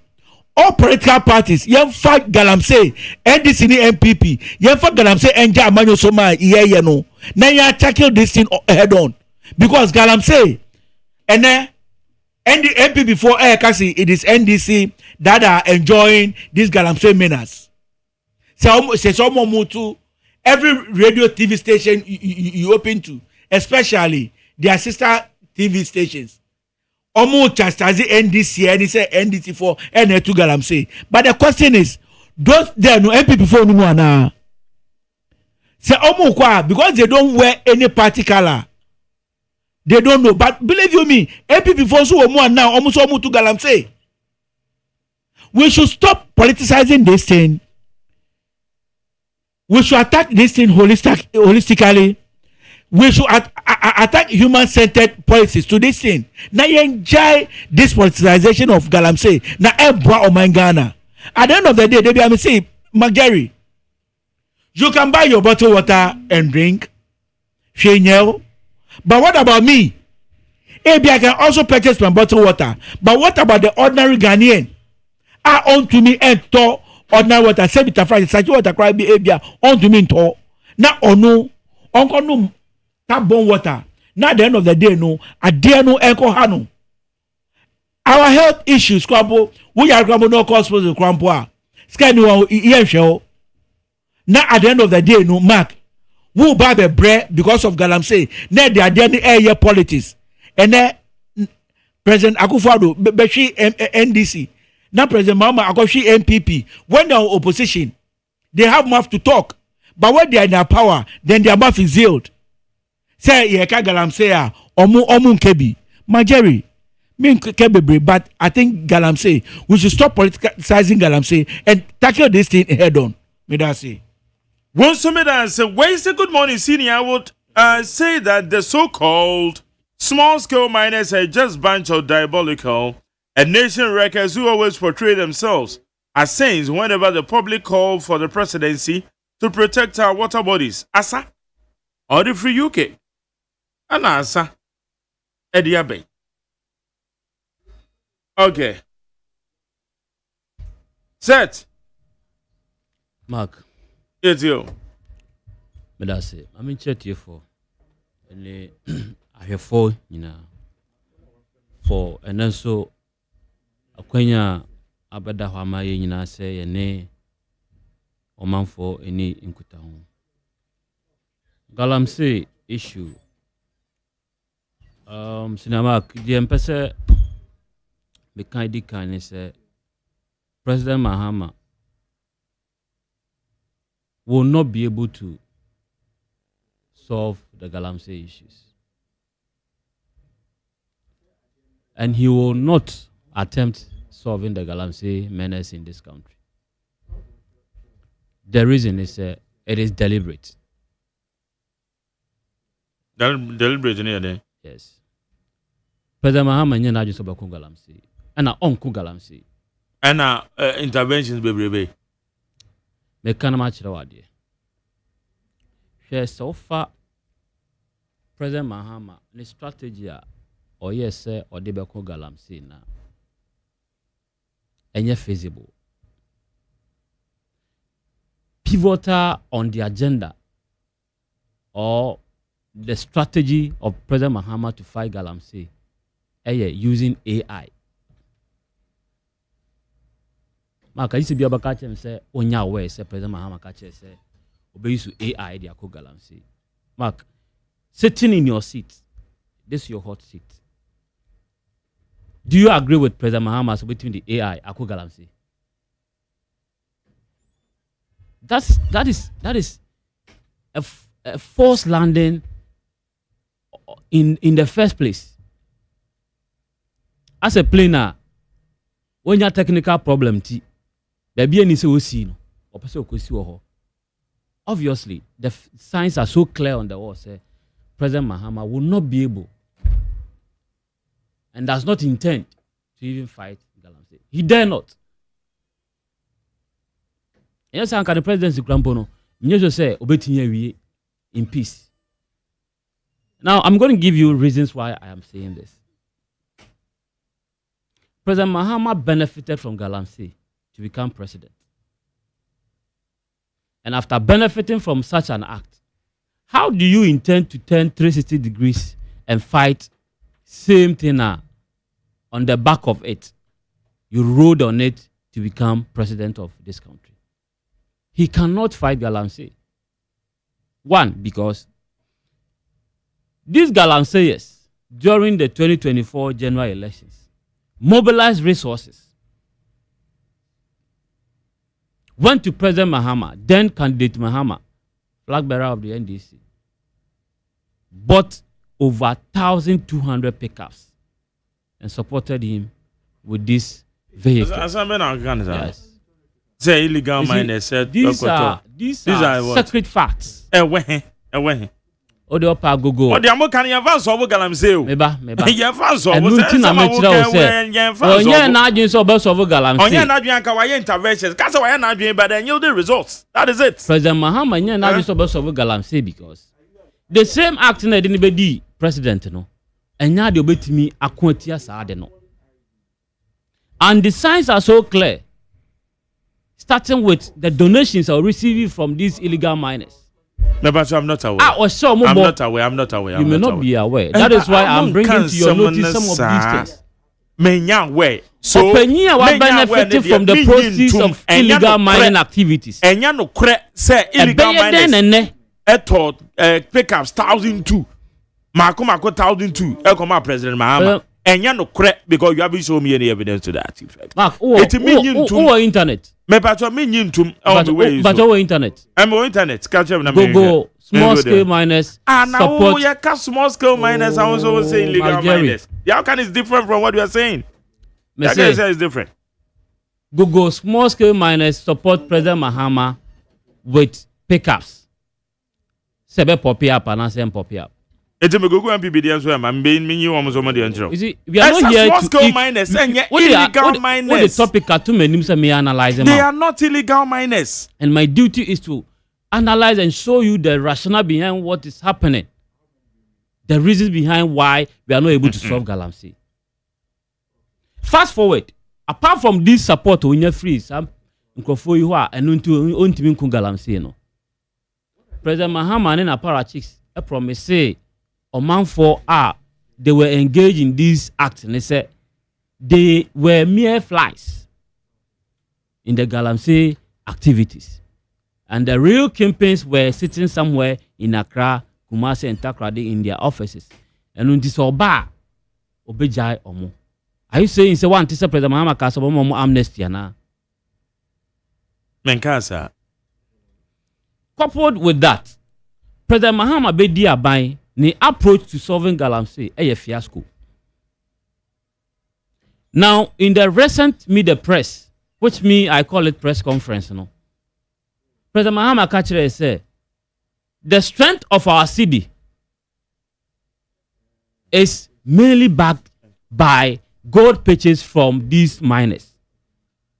And Nunti said, "Oh, bibi kraya," because of the effect of the buying of the gold from these people, a support a city in Intino. Or the Nisako Kauma be affected the strength of our city against the foreign major currency in trading, which is the dollar. And into 1 year ready. Now say, you are prepared to say, be sacrificing the strength of our city for the prevention of these activities there. Yen kanisa. Mark, opachem so one tiana. Asama dance ni hono, ucha asem ni bi. Now they are dancing. Me as a Ghanaian, as a citizen of this country, wanting the prevention of illegal mining activities in our forest reserves, in our water bodies, and in farming communities in general, no? Taking a casual look at the activities of President Mahama, no? He's not ready to fight it. Now, if you want a good model to fight Galamsey, I refer you to the 2024 manifesto of the New Patriotic Party, where steps such as making sure we empower the geological survey department of this country. No ma a survey your environment and who baby your mineral resources eshe. Na you create a pool financing their activities such that after financing them, no, you'll be able to monitor their operations. Now, the needed steps are also the two come now they monitor their operations, no, are effective. Now, and what you know, Sebase, they are facing challenges in how to refine these resources. Emomunko use mercury and this cyanide. A pollute your water bodies and the land now. Ube use mercury-free method. Now they are preventing some of these pollution. No? I think the best approach, if President Mahama means well to solve the Galamsey menace, should be the adoption of this manifesto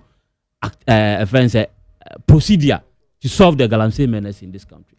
You see, I believe Sir Unim Samson Ladi Ayenini of Joy News. Just about 2 weeks ago, he proposed and suggested to President Mahama and then Abai said, indeed, so money abre and pampa some Galamsey menace. That is the approach. You see, the NPP doesn't just criticize. What we do is that we find the problem and render solutions to it. And that is why Makacho said, President Mahama approach we use to made here. That's the near bread there. Uncle the manifesto of the NPP in 2024. Now the approach outline is very holistic in tackling the menace of illegal mining in this our country. Okofa. Asabe. Okofa yen kan change so baby aye. Say ye tichire o man. Enya manyoku keke ye tichire. So wo hwe niema ekokoso wo presidency to the polling station level in the NPP NDC. The indications and the signs are so clear say the Galamsey menace no munya omajo say omoko. Ene omo deputy general secretary osaye deputy in charge of operations at the presidency. Omo national chairman omo national organizer Joseph Yami. These two national officers have been referred to the OSP to be investigated because they are engaged in illegal activities in our forest. Can you hear? What's wrong? Why? Me say, Omo national organizer Joseph Yami, deputy general secretary Mustafa Gbandi, was a double ass. Meba Mama Nusi, was a double ass. What's wrong there? Somebody who is in charge of operations in any different. These two people have been referred. Abanga Omo deputy national chairman. And last time vice chairman. I've mentioned names to you. Make references to this fact. I will not make any reference. They are accurate. Mustafa Gbandi. These people have been referred. Mustafa Gbandi have not been referred to any institution. Say, O2 Galamsey, your friend is national organizer. Me say, Mustafa Gbandi has been referred to as somebody who has been intervening in the activities of the Galamsey menace and as operators. And therefore, his conduct has been referred to the OSP to be investigated. Why not refer Sergeant to us? Fast forward, Omo General Secretary came to us and told us, say, these extortions are personal. These people are involved. And also to Mark Jerry. Maintain. And that is why I'm giving you this information. You can make a follow-up. Your platform is a revered platform. What's the one with General Secretary? Has made a comment to the effect that these people are involved in the extortion process. One kind of public and one kind of talk. So you've not followed some of these things. I haven't. And this is the reason why I'm bringing to General Secretary have not mentioned any name to my hearing. Said these names. One more involved. Okay, Frank, I'm saying about one more names. It's not the okay name. One two names anyway. The General Secretary can in a minimum. Were you expecting? Were you expecting Fifi Kweti to mention Joseph Yamidi? Now why are you mentioning his name? Whereas I want to afraid be presupposition and entailment. There, Jaisa. Who your communicator? You know, they are presupposition and entailment. Men for semantics beyond be real. And your semantics. Can I say the tier? Why? Mark Jerry, into how many involved in the extortion? Pepacho, me say, or then a general secretary not go hold it to me, Zobeka. It's also about, but who now just said these names? Now, me say, no, not on my program. Oh, Cassie say, who refer, na general secretary Becato saying, yes, I didn't know, boy, yeah. What would you say? It can't do all can, no? Sana person which remain, but can't some say the tier, that's all. Having mentioned these names, I have regard to the details of his speech, and that is why I'm making it clear to you. He wanted to use the implied way of expressing himself. I am using the explicit way of expressing myself. So I'm expressing myself in the explicit form. He chose to use the implied way to express himself. These are the people involved in Galamsey. Why do you think an illegal miner will fight himself in the fight of curtailing illegal mining activities in this country? Given this effect of Galamsey, and Ghana Water a 280% increment in their proposal to PURC. Previous adjustments require na 280%. And they say a proposal. The recent criticism came from the now nominated Chief Justice, Bafuboni. Said Galamsey is an all-time high activity in this country. Who be that? These are dissenting voices on the activities of Galamsey. Powerful voices in our society. Catholic Bishop Conference have made similar pronouncements. And they made similar pronouncements during your regime. If President Mahama indeed means to solve the Galamsey menace, and these voices are so powerful in our society that he doesn't need to relent. But what I see today is politics of equalization. And Mageri, anope ukra why be? Ubisa me say, na ya perso Catholic Bishop Conference making a similar pronouncement. Yes, I'm not doing politics of equalization, but I'm disbanding. I don't think that. No, hold on, Mami Yanniclem Bacho. What say I'm doing politics of equalization? Let me explain myself. Many politics of equalization. Now, me yet the hypocritical approach by politicians in addressing the fight against illegal mining. Woman never position about that is what I'm talking about. That is what I'm against. Hold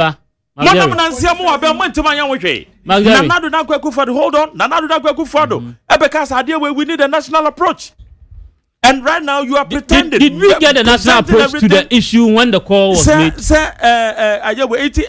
Equalization, but the hypocritical approach by politicians in fighting against illegal mining. Did we get a national approach to the call when he made that call to the Ghanaian population? Because that time when we said we're failing to fight. Me say, who say we're failing? No?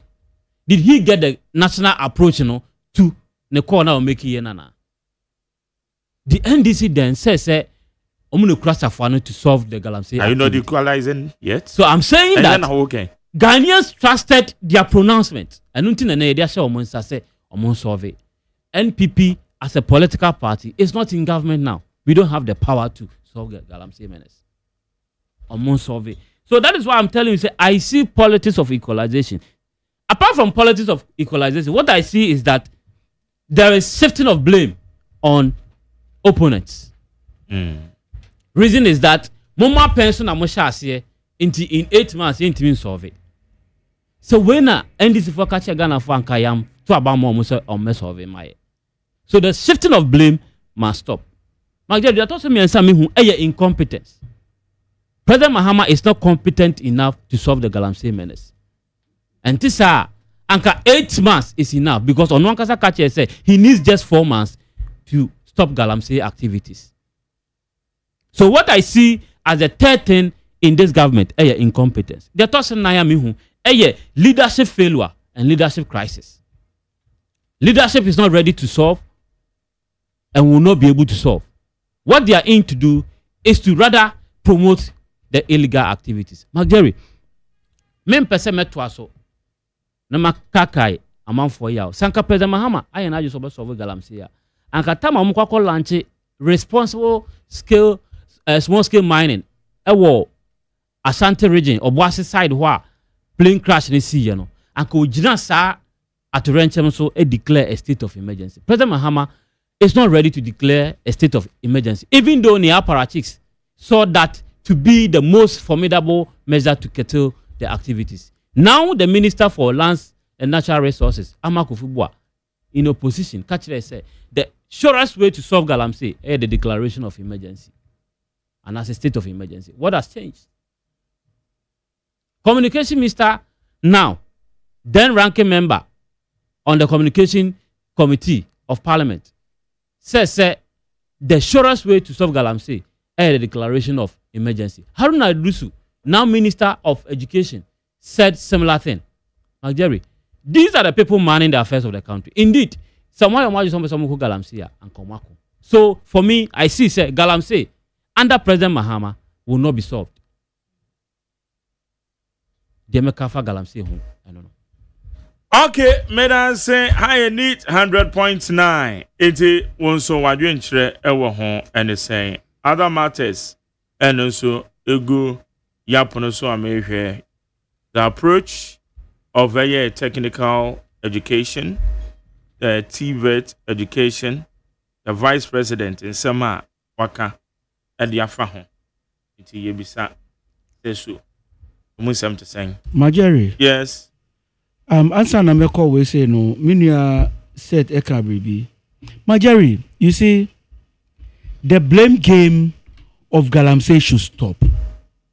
Majeri, you were saying to someone say between 8 and 9 months he has failed to fight Galamsey. You were in power for 8 good years. What did you people do? Are you telling me sir, when the Catholic Bishop Conference and the others stakeholders were calling for the disbandment of Galamsey, weren't you people listening? Weren't you in power? I was very happy when you say a government so opposition now ni voice ni kasa runku oba power na ni kasa so runku. I was very happy when NDC was in opposition. Galamsey and I say we know when my own kweku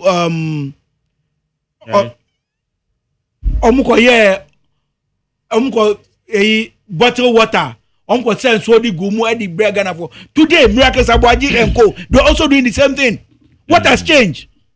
That's what I'm telling you, sir. Sami Jen phenomenon a press conference. That is what I'm telling you, sir. We should fight this thing holistically. We should stop politicizing. Yes. No, almost was saying so. When Sami Jen and people were doing it, not miracles. They were defending, and then so the NDC is defending. We should tackle this thing holistically. Then get this politicization of Galamsey, because at the end of the day, see the mark.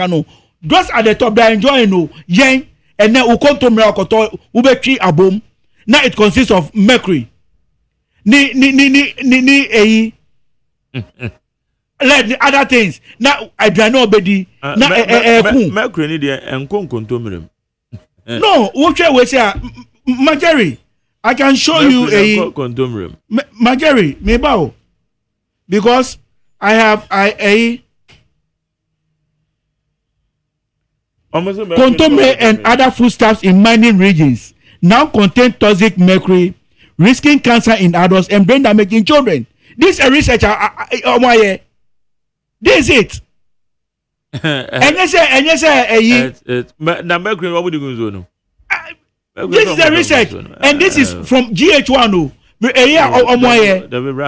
Majeri already. Who say Majeri? My camera has said that I'm still fighting on. Yeah, the normal be a crowd for ya, and yen no cre. And a year candy up to ye trim. And in the amocono, and trony at the abefrafra, and tro. Majeri, you see, and sometimes I say, you're factual, you're truthful. Now, yen to me who the real issue, no, the Yehune kono, and the mercury a yeke, mercury, why did the mercury gunsu? Majeri, why did the mercury? Majeri, this guy I'm saying, Majeri, they are capable of doing everything. I am no great.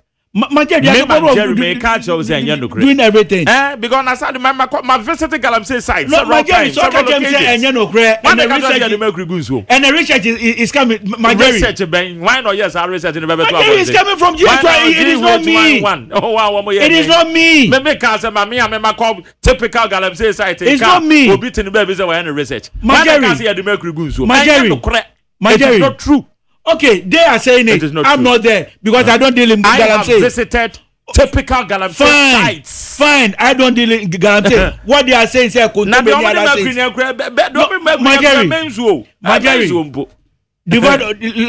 Majari, you see, Basida Mekano, Galamsey, we need to tackle it holistically.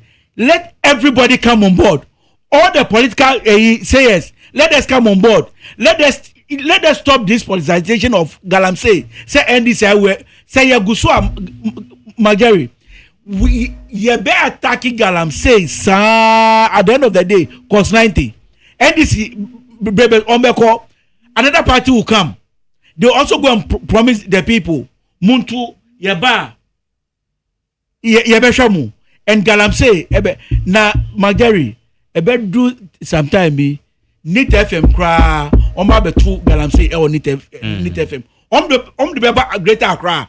So we thought say the Ashanti, the Eastern, and Omuye Galamsey. On Beko Greater, I believe say a do Central Region Crampo. On Beba Greater Accra, on my two Galamsey or Greater Accra. Yet one. Okay. Now, over comment to Kakra, Vice President, you know. Yeah. Majari. Yeah. I think there's a vice president that can't say TVET. This time, no. Majari. Meshe Asie Eddie. Congratulations. I'm Dr. Yao Educhum. Nipa Yadia Osayi. We shouldn't generalize or politicize this thing.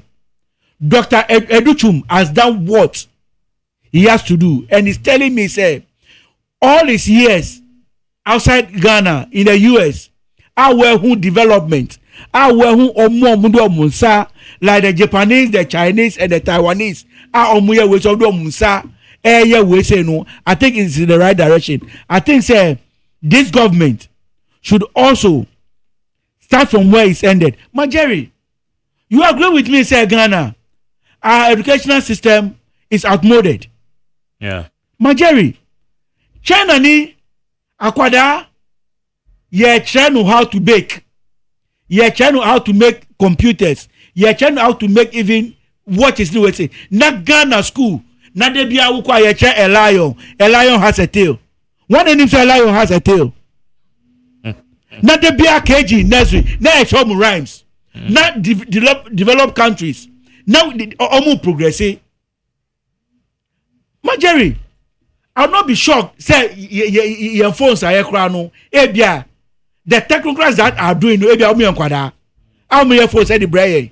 When you're far away from the truth. How many the brain? Now so Ghana, a lion has a tail. Rain. Come again another day. Na yeti ha. Outmoded. Say yen share. Nancy the Dr. Yao Educhum. No, this government and subsequent governments no. Majari, if we have the last time, say our national plan, development plan, NDPC. Yeah. I think this one should be inculcated. Every government, irrespective of your party, follow this thing. Because Majari, Ghana, a drew time there, I said the youth of today, technically, we should learn so many things with our hands. Now we should stop going after the technocrats from other countries. It is hard time that this term and this TV no NDC are buying under the Ministry of Education. Said the Vice President need the Minister for Education. Mama Idrisu.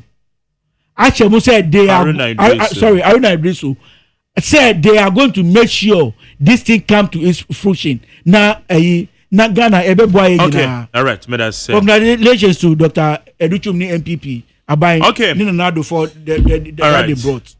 May I say 1 week observation. koma ye maame Madam Mawusi Tongwi Do. Madam Mawusi Tongwi Do. Do na friend dada. Saturday 27 September at Shawman Estate Musuku. Ye MEP guest house achirwa. Ntimi amenyonko. Your friend Chairman Kwame Do. Or your chairman the Maniwa Shawman Welfare Association. Yameya doma. Ne maame da from Wise ne abusuafo ni nyina. Ye mama shedding 1 week observation. Ye maame ne na watch da no. Madam Mawusi Tongwi Do. Baso. Meme that way. Say it over. Jerry. Yeah. I think this is my zone, so I will spend a lot of time here. Of which I don't have enough time to. The mechanism, education is very key to the development of every nation.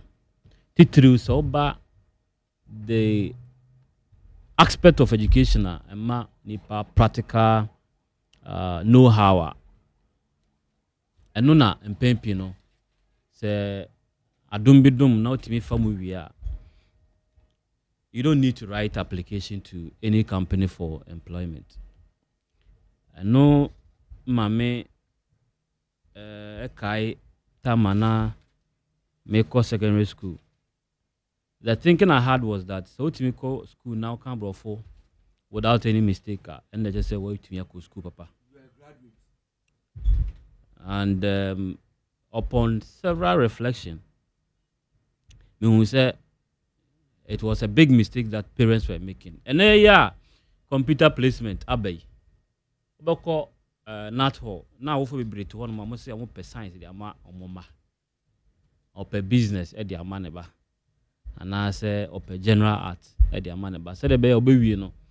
Na by force also a lawyer, also a doctor, nurse. Menka say ni na any good profession, but you see, say if you have read education, you will know be from this sociologist, a friend Howard Gardner, or the theory be by a friend of multiple intelligence.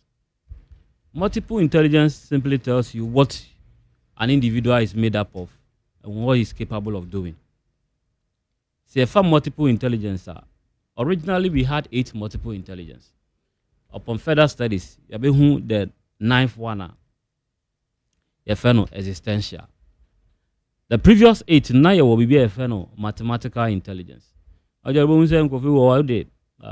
to Honma, they are able to play with it. Until we know be a mathematician to say former government statistician, and when your UN appointment after being dismissed from Ghana, from the post as statistician. But I'm also the whole of Africa. Crying who said, indeed, Papa Nejuma Swani. Ye won't conform so from linguistic, and no magere mo. A bachelor mutimitre. A cassia mon cassan convince a man for a toasum kama, mutimi yes I knew. A free be visual intelligence. Sanko for nitimishe or the seni drawn to the or tepepe into Unimabacasi be our trying to picture bina or the Natara Honomo. And yet, by mistake, a year at this room when Yanko Pondia Dia Sani Pacono Nimo. If it be kinesthetic intelligence, Sanko for a day or 1 9 or 1 sa a day muni bibi at the end of the day. Now, what Timmy a design bibi kama. Ana ne 9 no the bobo nti ene asamoja sign contract ba kwa na kudu sign contract ba kwa na sabe abusia ha nyina etuacha but then kan no na ya ye pe bobo no o fa bobo na akobọ pese akwa we o ye kobolo o mpe brebi mo. These are some of the intelligence yankopon de edua yemu e wa bofra bi nso a otwo din onkasa bunwan say observe environment. Some of friend engineer na obeye geologist, meteorologist. Omutimi forecast the weather etimi catch us about 12 o'clock. Indeed, before watch na apa nkura na ebe 1 minute and as ndru ya na ka 2 minutes bi pe. Some go for nkan no otwa obeka say akwa we dey say why no ho on penipa kind of nipa differences and I say yeah and who so difference are Yankopon di dry mu. So wo for better as yes anka oba different from the other. One can't say and I'm say won timi solve mass in tiwa bon. Ajere ni bibia e friend say obi abon education mu. But he is differently able from the other person. Intina meka say obi solve mass na ontimi nka brofo it doesn't make him an outcast. It doesn't make him somebody who is down or not smart. So wo for better as anka placement ya bay course bi idea ma oba guide no. No otimi akoye no be free mu aba no. No otimi abeye nipa mu a. Agere ene omo mu design buildings ni roads. Mejidi say David Ajay say Ajay nso ne design ba ko obeye no. Agere mejidi say obeye adwuma wo o company mbeye 30 years. Why have pension pay kura no and do one contract or sign. That tells you the kind of skills that Yankopo they are doing. Now fast forward to TVET. TVET they promoted some of these things. And then to be you know now a practical idea ube society you don't have to go and sit before a panel for an interview. And such are the things President Nana Addo Dankwa Akufo-Addo or empower the minister Dr. OSEI Agyeman. My team build about 10 STEM schools in this country. Okwabo Mosi ebisiwo, Awaso ebisiwo, Isilegon Heya Bakusiwo. Because the then government who said indeed our grammar system of education should be changed to the practical hands-on training. Said the Mofan baby and Nanko said they are not fit into the society where they find themselves. Germany be developed, Singapore be developed was through these things. It is a unhunya openimi bi na se ordinary sign maybe so. It was because of foresight na owo. But the nyamias say Professor Nana Agyeman former vice chancellor of the University of Cape Coast. Haven't risen to that level and on who the benefits of some of these things. I don't know, Senan can know him there because I never heard her voice when these policies were being promoted. He never championed some of these things to my hearing. So yeah, they are mante. So TVET almost started kakra. Yes, and it's on record. And NDC. Yes, and the NDC. Okay. That's NDC previous NDC government. Okay. But then people buy and the TVET almost okay. God won't procure a lot of machines. Yeah. Okay. You see, let's not take credit from whom credit is due. I know Kahonama and Pennyford Donna Bedi Yenima no more drum ho can answer no more dream or man because you say we need cry your money didn't can but say obi e born na say best no e best one pampa mo bonachi dia nipa no ya dia ya yen so no mu na yen man about say be nchiri man so be ka say oh anya hwe kura no we be bi no e bon din e born abaso de me pa che nyina ne say so nim toothpaste ya agidin wo Ghana hai pa awunya above toothpaste obi anim say obebo I'm not doing advert for obia but obia be ka say Pepsodent. It doesn't mean say there are no other products but the agidin I don't know. I'm not saying say no government has ever tried attempting to promote TVET but one person in whom the monumental development of TVET in our education system intimi kan enyi MPP aban na Nana Addo Dankwa Akufo-Addo eda no emfiri intimi kan enyi Dr. OSEI Agyeman emfiri. I've congratulated so for me people. Let's credit him for that ingenuity or the buy. Yes. Forgetting even the STEM side or the buyer and also about 6 schools promoting engineering, science and mathematics education in this country. The kind of laurels achievements that these students have been able to gain for this country outside Ghana and Pono, it's a plus for the nation.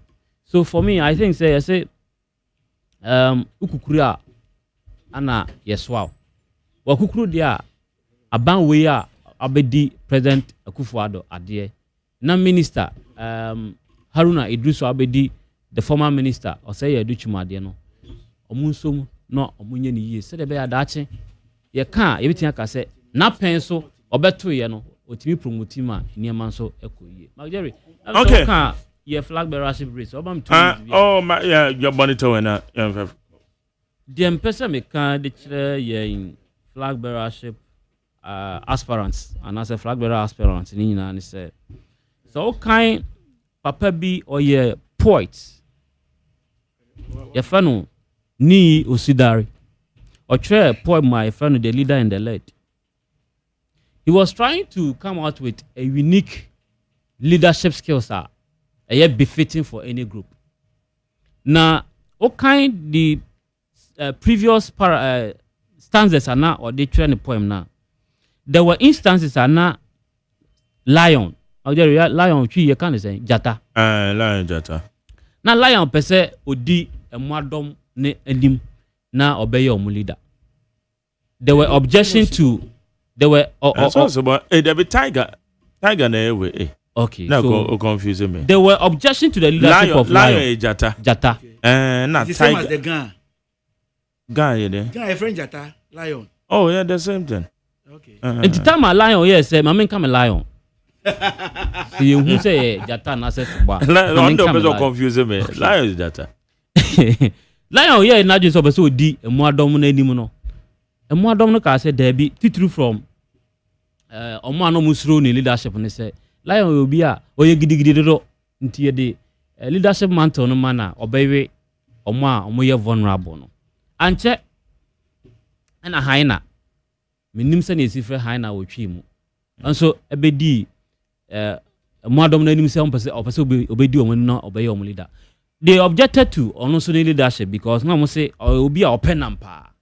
Inti yama or no emedi a more dominant. Giraffe and so by. Giraffe will be no con wapa. Inti na a more dominant objected to the leadership and they say or my junior must obey do money sense no con what too much in intino. Say Basse be a cosuasi when I say or say or any be here ma no con wanti. You'll be oblivious of what is happening on ground. And check an elephant so by elephant to say or so be do money. Elephant by no man say there be or so do a bar say Basse obedio money ma. And I'm so society no or the 2 minutes almost so into the leadership of elephant I also know. And check and our talk on so when him say when war talk and said there no whole city no one ye fenti almost there be papa we be di anima said there no one ye fenti sa na mamu so ebeye nti ye ma papa no ho enye fe sa emedi yanim e ba sa na ma mo adoma no omo hu de omfa omo ona so omfa no endi omonim papa bi ne e fe no forest sage I say nyansa bo akwa wo kwayem me time na so me bonitia within a minute.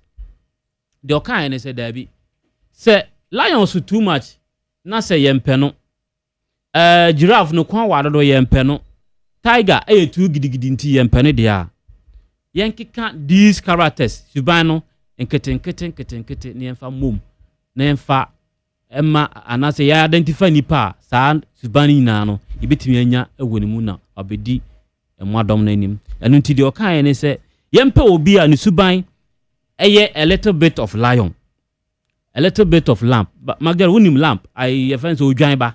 No ho jopa. Inti obi a at a point, obetumi display the character of a lion kakra. At a point, obetumi display the character of a lamp kakra. Obi nso asebe. Yentimi predict no to say lake. On say a lake da hwa, you wouldn't be able to see the end of the lake. Inti ujina no wa hanoma ohun baby ya ekokosi. Osaka nso say yempe obi nso wo the suban of a river sabi ojina ho a oye transparent na onfa niema ye den en wada Magdalene me kan kosi say dem pa kan kosi a ne say in the leadership mantle abeda ho ama MPP ye pe leader ama ye di anim no mo me nhwe obi a oye one sided figure nemu owo a blend of all these characters media to jai obi owo hu mo bro kakra obi a okanokre obi a odin e base o se odasa subana dia na yemfa leadership mantle no e function nsa na sa ni pay na mgidi say Ghana for ehwehwe. I don't want to mention obi adin for now, but in the coming days I'll make my views clear on whom I am supporting all right in this coming race enche on December 31st yebeto abandiama sani pakono Magjerry kakra meka e de akire etiti MPP etita for ne say yentam chuku ne promote your candidate devoid of denigrating the other. If you say we are yebesa kabom akosiki for the larger picture. Madam say my few calls na yeah sorry. 0302257902 0302257902 and 0302243540. Meba cho me wache. Bejo Thomas. Yeto yanko. When do you want me? Yeah, MPP na wana wakasa pa. Onipa ni su. Eti se obi di party enu. Eye Dr. Baumia. O sefata. Because o share ba kwasama. Obi ale ni wa. Wa be fabel ba ku pa. Ba ku wa be presenter. David Nanado.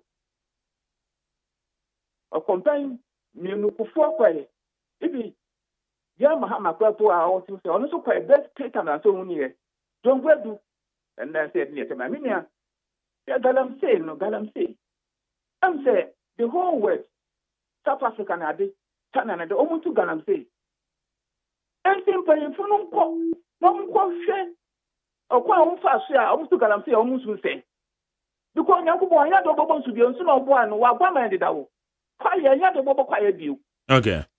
And so almost to go to almost say, almost share, no one by Namadi, himself, a gunner for.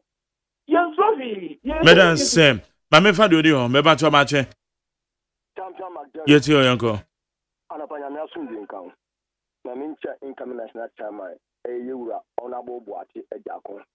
And let be a party who did your first Ubio party, a Yura, honorable Boati, a Jacon, chairman, Magjerry. Mestre, Yura, a Dubois.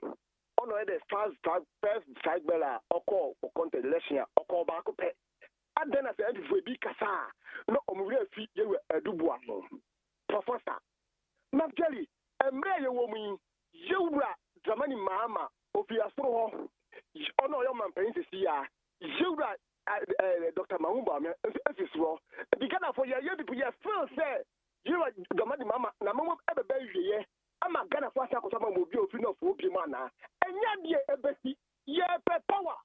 Okay. Madam Sam, Mamma Fadio o mache. Mejo so Magjerry na bata what is it? Nyame adom yetio. Who has the Dr. New when they tama condition of the Mecha a incoming president, Dr. Mahmoud Baumia, na after Mr.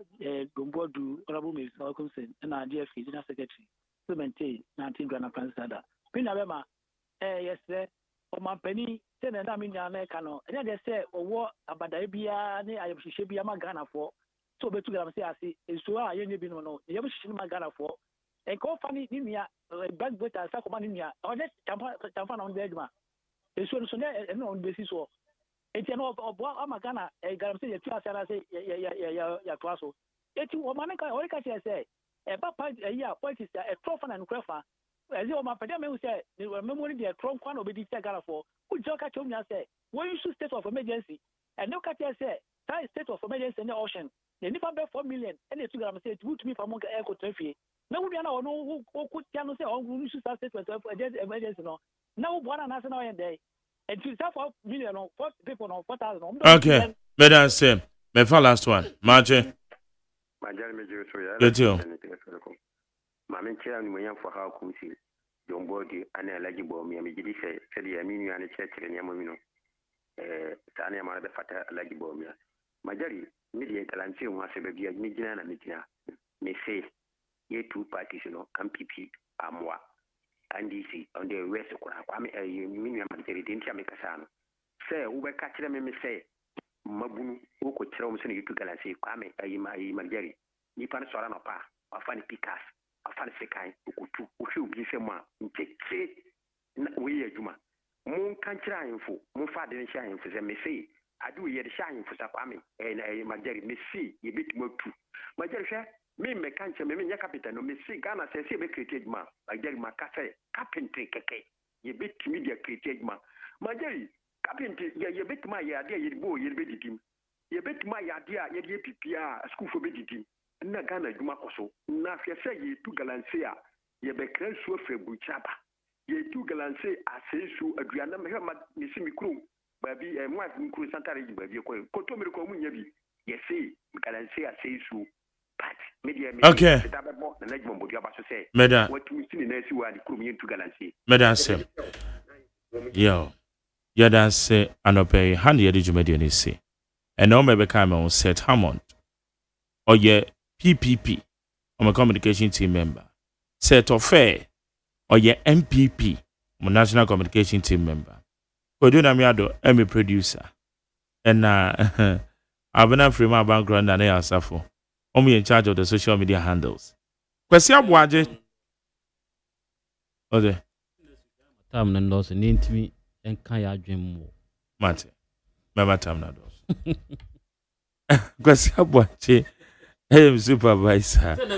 Dr. Fadadek said, nah, hey, executive producer.